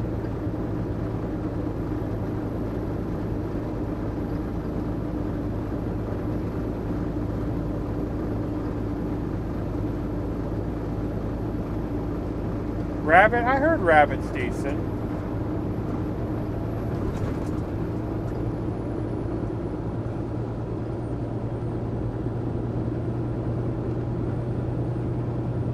Lard can be reused. We used to do it all the time. Yeah. My grandmother actually had a metal coffee can on the stove. And anytime she cooked bacon or anything like that, she'd just add to the coffee can. And then whenever she needed something, she'd just pour it out of the coffee can. Went round and round, never got refrigerated, never got nothing. And yep, just sat on the stove, and you know, she'd put a lid on it when she wasn't using it so the flies didn't get in it. But other than that, just sat on the stove. Same with butter. We always had butter on the table, and it lived on the table at room temperature. It never got refrigerated. Did you ever check the Facebook? Rarely. I replied to your message about the hot slaw. Yeah. But yeah, I do check the Facebook from time to time. What are your plans for Saturday? I'll be sitting in the truck in a parking lot on Saturday. I won't be going nowhere.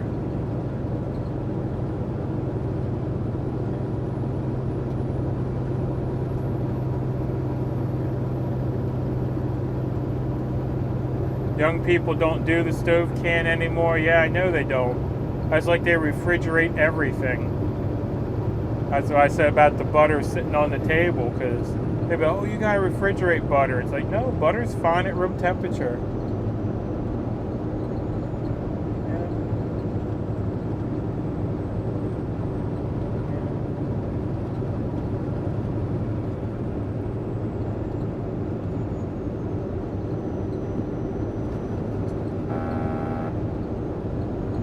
Sorry if I'm chatting too much. I homeschooled 3 boys year round. Don't get a whole lot of adult conversation. No, this is fine.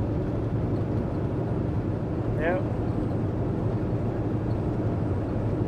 Yeah, when the chat gets busy, I will miss messages, but just type it again. Don't be crazy and fill up the chat with it. But if I miss your message and you want me to get to it, yeah, just type it again and we'll get to it.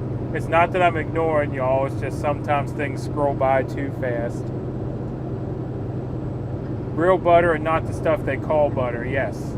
Whereas my grandmother said, butter, not oleo. I don't think oleo has been a thing for a long time, but that's what she always said. If you can't afford real butter, well, how would she say? If you can't afford real butter, you need to do something with your job or something like. I can't remember exactly what she said. She used to say all the time about that oleo. She's like, I'm never eating that oleo. If I can't afford real butter, then I don't need it, or something like that.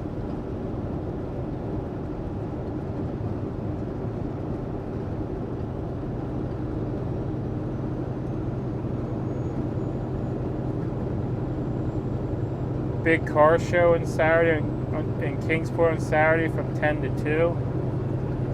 Yeah, so far I've been reluctant to go to any of the big events because all I got is the big truck. So it's like I don't know where I'll park it. Like I also saw that there was a balloon festival at the one stadium, a hot air balloon festival that sounded real interesting on Saturday.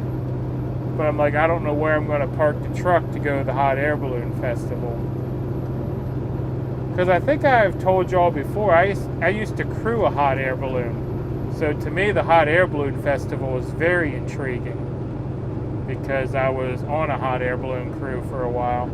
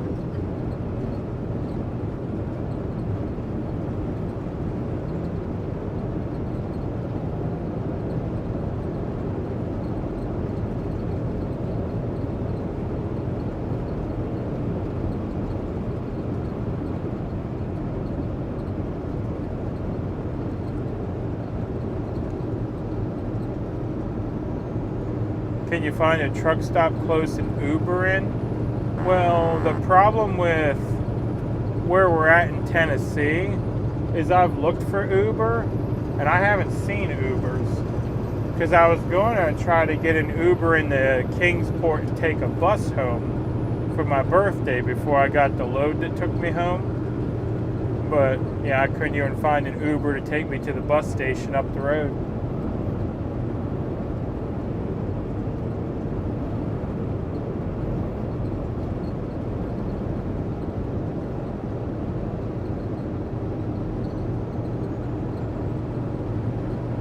Air balloons always seemed like it'd be fun, but cost a lot. Yeah, they're not cheap to fly. The thing I learned about hot air balloons is you can steer them. You can take off in Harrisburg and say, I want to go to Lancaster, and the wind in Harrisburg could be blowing the complete opposite direction. But the thing is wind is like an layer cake, like the air itself. You can always find a wind going the direction you gotta go. You just gotta move up and down through the layers of wind. And it's real interesting in a balloon. Because like as you're moving through the layers, you actually feel the wind on your face. And it's like, oh, this layer is blowing, across my right shoulder. That's not the layer I want. So then you move up a layer, and that wind might be blowing, west. And you're like, well, west is good enough for now. And then as the balloon gets to the speed of the wind, like it'll feel like everything is perfectly still. Because the balloon will be moving the exact speed of the layer you're riding. but you can look down and just see the ground moving by. So you can actually steer a balloon perfectly to where you want to go.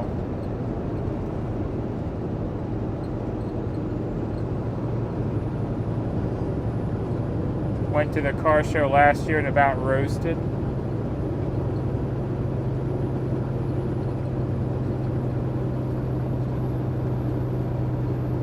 Kingsport area township is cat, or transport is cats. Yeah.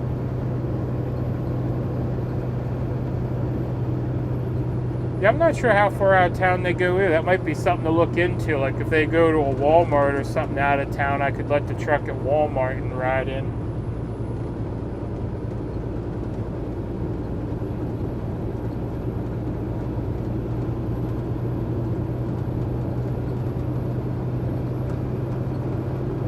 So Uber's in Kingsport? Okay, so I'll have to, if I can get to Kingsport, I can get an Uber, because I was looking from Church Hill, and I kept moving the marker closer and closer, because you can set your pickup location, and it just kept saying no cars available.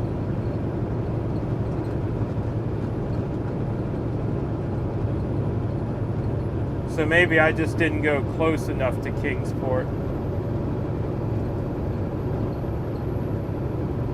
I'm off cow duty for the night. Thank you for great conversation. Thank you, MudPig, for who you are and this awesome stream. May you all be blessed. Will you have a good night? Thank you for hanging out for a while.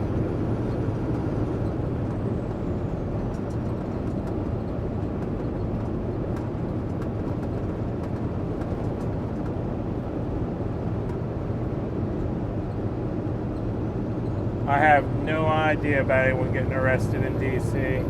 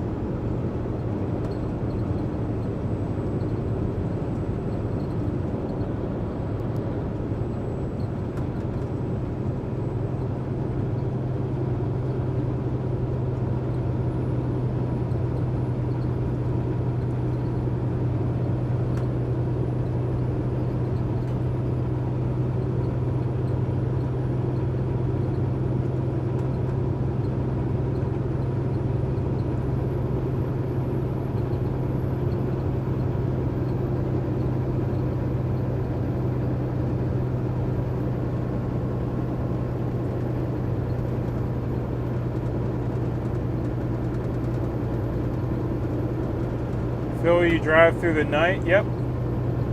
Yeah, the glass plant had issues with the glass today, getting it ready. I was supposed to load at 4 a.m. They didn't load me till 6 p.m. So in order to make my appointment, I have to run through the night.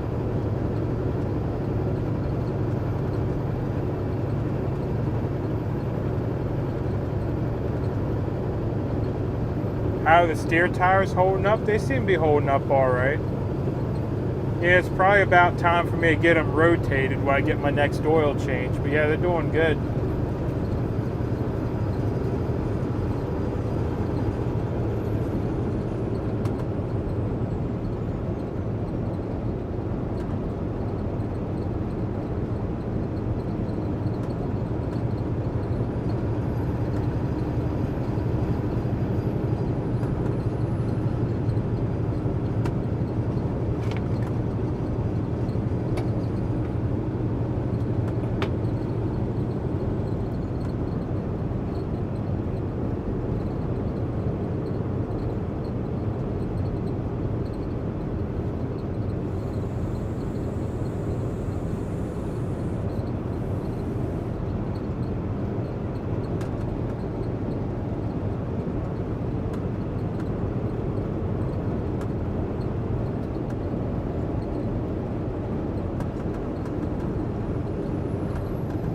I just got to work, so I'll keep you company and harass you through the night. How about that? Well, that'll work.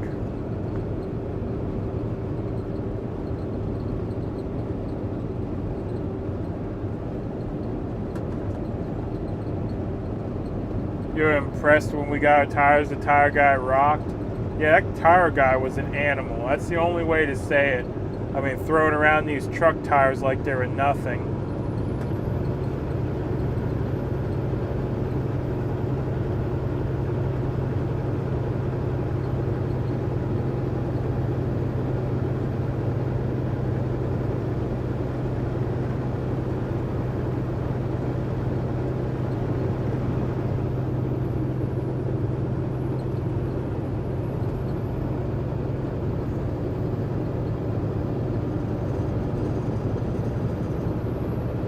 Everyone trying to help kept saying laptop.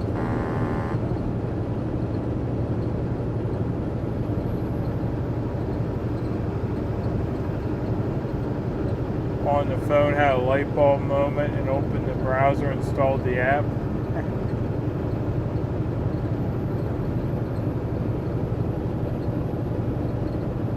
I can throw a tricycle tire around like they're nothing. Yeah. This guy was throwing semi-tires around like they were nothing. I mean, I don't know if anyone's ever seen someone do CrossFit, but yeah. That guy over there doing those tires, yeah. He'd make a CrossFit guy look like, you know, he was doing nothing.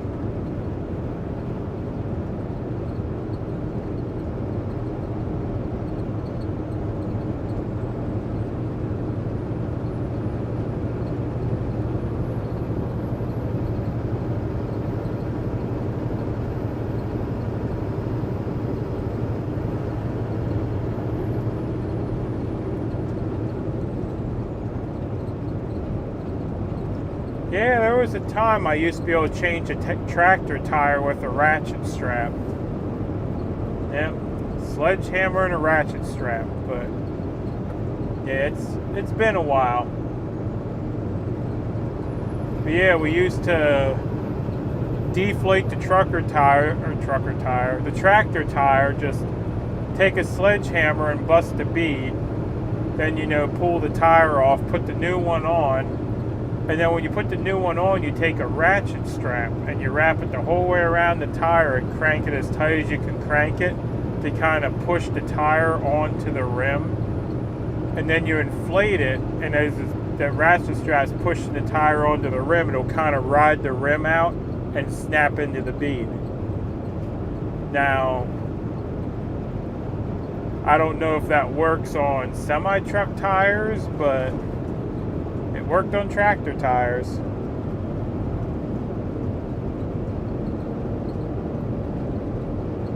He was so fast. Yeah, he was.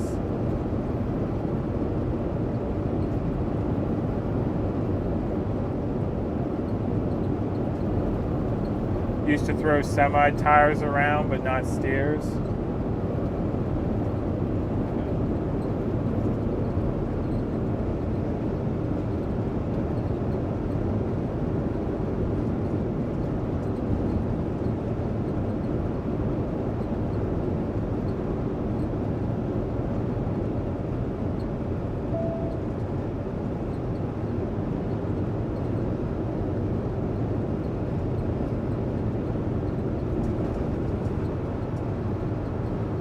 Got a way station coming up. Oh no.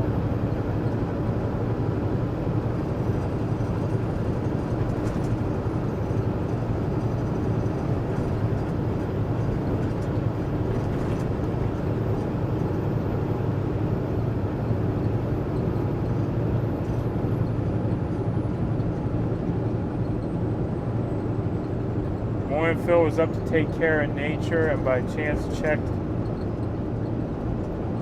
for mail, saw you on. Well, thank you for dropping in. Yeah, we're running a rare overnight stream tonight. Got torn up on my reload, got 11 hours of detention time because it was supposed to be loaded at 4 a.m. this morning. but didn't get loaded till this evening, so now I gotta run overnight to make my appointment.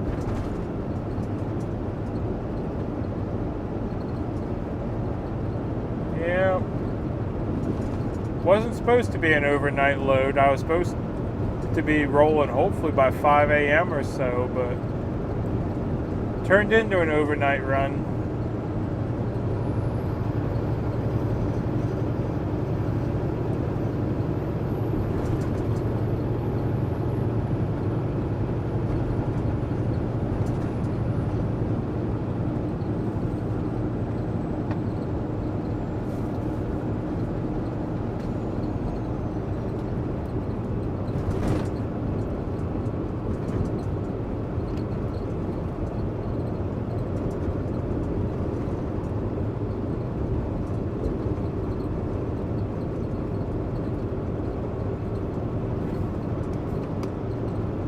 Yeah, the last few days have been all messed up, really.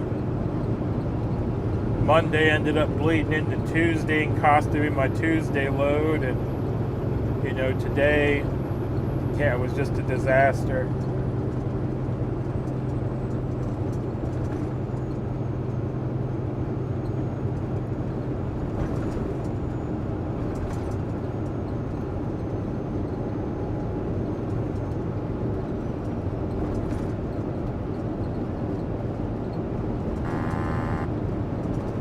Florida likes the revenue generator chicken shacks and has too dang many. Yeah.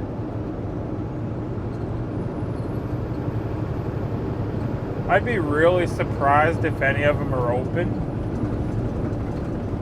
because of the time it is, but we could be surprised.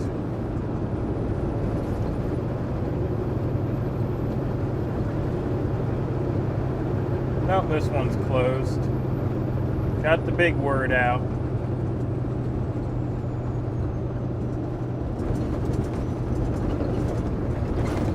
Oof. So you lose pay over their mishaps? Yes, I do. Yep. Unfortunately. Which kind of has me irritated because instead of running 5 loads this week, I've ran 2, because Monday load cost me Tuesday's load and today's load cost me my Friday load.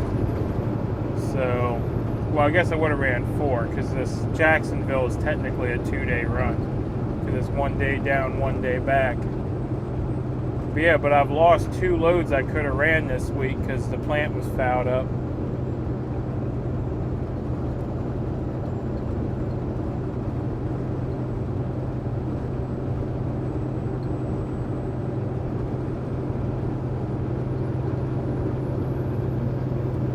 Old school furniture vans and parking lots ran 15s on the trailer. Huh.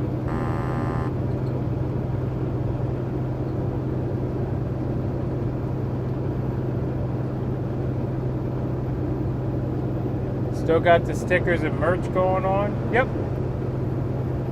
They're still on the website.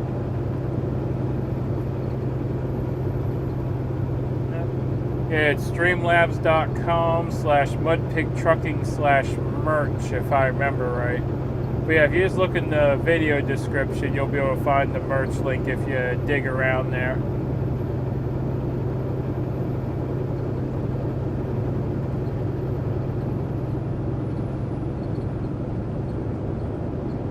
Yep, there it is. Streamlabs.com/MudPigTrucking. Yep.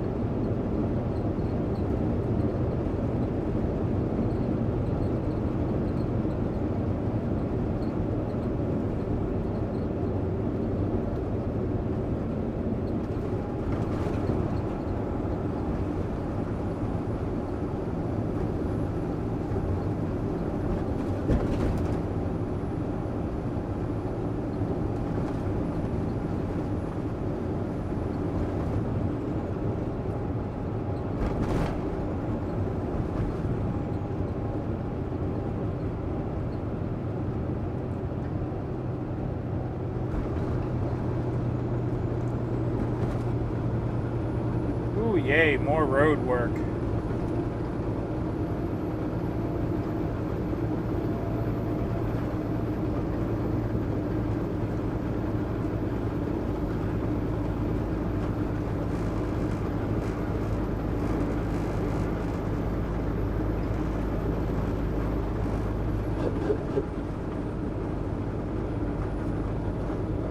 Trucks use left lane, okay.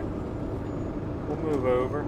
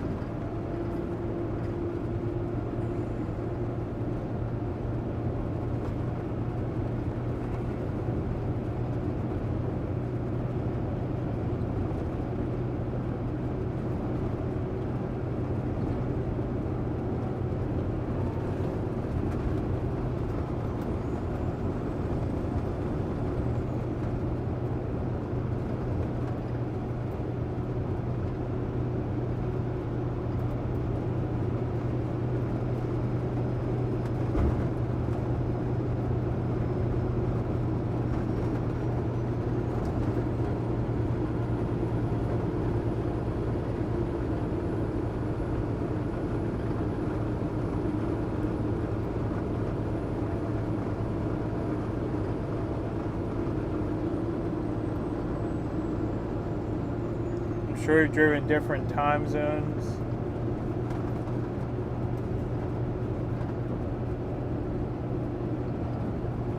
Would you say you're a time traveler? Oh goodness. Sometimes it seems like it. Yeah, you'll head out and you'll forget you're crossing a time zone, you'll plan a trip. The next thing you know, you end up there 2 hours earlier. It's like, well, wait a minute, what happened? And then you're like, oh, no, never mind, I crossed some time zones.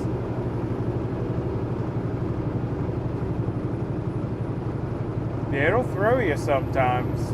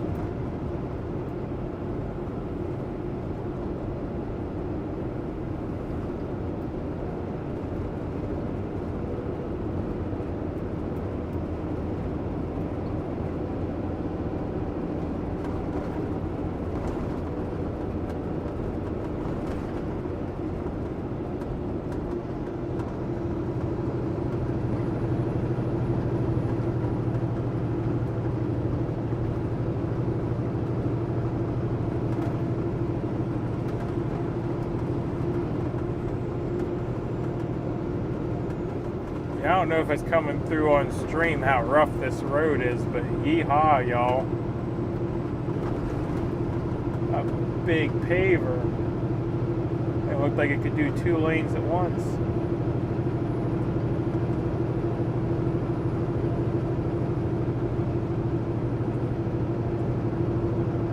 My engine purrs like a kitten.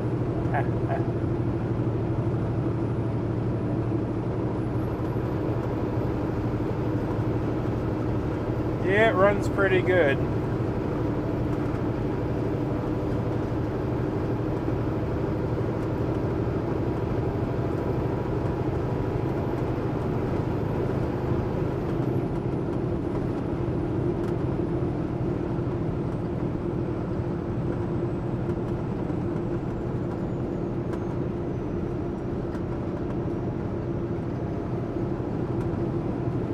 If you need anything done yesterday, let me know.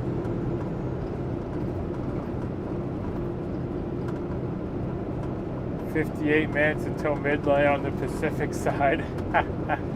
That's funny.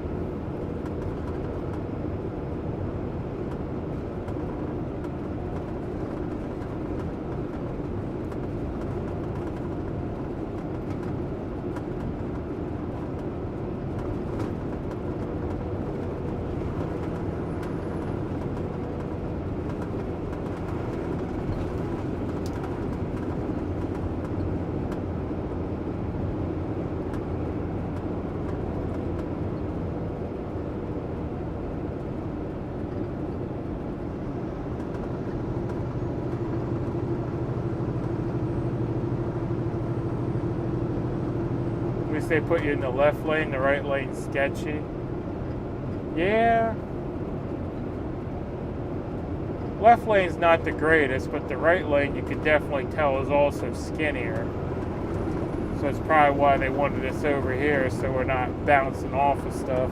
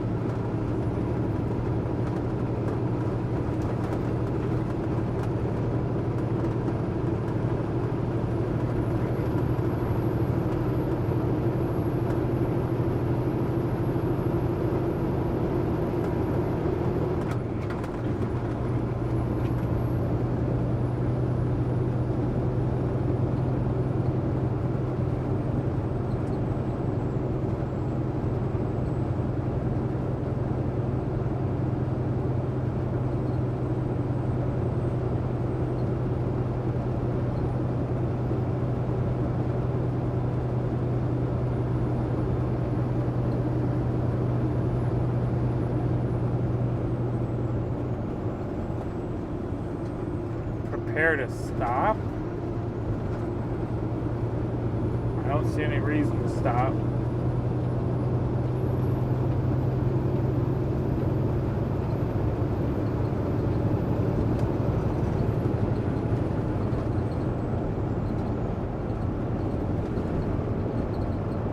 Have you ever seen anything odd while night driving?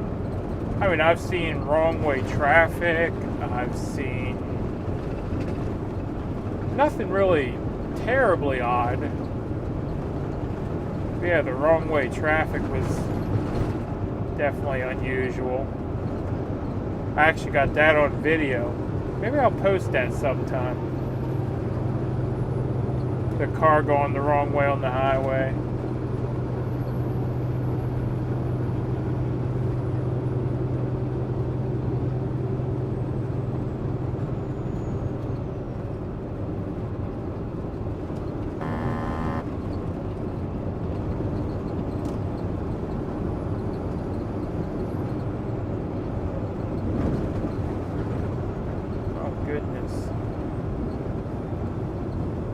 Now the left lane's closed in a quarter mile, so we'll drop back in behind again.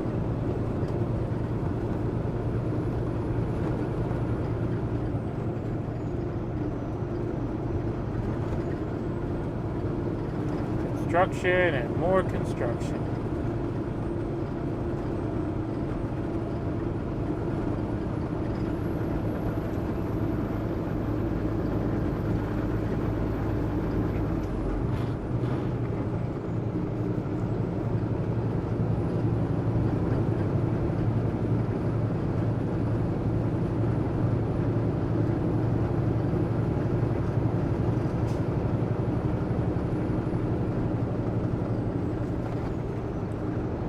Is it just me or does he keep hitting his brakes? Yeah, the truck in front of me, that's why I was going to pass him. He seems like he's scared of something.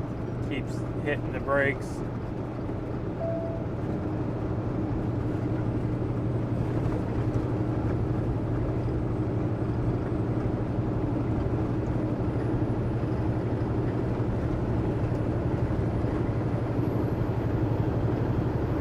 Probably tired, could be.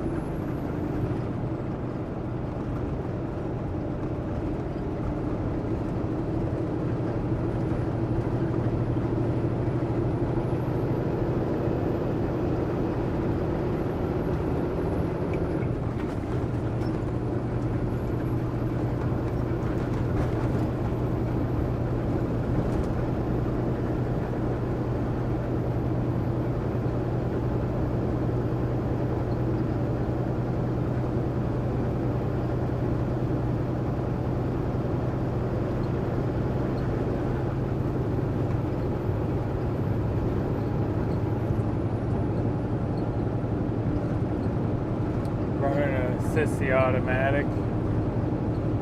Yeah, I'm not sure what his problem is, why he keeps hitting the brakes. But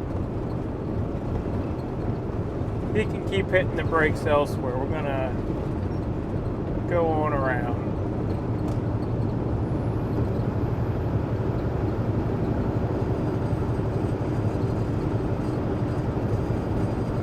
Ooh, glad I'm not going that way.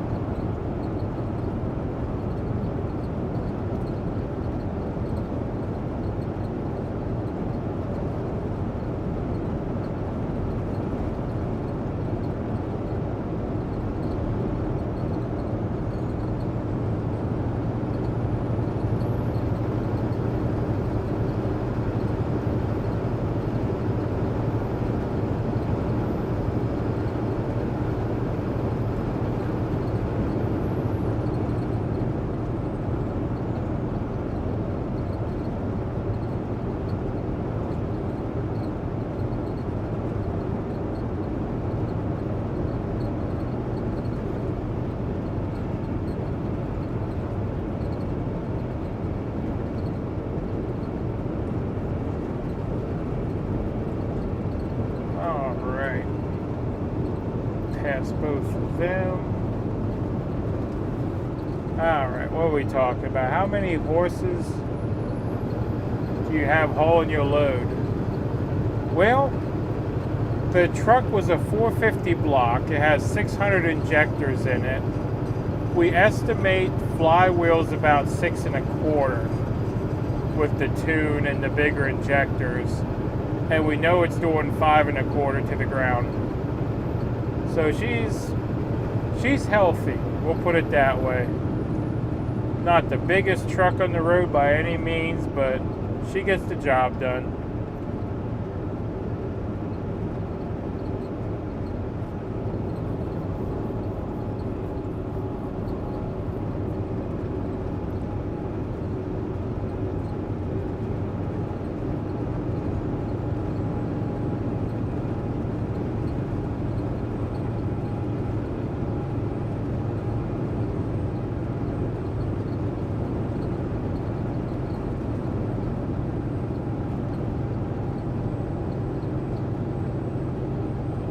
Or a left foot breaker. The heck was that? I think that might have been the CB. That was loud, where that was.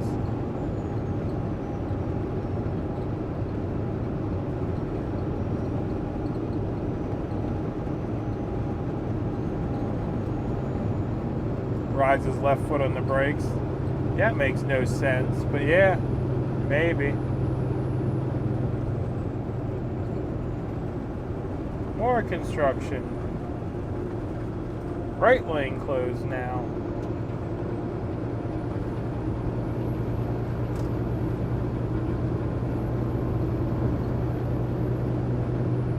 The truck sounds awesome. Well, thank you.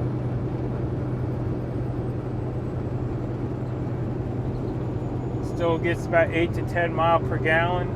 Not in the hills. Out in the flatlands, yeah, I'll get like 7.5 to 8 if I'm running the flatlands. Running the hills in Tennessee, yeah, I get like 5.5 to about 7.5.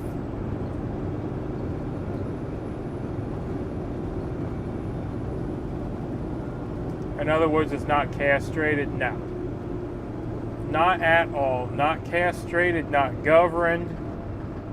Doesn't have the stupid collision avoidance stuff where it slams on the brakes every time it sees its own shadow. Yeah. It's just a real good free running truck. Why are we stopping?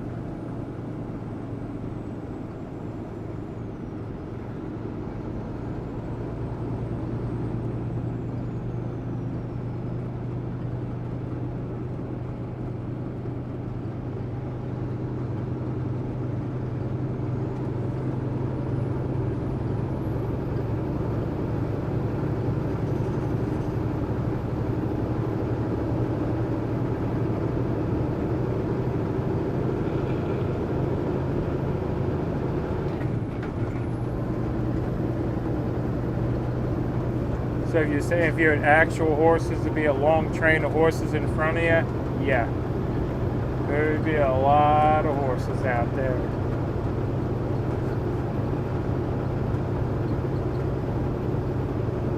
Stay in your lane, bud. Don't make me wake you up with a train horn.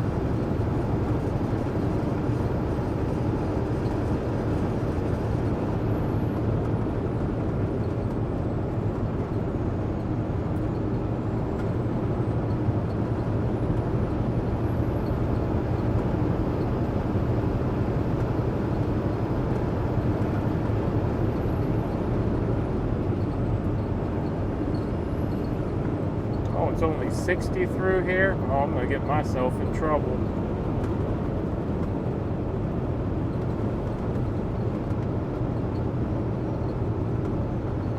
Why is it only 60 through here?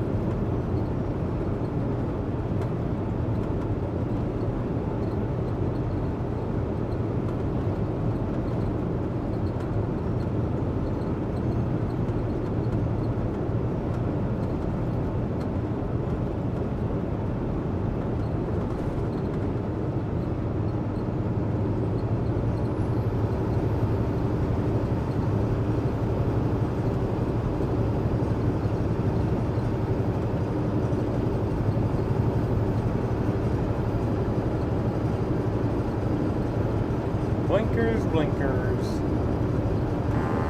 Oh, Amish. That would be Amish truckers. Oh, goodness.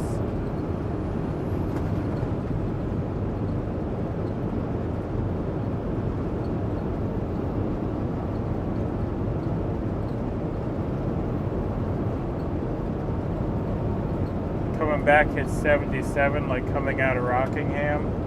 Yeah, I'm going to have to find another route back because this route's all torn up.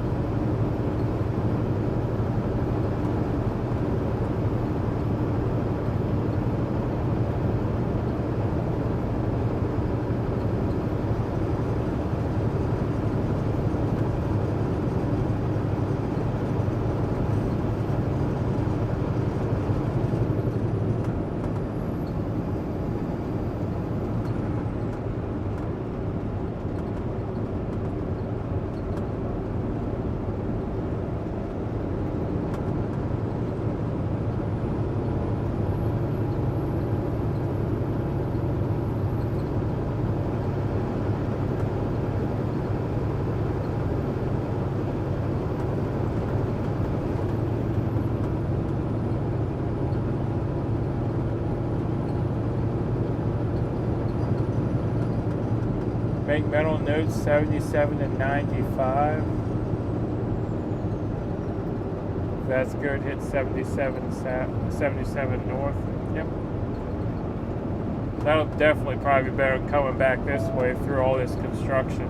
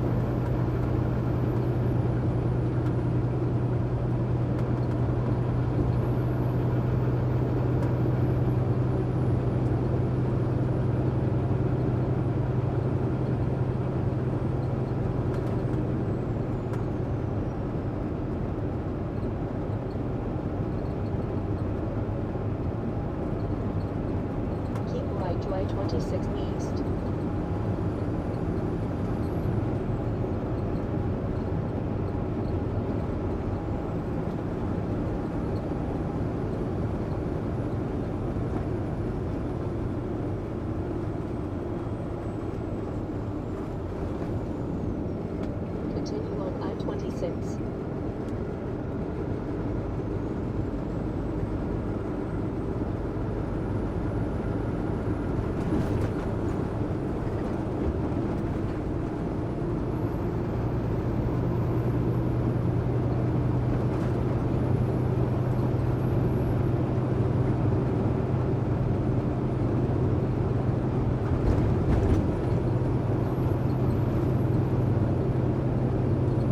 Yeehaw.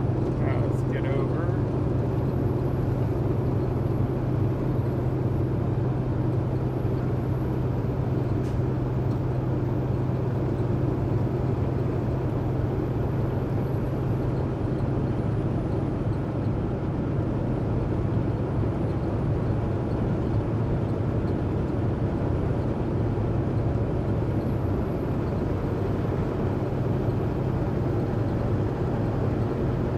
Hello, Mud Pig. Just getting ready to hit the hay. Thought I'd check in. Florida, huh? Drive safe. Yep, Florida. Yep, heading down to Jacksonville.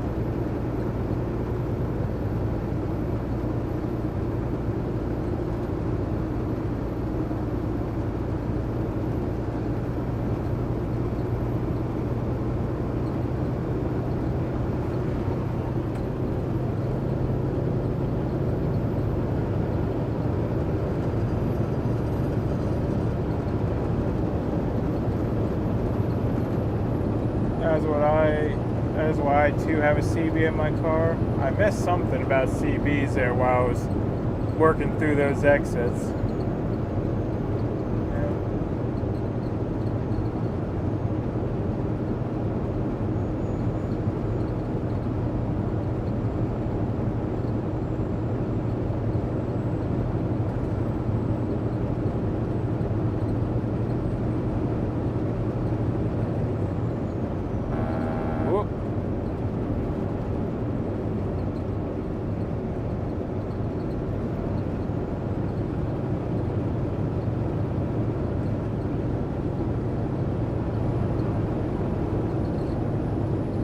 Winter about an hour and a half from Jacksonville.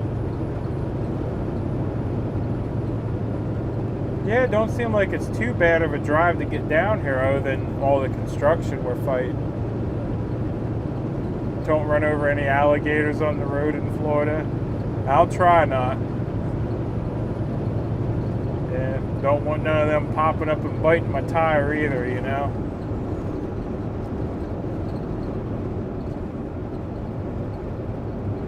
Nothing worse than when an alligator bites your tire and gives you a flat, right?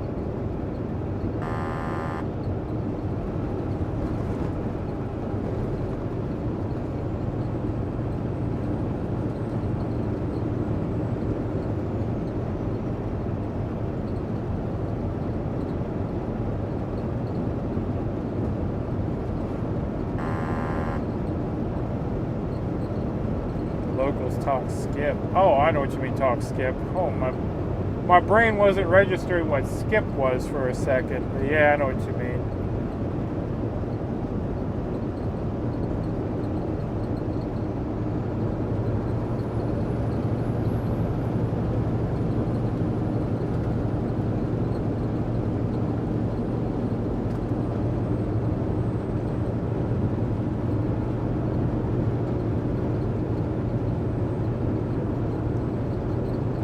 Phil, have you heard about someone sending a pizza to Bobby twice prank order? Hey, I wouldn't mind 2 pizzas.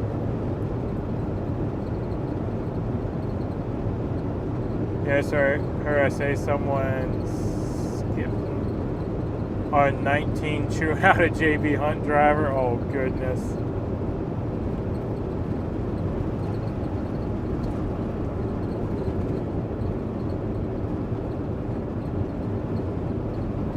Used to have CBs and all my cars, took them out because of all the cussing, fighting, and lot lizards and drama. Yeah, that's why I usually keep mine turned down.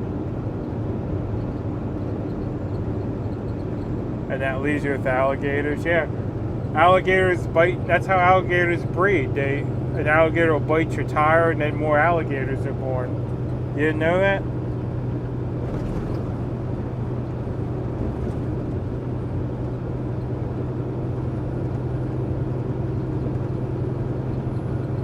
Alligator biting your leg off might be worse. Yeah, that'd probably be worse.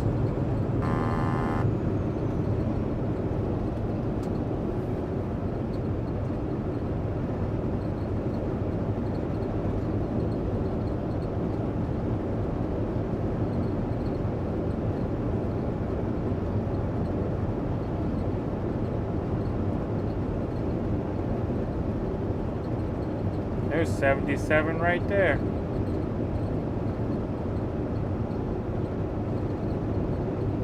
Yeah, 77 would definitely avoid all that mess.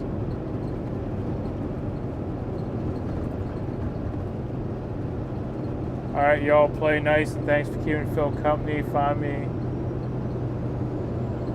in a few in Grey Wolf's morning stream. Alright, sounds good. Tell them hi from me.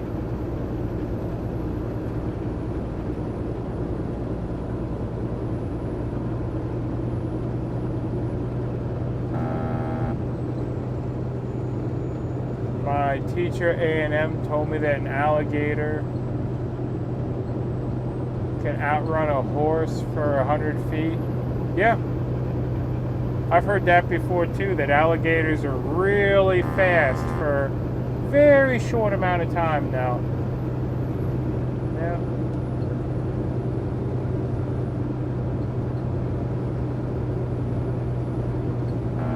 Yeah, I heard that as well, that yeah, you don't want to foot race an alligator because it's going to win.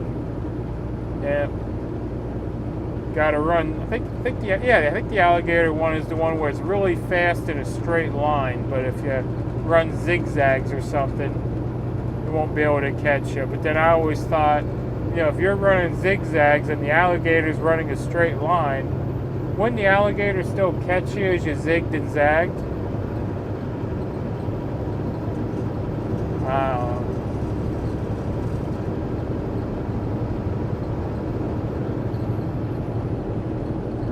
I'll sometimes have the CB.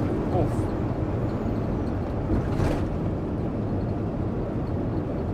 Sometimes have the CB on during my ATS stream from time to time. If people start cussing, I just go to a different channel. Yeah. And depending on the base station you have, you can pick up some of the stuff on the other channels, but that's a lot of times better anyway, because those are the guys trying to make the long-range contacts, and they're fun to listen to. Wonder if Grey Wolf's getting fit? Oh, I assume so.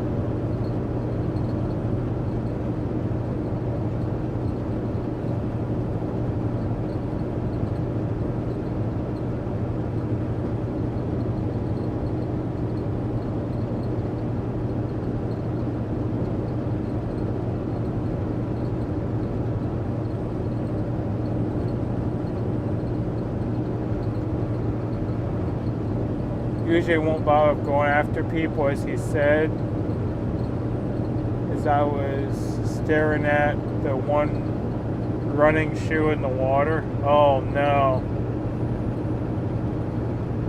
Hopefully the shoe was empty.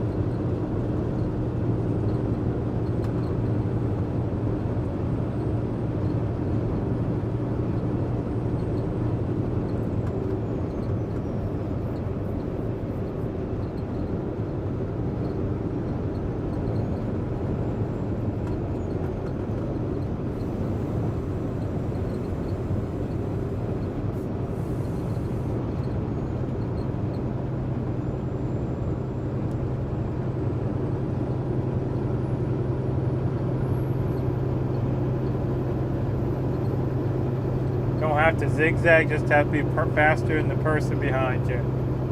Yeah, that's true.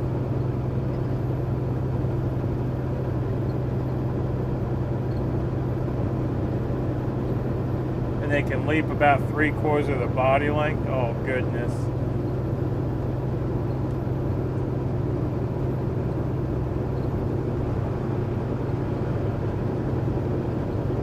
Night, folks. Safe travels, Phil. Well, thank you for dropping in for a little bit, and good night.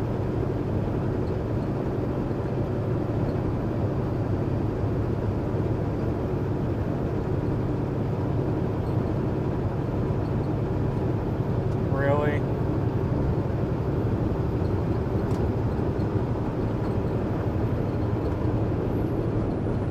You blind or just dumb there, container?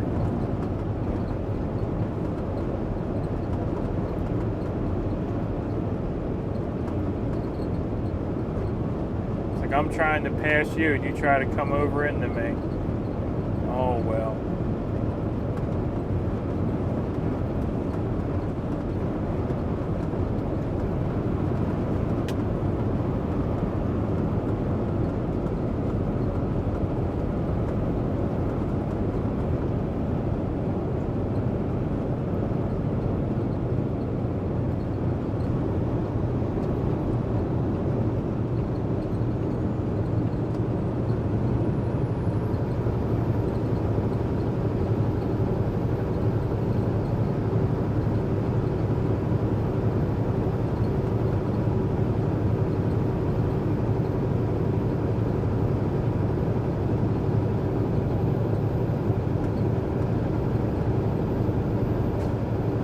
Getting into Just Trucking's area.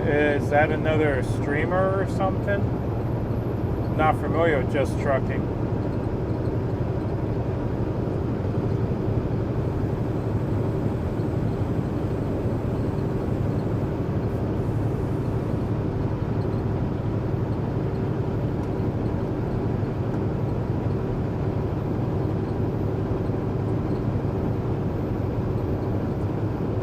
Filming gators for my channel when I'm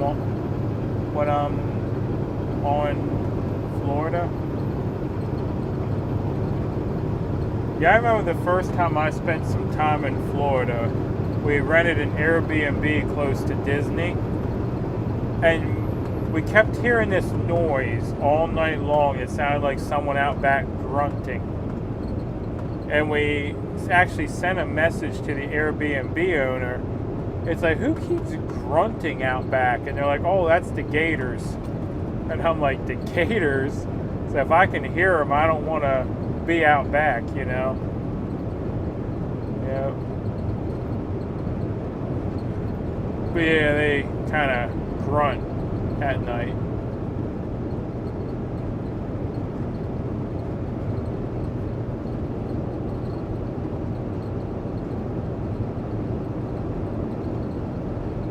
All truckers should be required to have a chat running to keep them awake.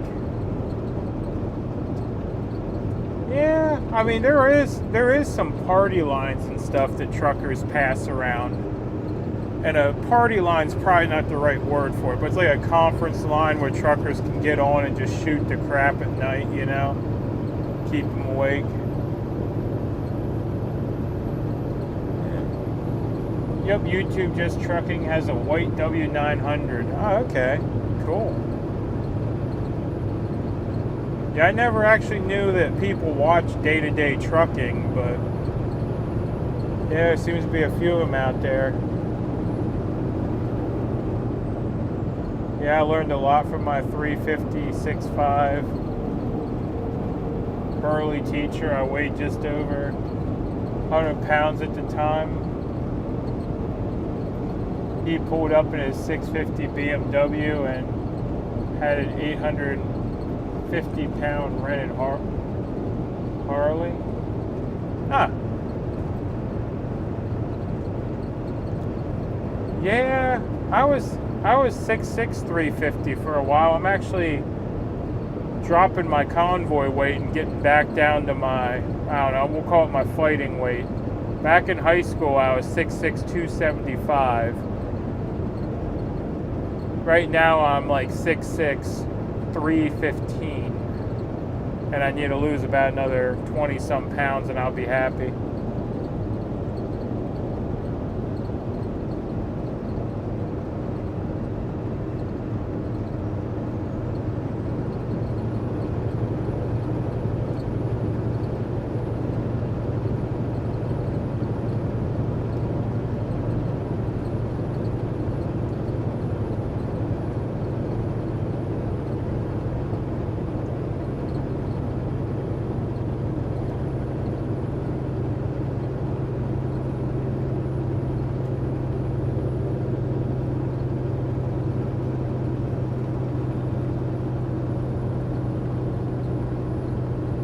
Getting back to that pull and guard weight. Yep.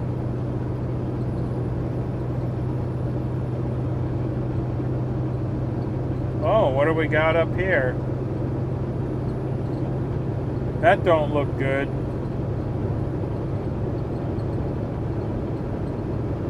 I don't know if you guys are going to be able to see anything, but it looks like the road is closed for some reason. We got some vehicles with no headlights.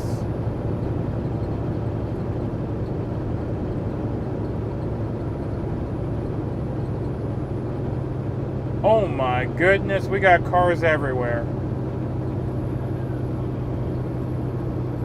Yeah, that's a multi-vehicle accident right there. About the first 5 or 6 cars had no headlights. And they're just spun around and twisted up and everything. And I'm sure you guys could see some of that, where there was some trucks and ditches. Up here comes the fire truck. Yeah, that all just happened.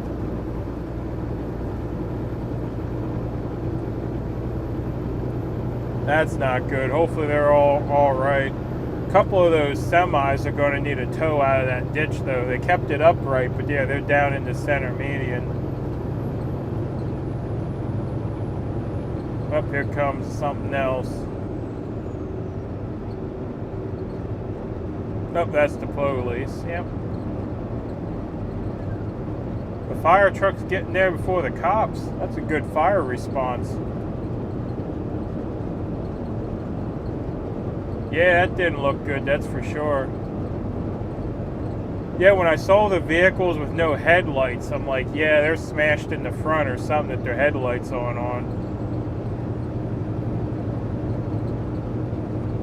Yeah, there was cars scattered everywhere there.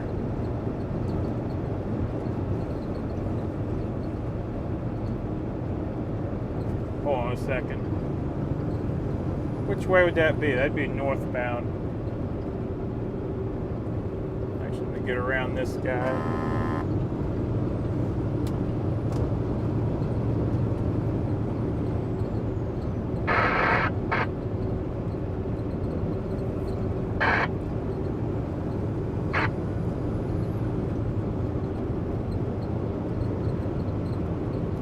Hey, northbound, you're going to want to slow your roll. You got an exit about 5 minutes up that way. I didn't get a mile marker, but the road is completely closed. There's cars everywhere.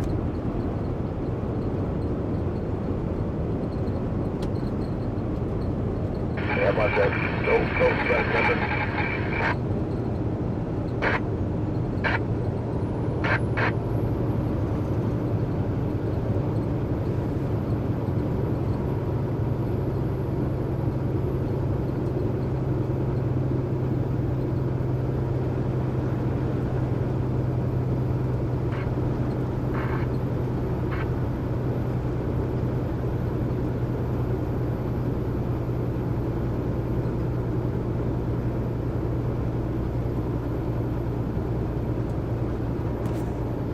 West? It might be west.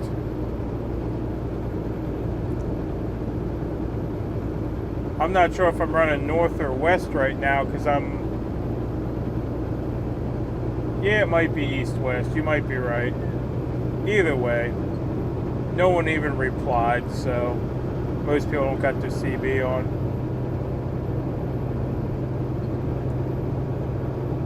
What's the truck say? Truck says we're heading southeast. So yeah.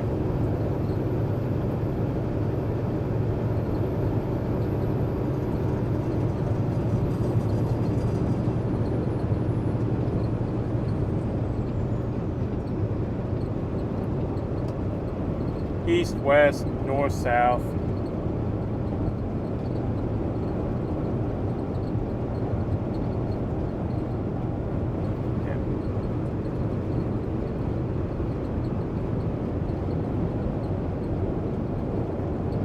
Holy Toledo, yeah.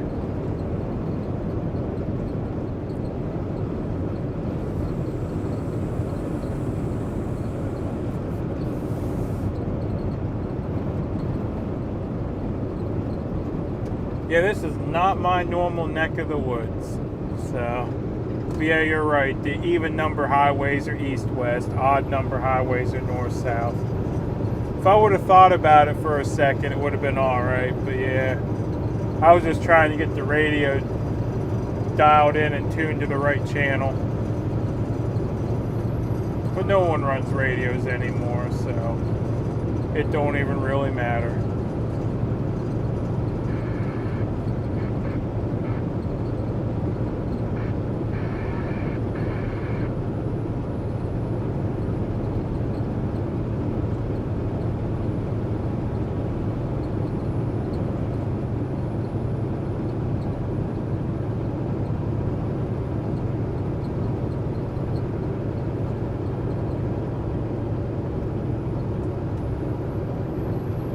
Out of circulation for 20 years.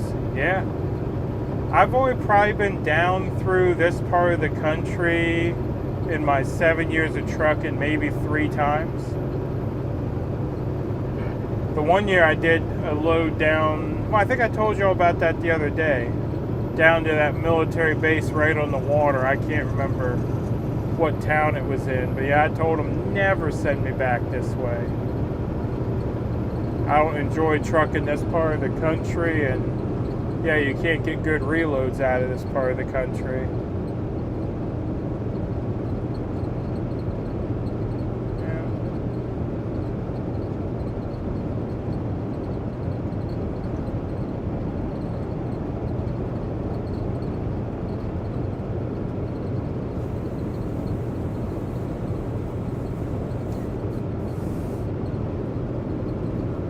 In trucking, Florida is what you would call a consumer market, where they buy everything, but they don't really produce anything. So you'll get a good rate going into Florida, but coming out, you usually end up with what we used to call it, cheap heavy juice. That's what we used to call it, because you'd end up with like fruit juice or something like that, and it'd be, you know, cheap rate and real heavy. If it's melon season, you can do all right, you know, but usually there's not much worth a darn coming back out of Florida.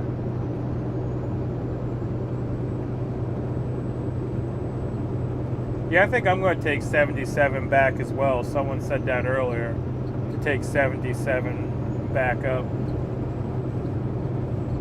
I think I might give that a shot. Because 26 here is just all torn up.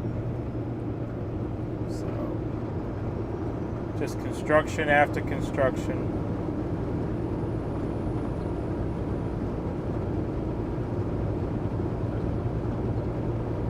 '26 is supposed to go all the way to Ohio, but Virginia said no.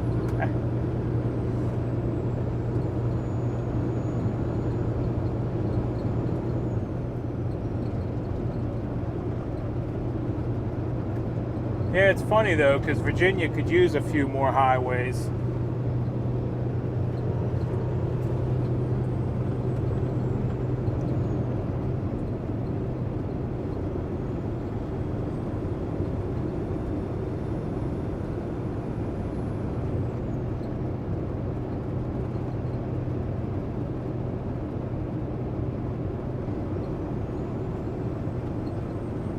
What's going on here?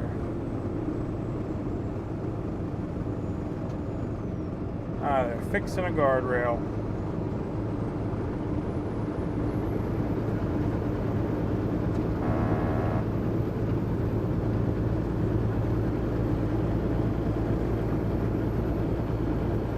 Isn't 77 almost all mountains?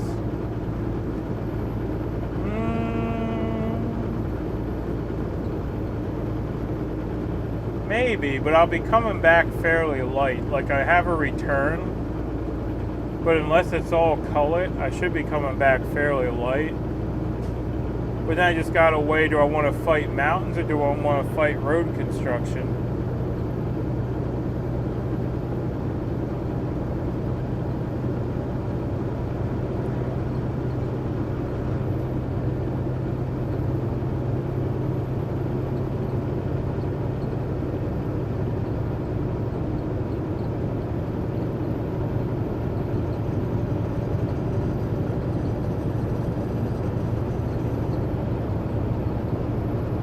Fancy is the worst part. Yeah, fancy ain't all that bad.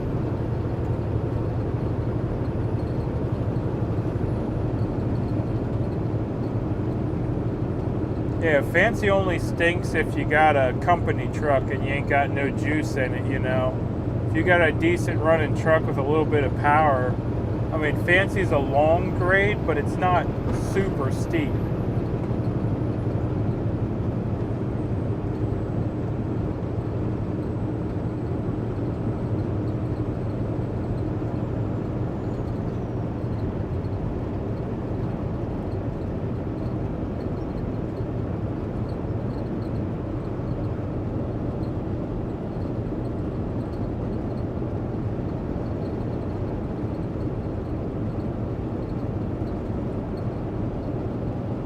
Yeah, it does have some nice scenery over Fancy, too.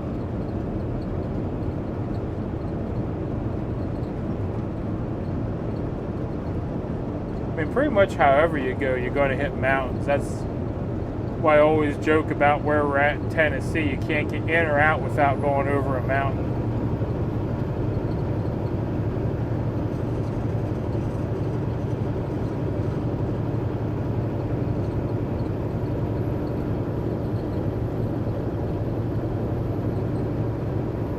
Oh, I don't think Fancy's 7 or 8.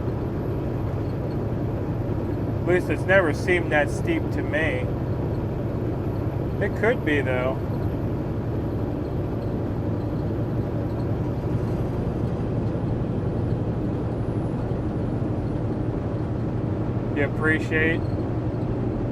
I appreciate you taking us to Florida. I always wanted to go there. Yeah. This is going to be a rare run, the Florida run. Because like I said, usually I try to stay out of Florida. But this one has a return with it already, so it works out well.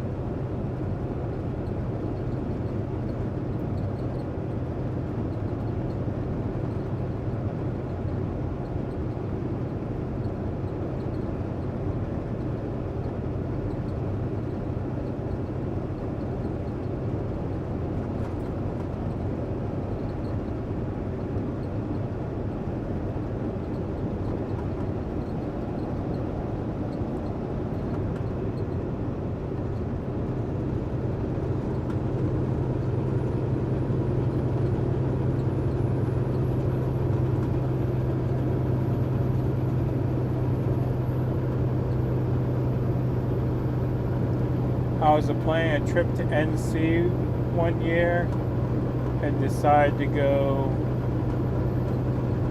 the next weekend. The weekend I originally planned had a massive pileup on 77 near Fancy. Yeah, that's no good.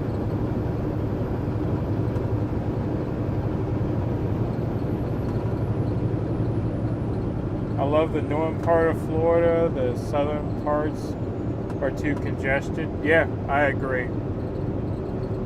I don't like driving in congestion either, which is another reason I try to stay off the East Coast, because yeah, it gets pretty choked up out here.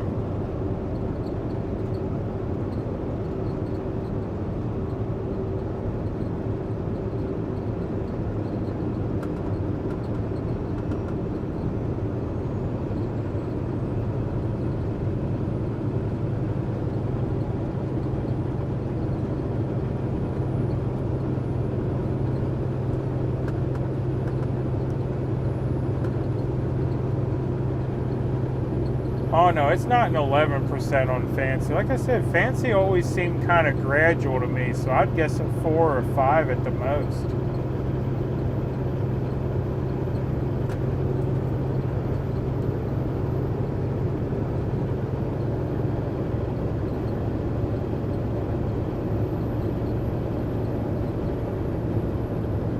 Yep, 4.5. Yep, that's what I was thinking. Yeah, fancy's not terrible.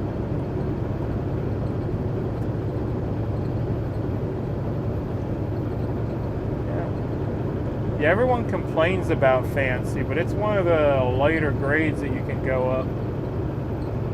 It's just long. I mean, you're climbing that grade for miles and miles and miles, which makes it seem worse than it is. But yeah, it's not a terrible pull.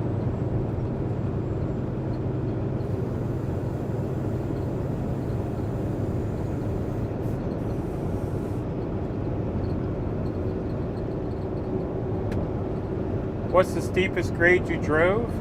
On the Buford run, we got some 8s. If you ever go with on Buford, or if you have been with on one of the Buford runs, there's some 8s on that back road.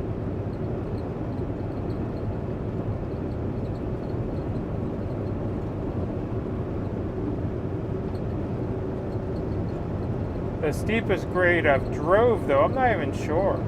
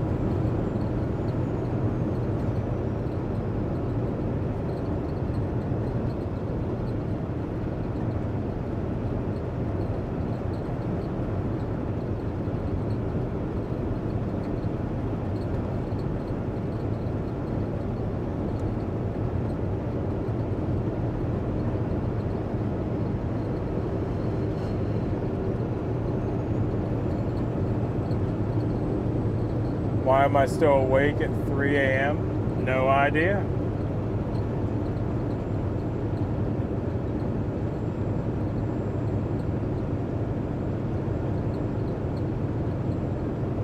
There's a lot of y'all still awake.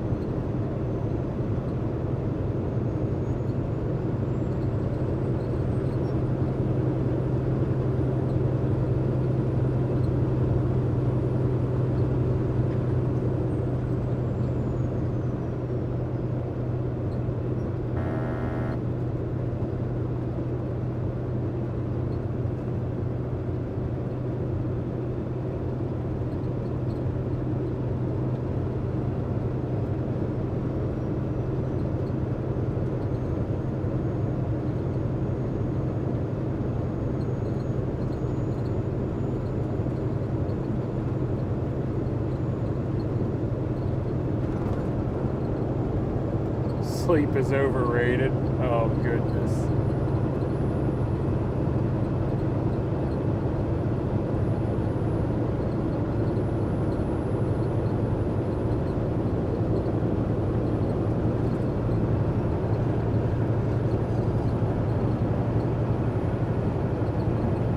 Yeah, I'm actually running a little early. I might crawl into the sleeper myself here once we get close. Yeah. Because I can't, the place I'm delivering to don't even open till 8. And right now it's saying I'm going to arrive at 6:30. So I think once we get within, I don't know, within probably 100 miles or so, I might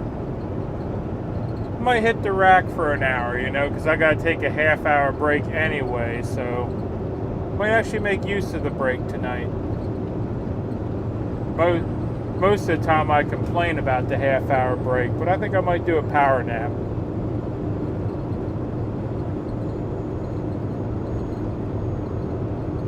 But that'll be, well, heck, we still got another 2 to 3 hours probably till we'll be close enough where I'll consider a nap.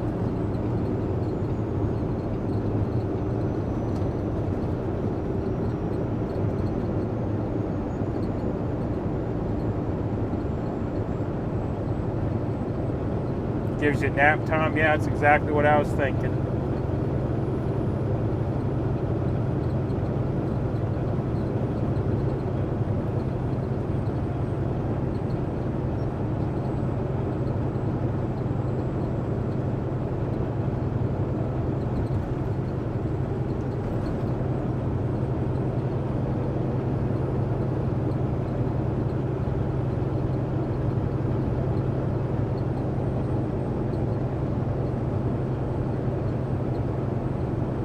I got one of those things with my phone case fingers in so I won't get bonked again.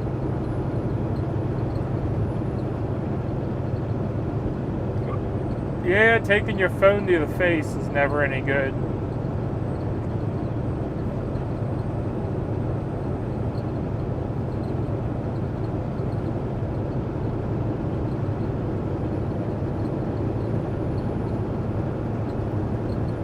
Going to be a crowded sleeper with 78 of us in it. Oh my goodness. I can't believe there's 78 of y'all up in the middle of the night.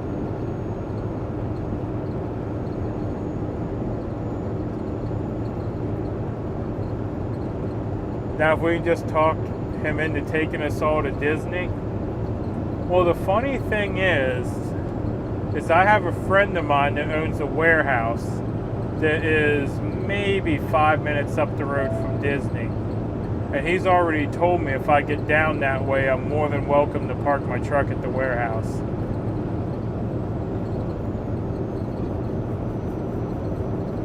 So I got a connection for truck parking where it's a real easy Uber ride over to Disney.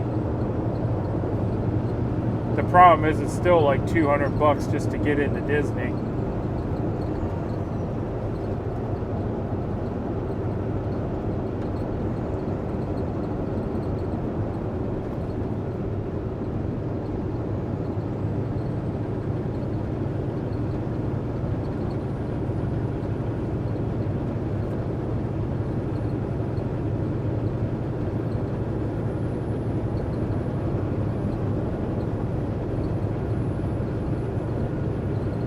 Got no ambition for Disney.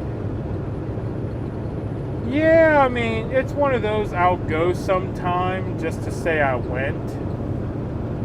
But yeah, it's one of those, it's like, the way Disney's been right now, yeah, I could give or take Disney. But it's one of those things that everyone's like, oh, you gotta experience it at least once, you know?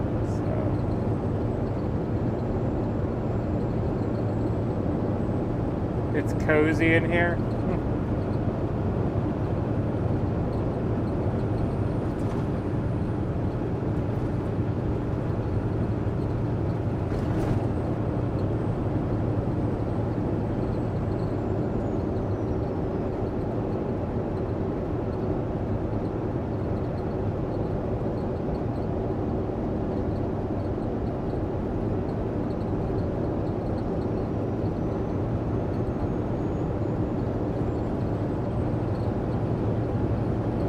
You can bobtail to Disney, just trucking did it? Well, then I could still drop the trailer at my friend's warehouse and bobtail over.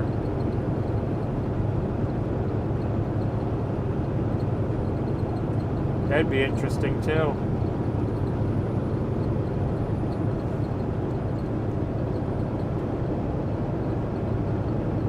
like Universal better?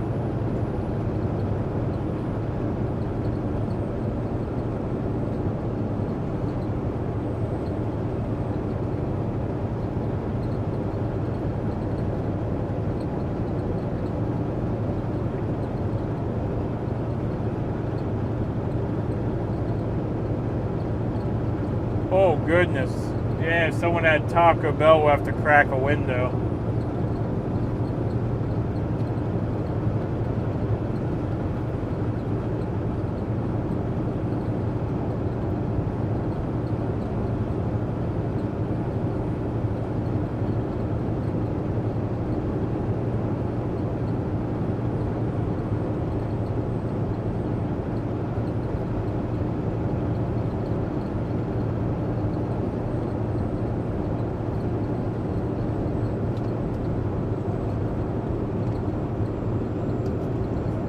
Hey, now, no pointing hooves at each other.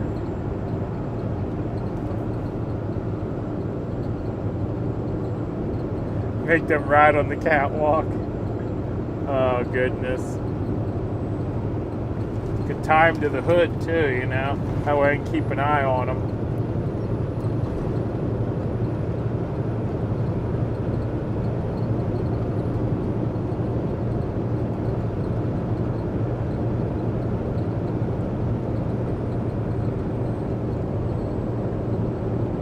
Put them in the trailer.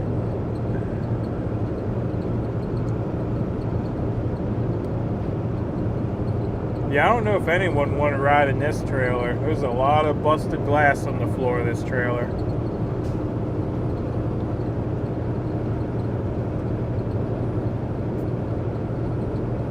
More sleeping room is true, though.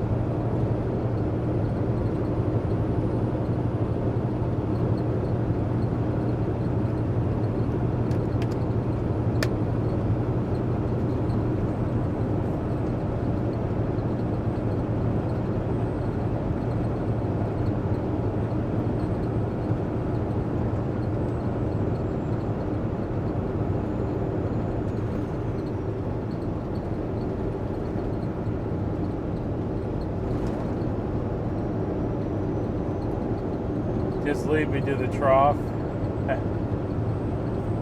Oh, they're out.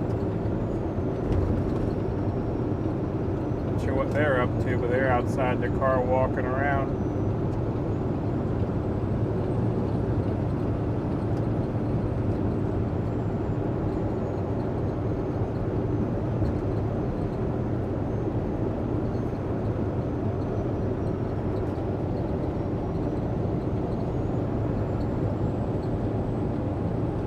Saving the piggins pennies for Sundays. Huh. You're curious the place I'm going to is going to be the same place you've been years ago? Not sure. It's called Renaissance Glass. I know that. I can't remember the address right now. It's like something like International Parkway in Jacksonville.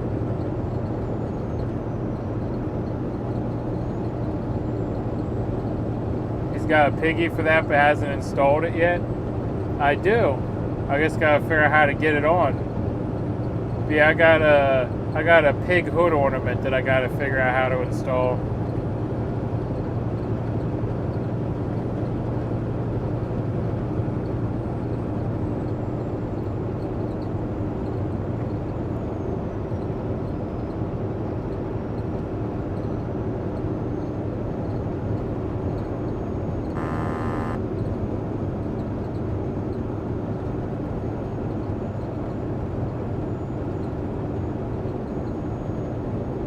Yeah, that was actually a good thought to pop the grill out and go in through the grill. It's a very good thought.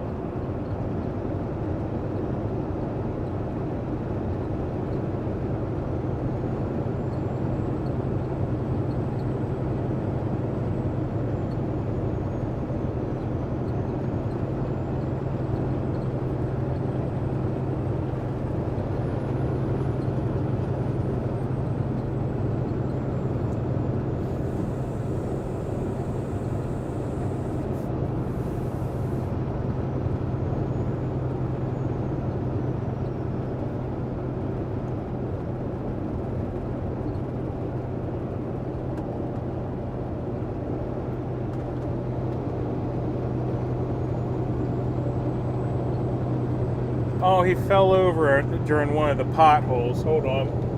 Hey. There we go.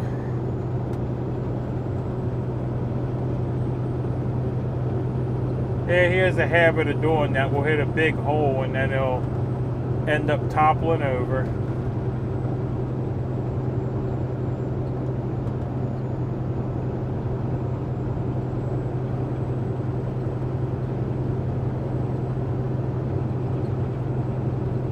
Left lane closed 1 mile. I wonder if it's actually closed or if they're just setting it up.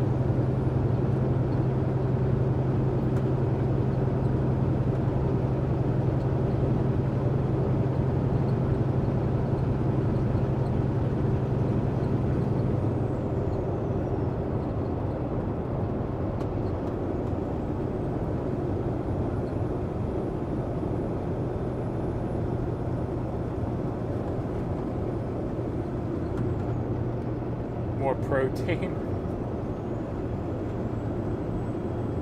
Goodness.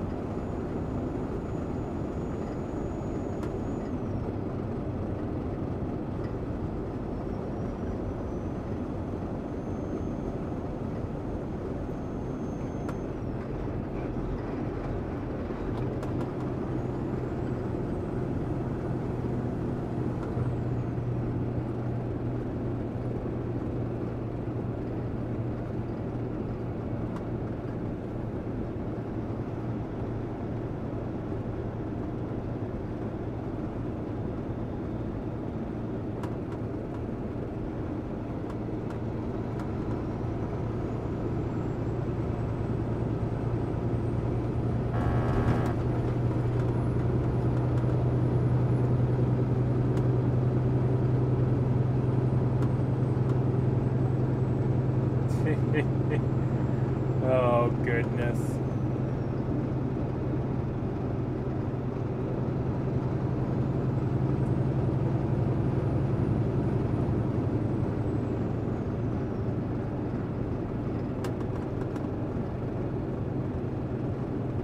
What am I doing up this late? The glass plant was running very behind today. I was supposed to be loaded at 4 in the morning, and well, they didn't get me loaded till about, well, it was either 5 or 6 p.m. I can't remember right now. 5 p.m. It was 5 p.m. So in order to make my appointment tomorrow morning, I have to run all night. So yep, we're running through the night.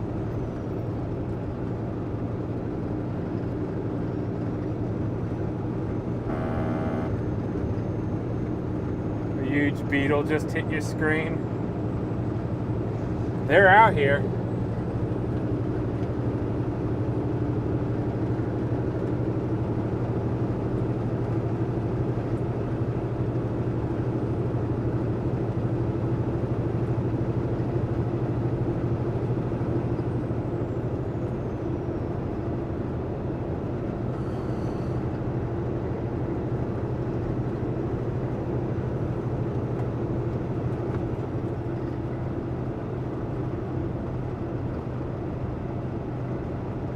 Ah, they're picking up the cones.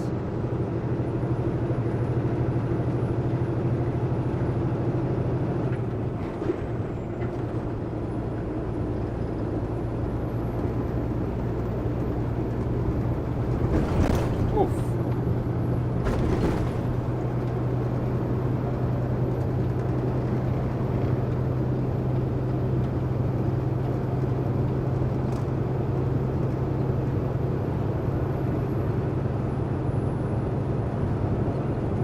Found the whole string of trucks running together.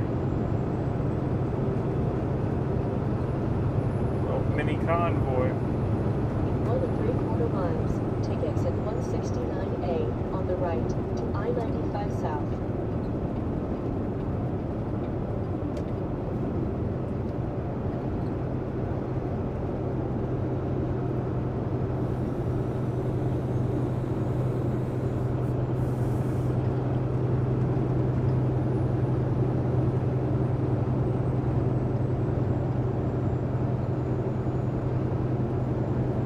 speedo bumps.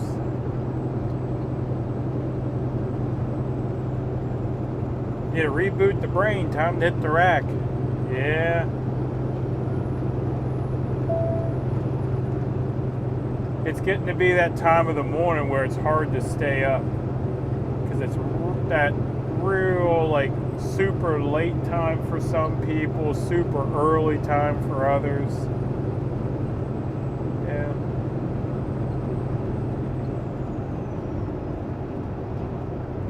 Take exit 169A. It's on that the right awkward to time of the I-95 morning. South.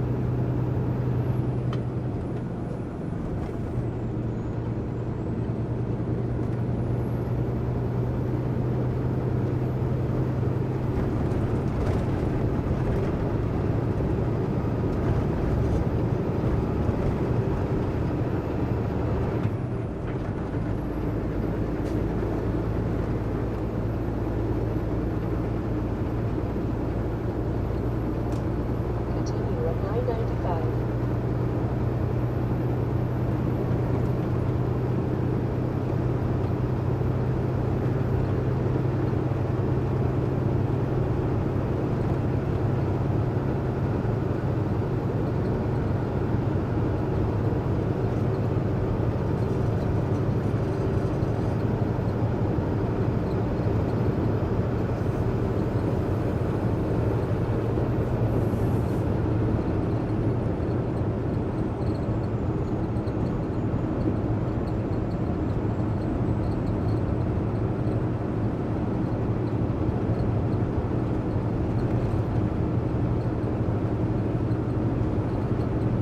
95 is all. What? 95 South, all aboard. Okay, I gotcha. It's a little bumpy here, so phone was vibrating, having issues reading.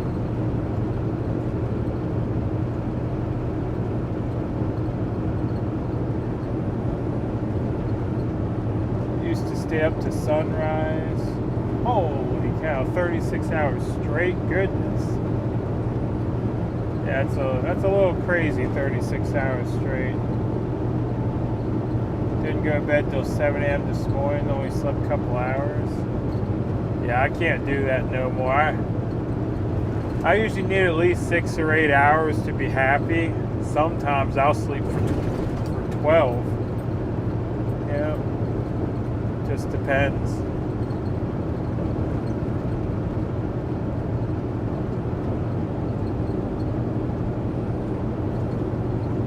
I need snacks with Saznak on? I don't think so. I couldn't find my snacks earlier. I was looking for mine and they seemed to have run off.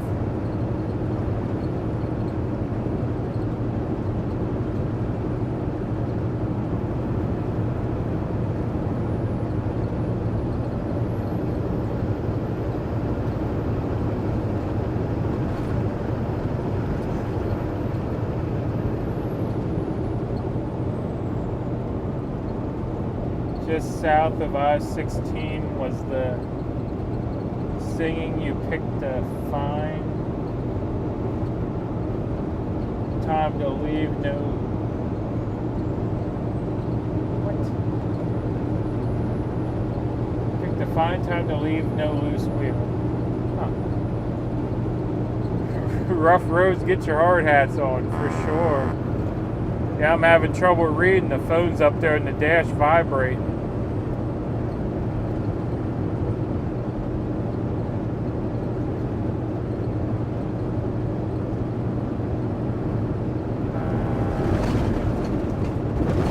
Yeehaw, really rough there. Bump to bump to bump to bump. Left, right, wobble, wobble, bump. Oh, goodness.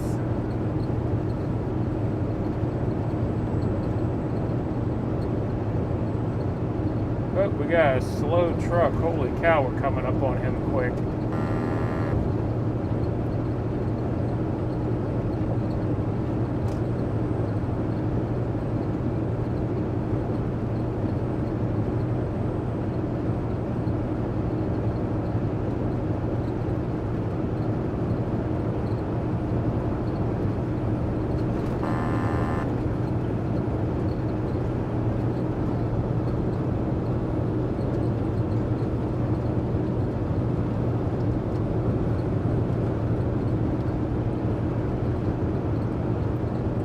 I miss my chronic insomnia.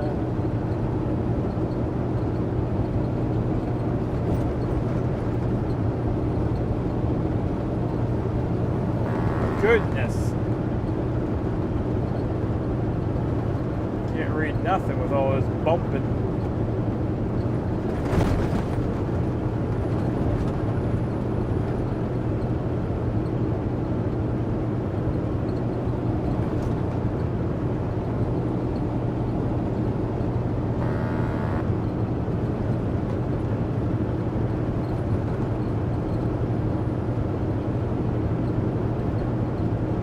A smooth section of road. Holy cow.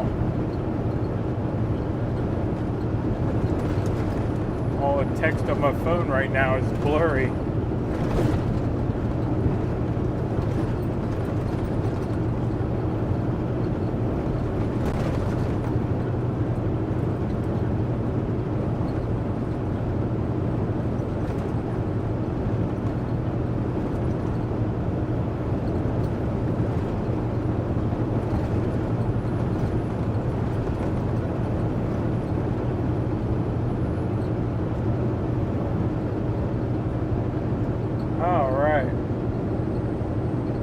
Georgia's smooth. Night zero. Zero heading out for the night. Well, night zero. Or a super trucker heading out. Oh no, okay, zero's heading out. Yeah, zero, I'll see you later. Thank you for dropping by for a while. Carnival horse. Kind of feels like you're riding a carnival horse. Up and down, bump to bump, up and down, bump to bump.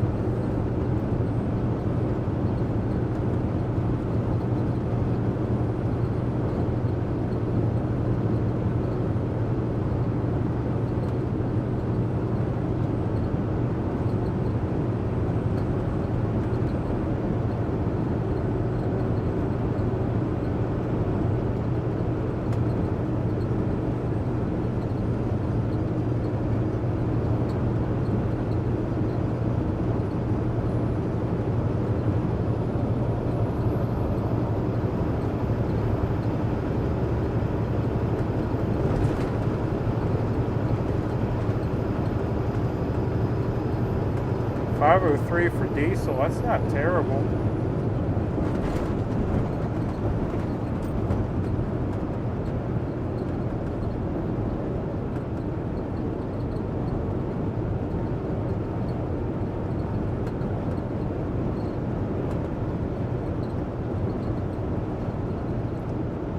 $3:30 p.m. in Australia, beer o'clock. I love it. It's always beer o'clock somewhere, right?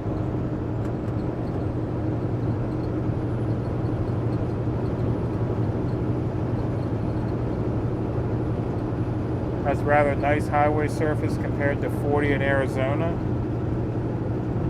Yeah, it might be a nice highway surface, just don't ride smooth.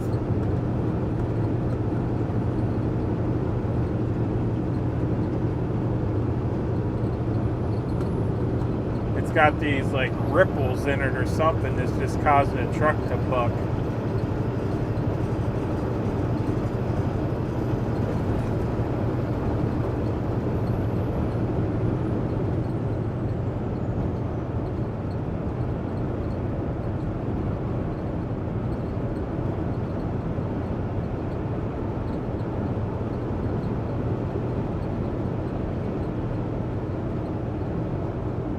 Traffic's picking up a little bit though.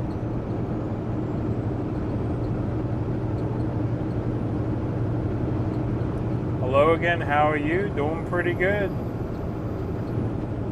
Just making my way down the highway.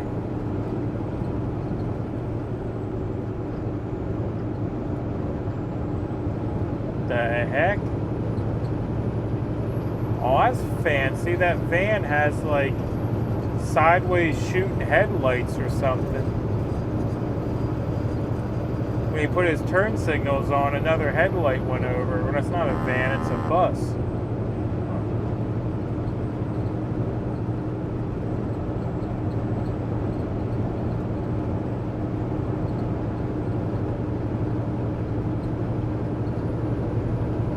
Hello? Well, howdy.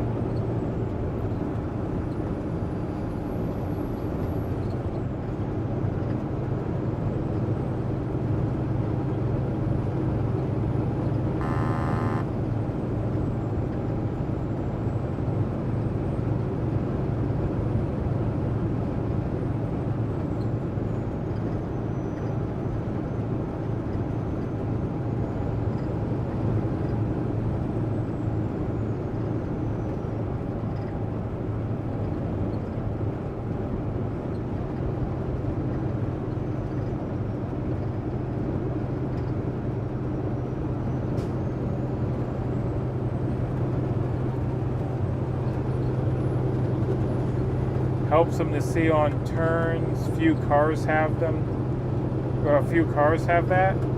Yeah. Just never taken notice to it on the highway. It was pretty neat.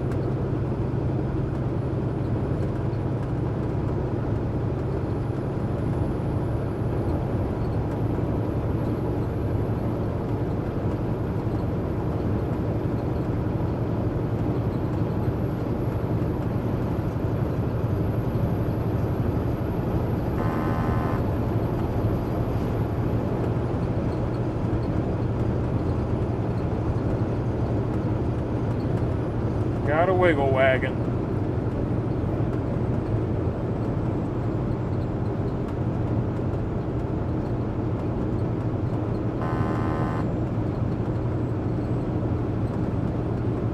Ignore the buzzing, by the way. I'm riding this yellow line as I'm passing all the trucks. Don't make the truck very happy.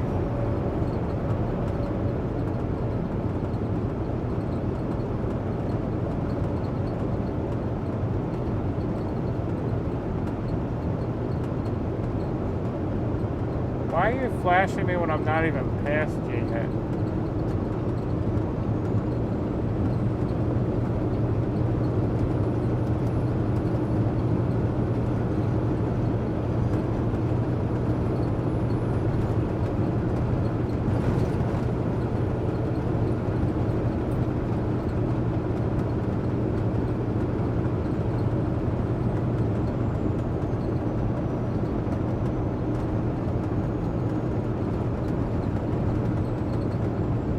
Let's get back to the chat now. We're past everybody there.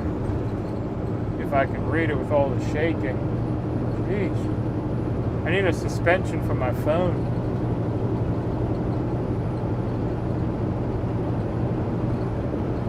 Go.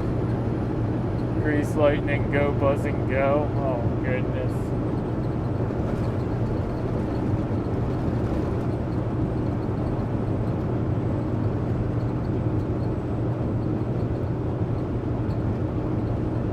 I can't remember how that song goes.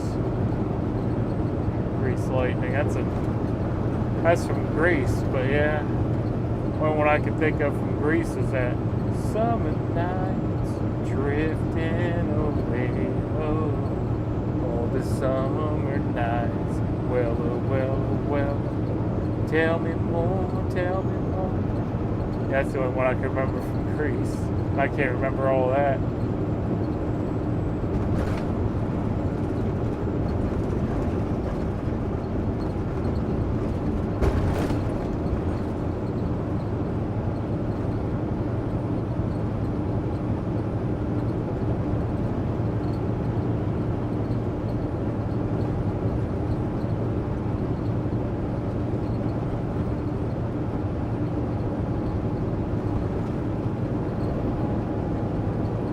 How you been, Phil? How's the wife? Life is good, I hope? Yeah, life's good. Just trying to make money.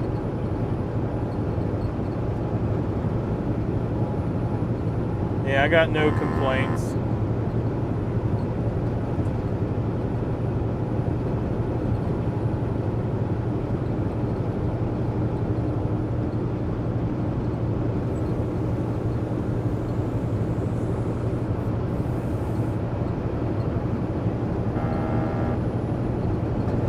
Yeah, Greece is the word, is the place, is the motion. Greece is the way we are feeling, or something like that.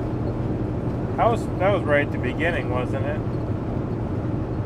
That was like the first song.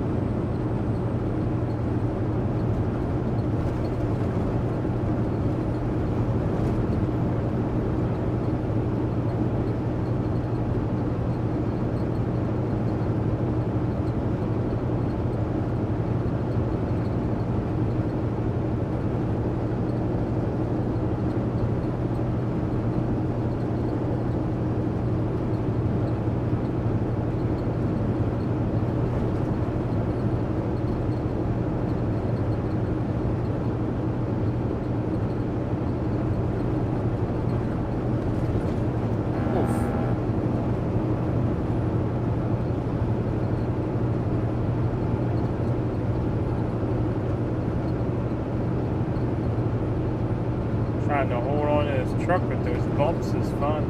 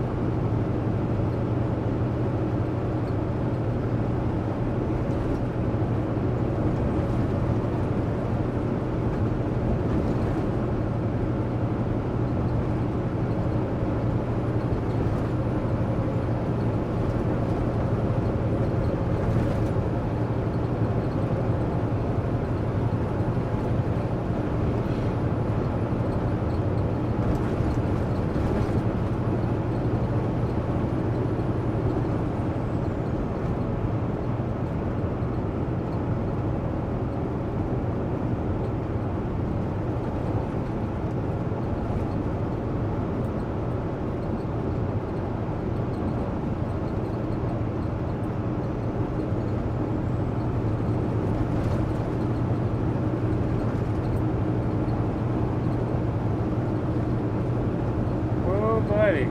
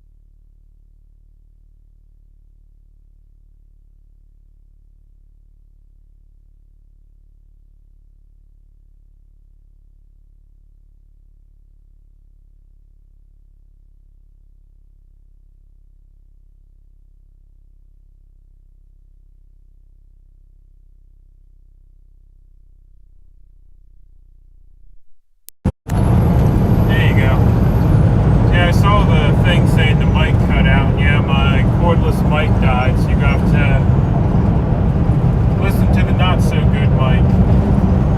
But yeah, you should be back now.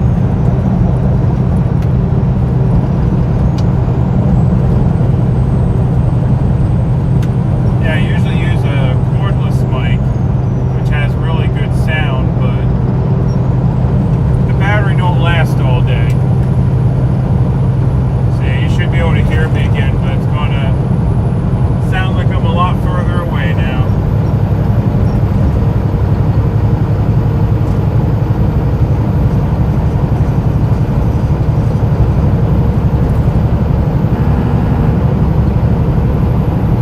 Yeah, sorry, it took me a minute to notice the sound wasn't working.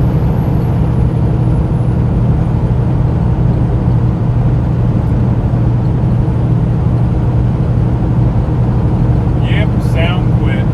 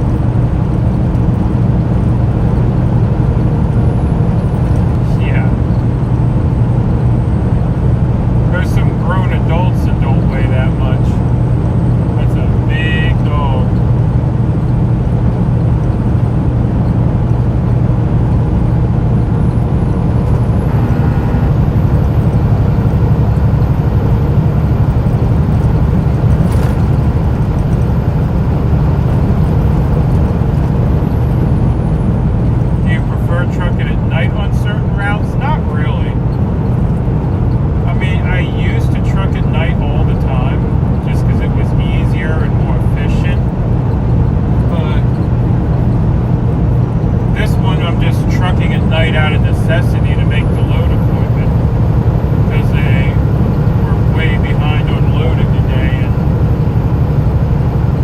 And yep, the only way I could make this appointment was to run it through the night.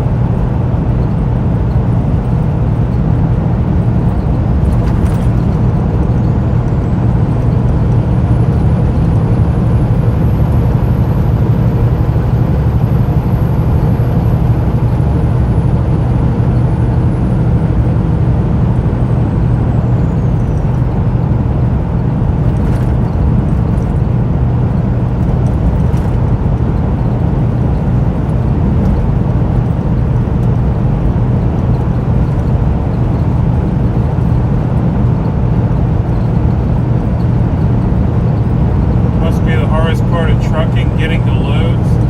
Well, no, I'm on a dedicated account, so getting the loads ain't too bad.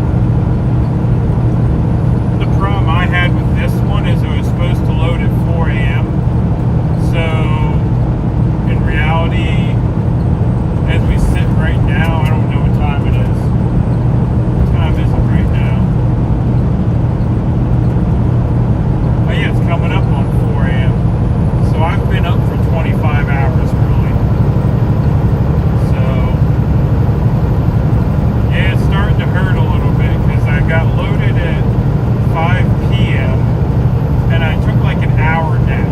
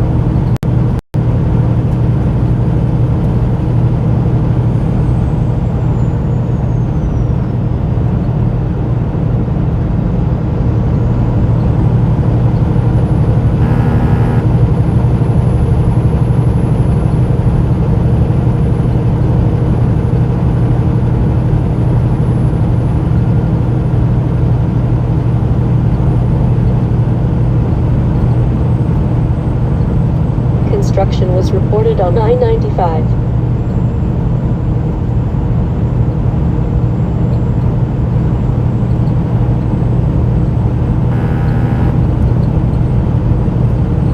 Hey Phil, what time did you finally get a load?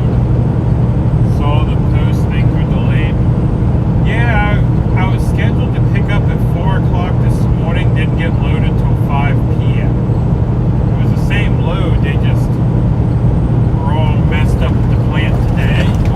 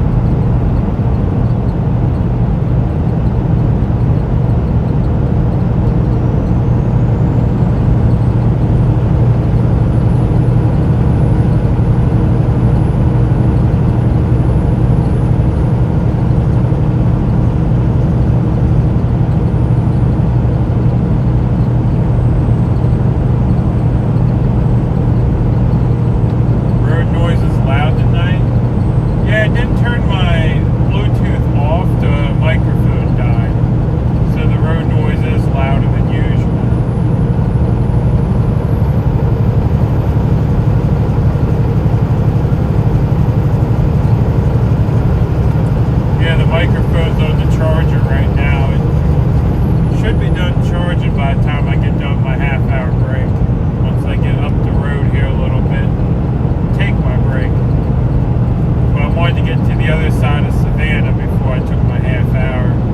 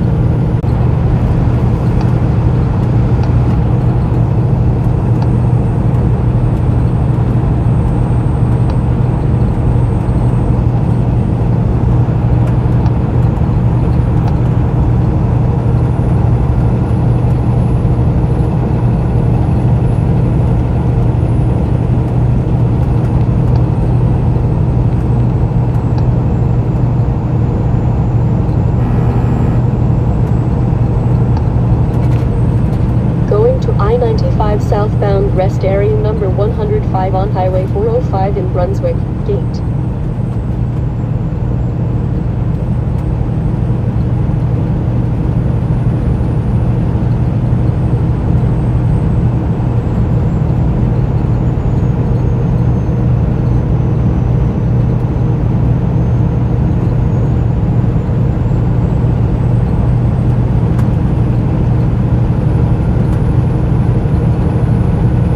Man, it smells like rotten eggs out here.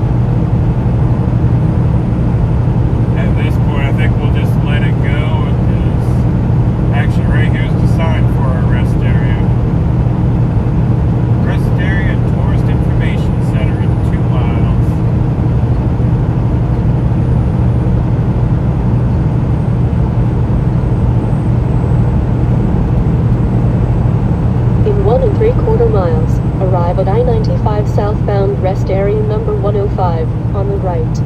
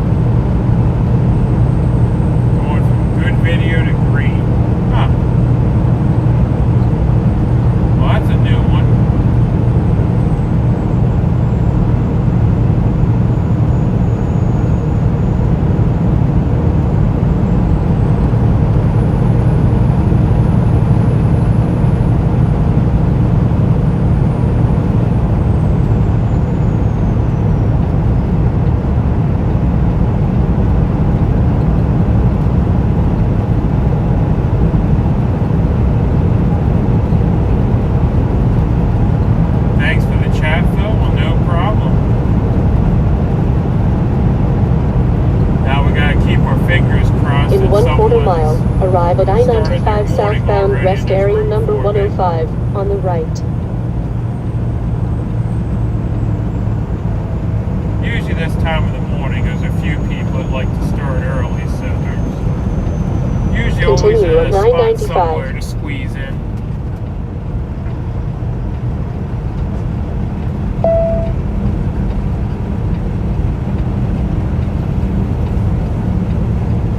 Turn right on Interstate 95.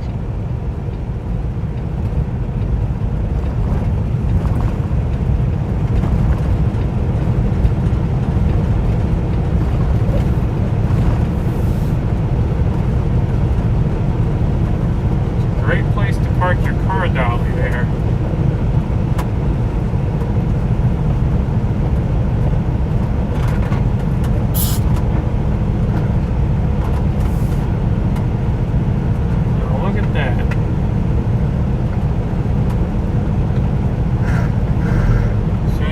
Into the rest area, there's a hole.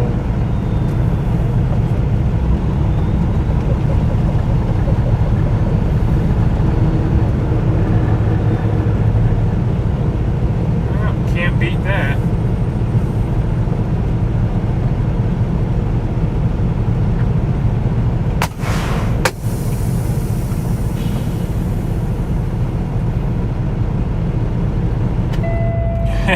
Aliens trying to communicate with the piglets. Yeah, I don't know about that. But anyway, y'all, I'm going to end it here for a bit. I can take about an hour nap. And we'll put her back up when we get ready to head out. Alright, so y'all have a good morning, and I'll catch y'all here in probably about an hour. All right.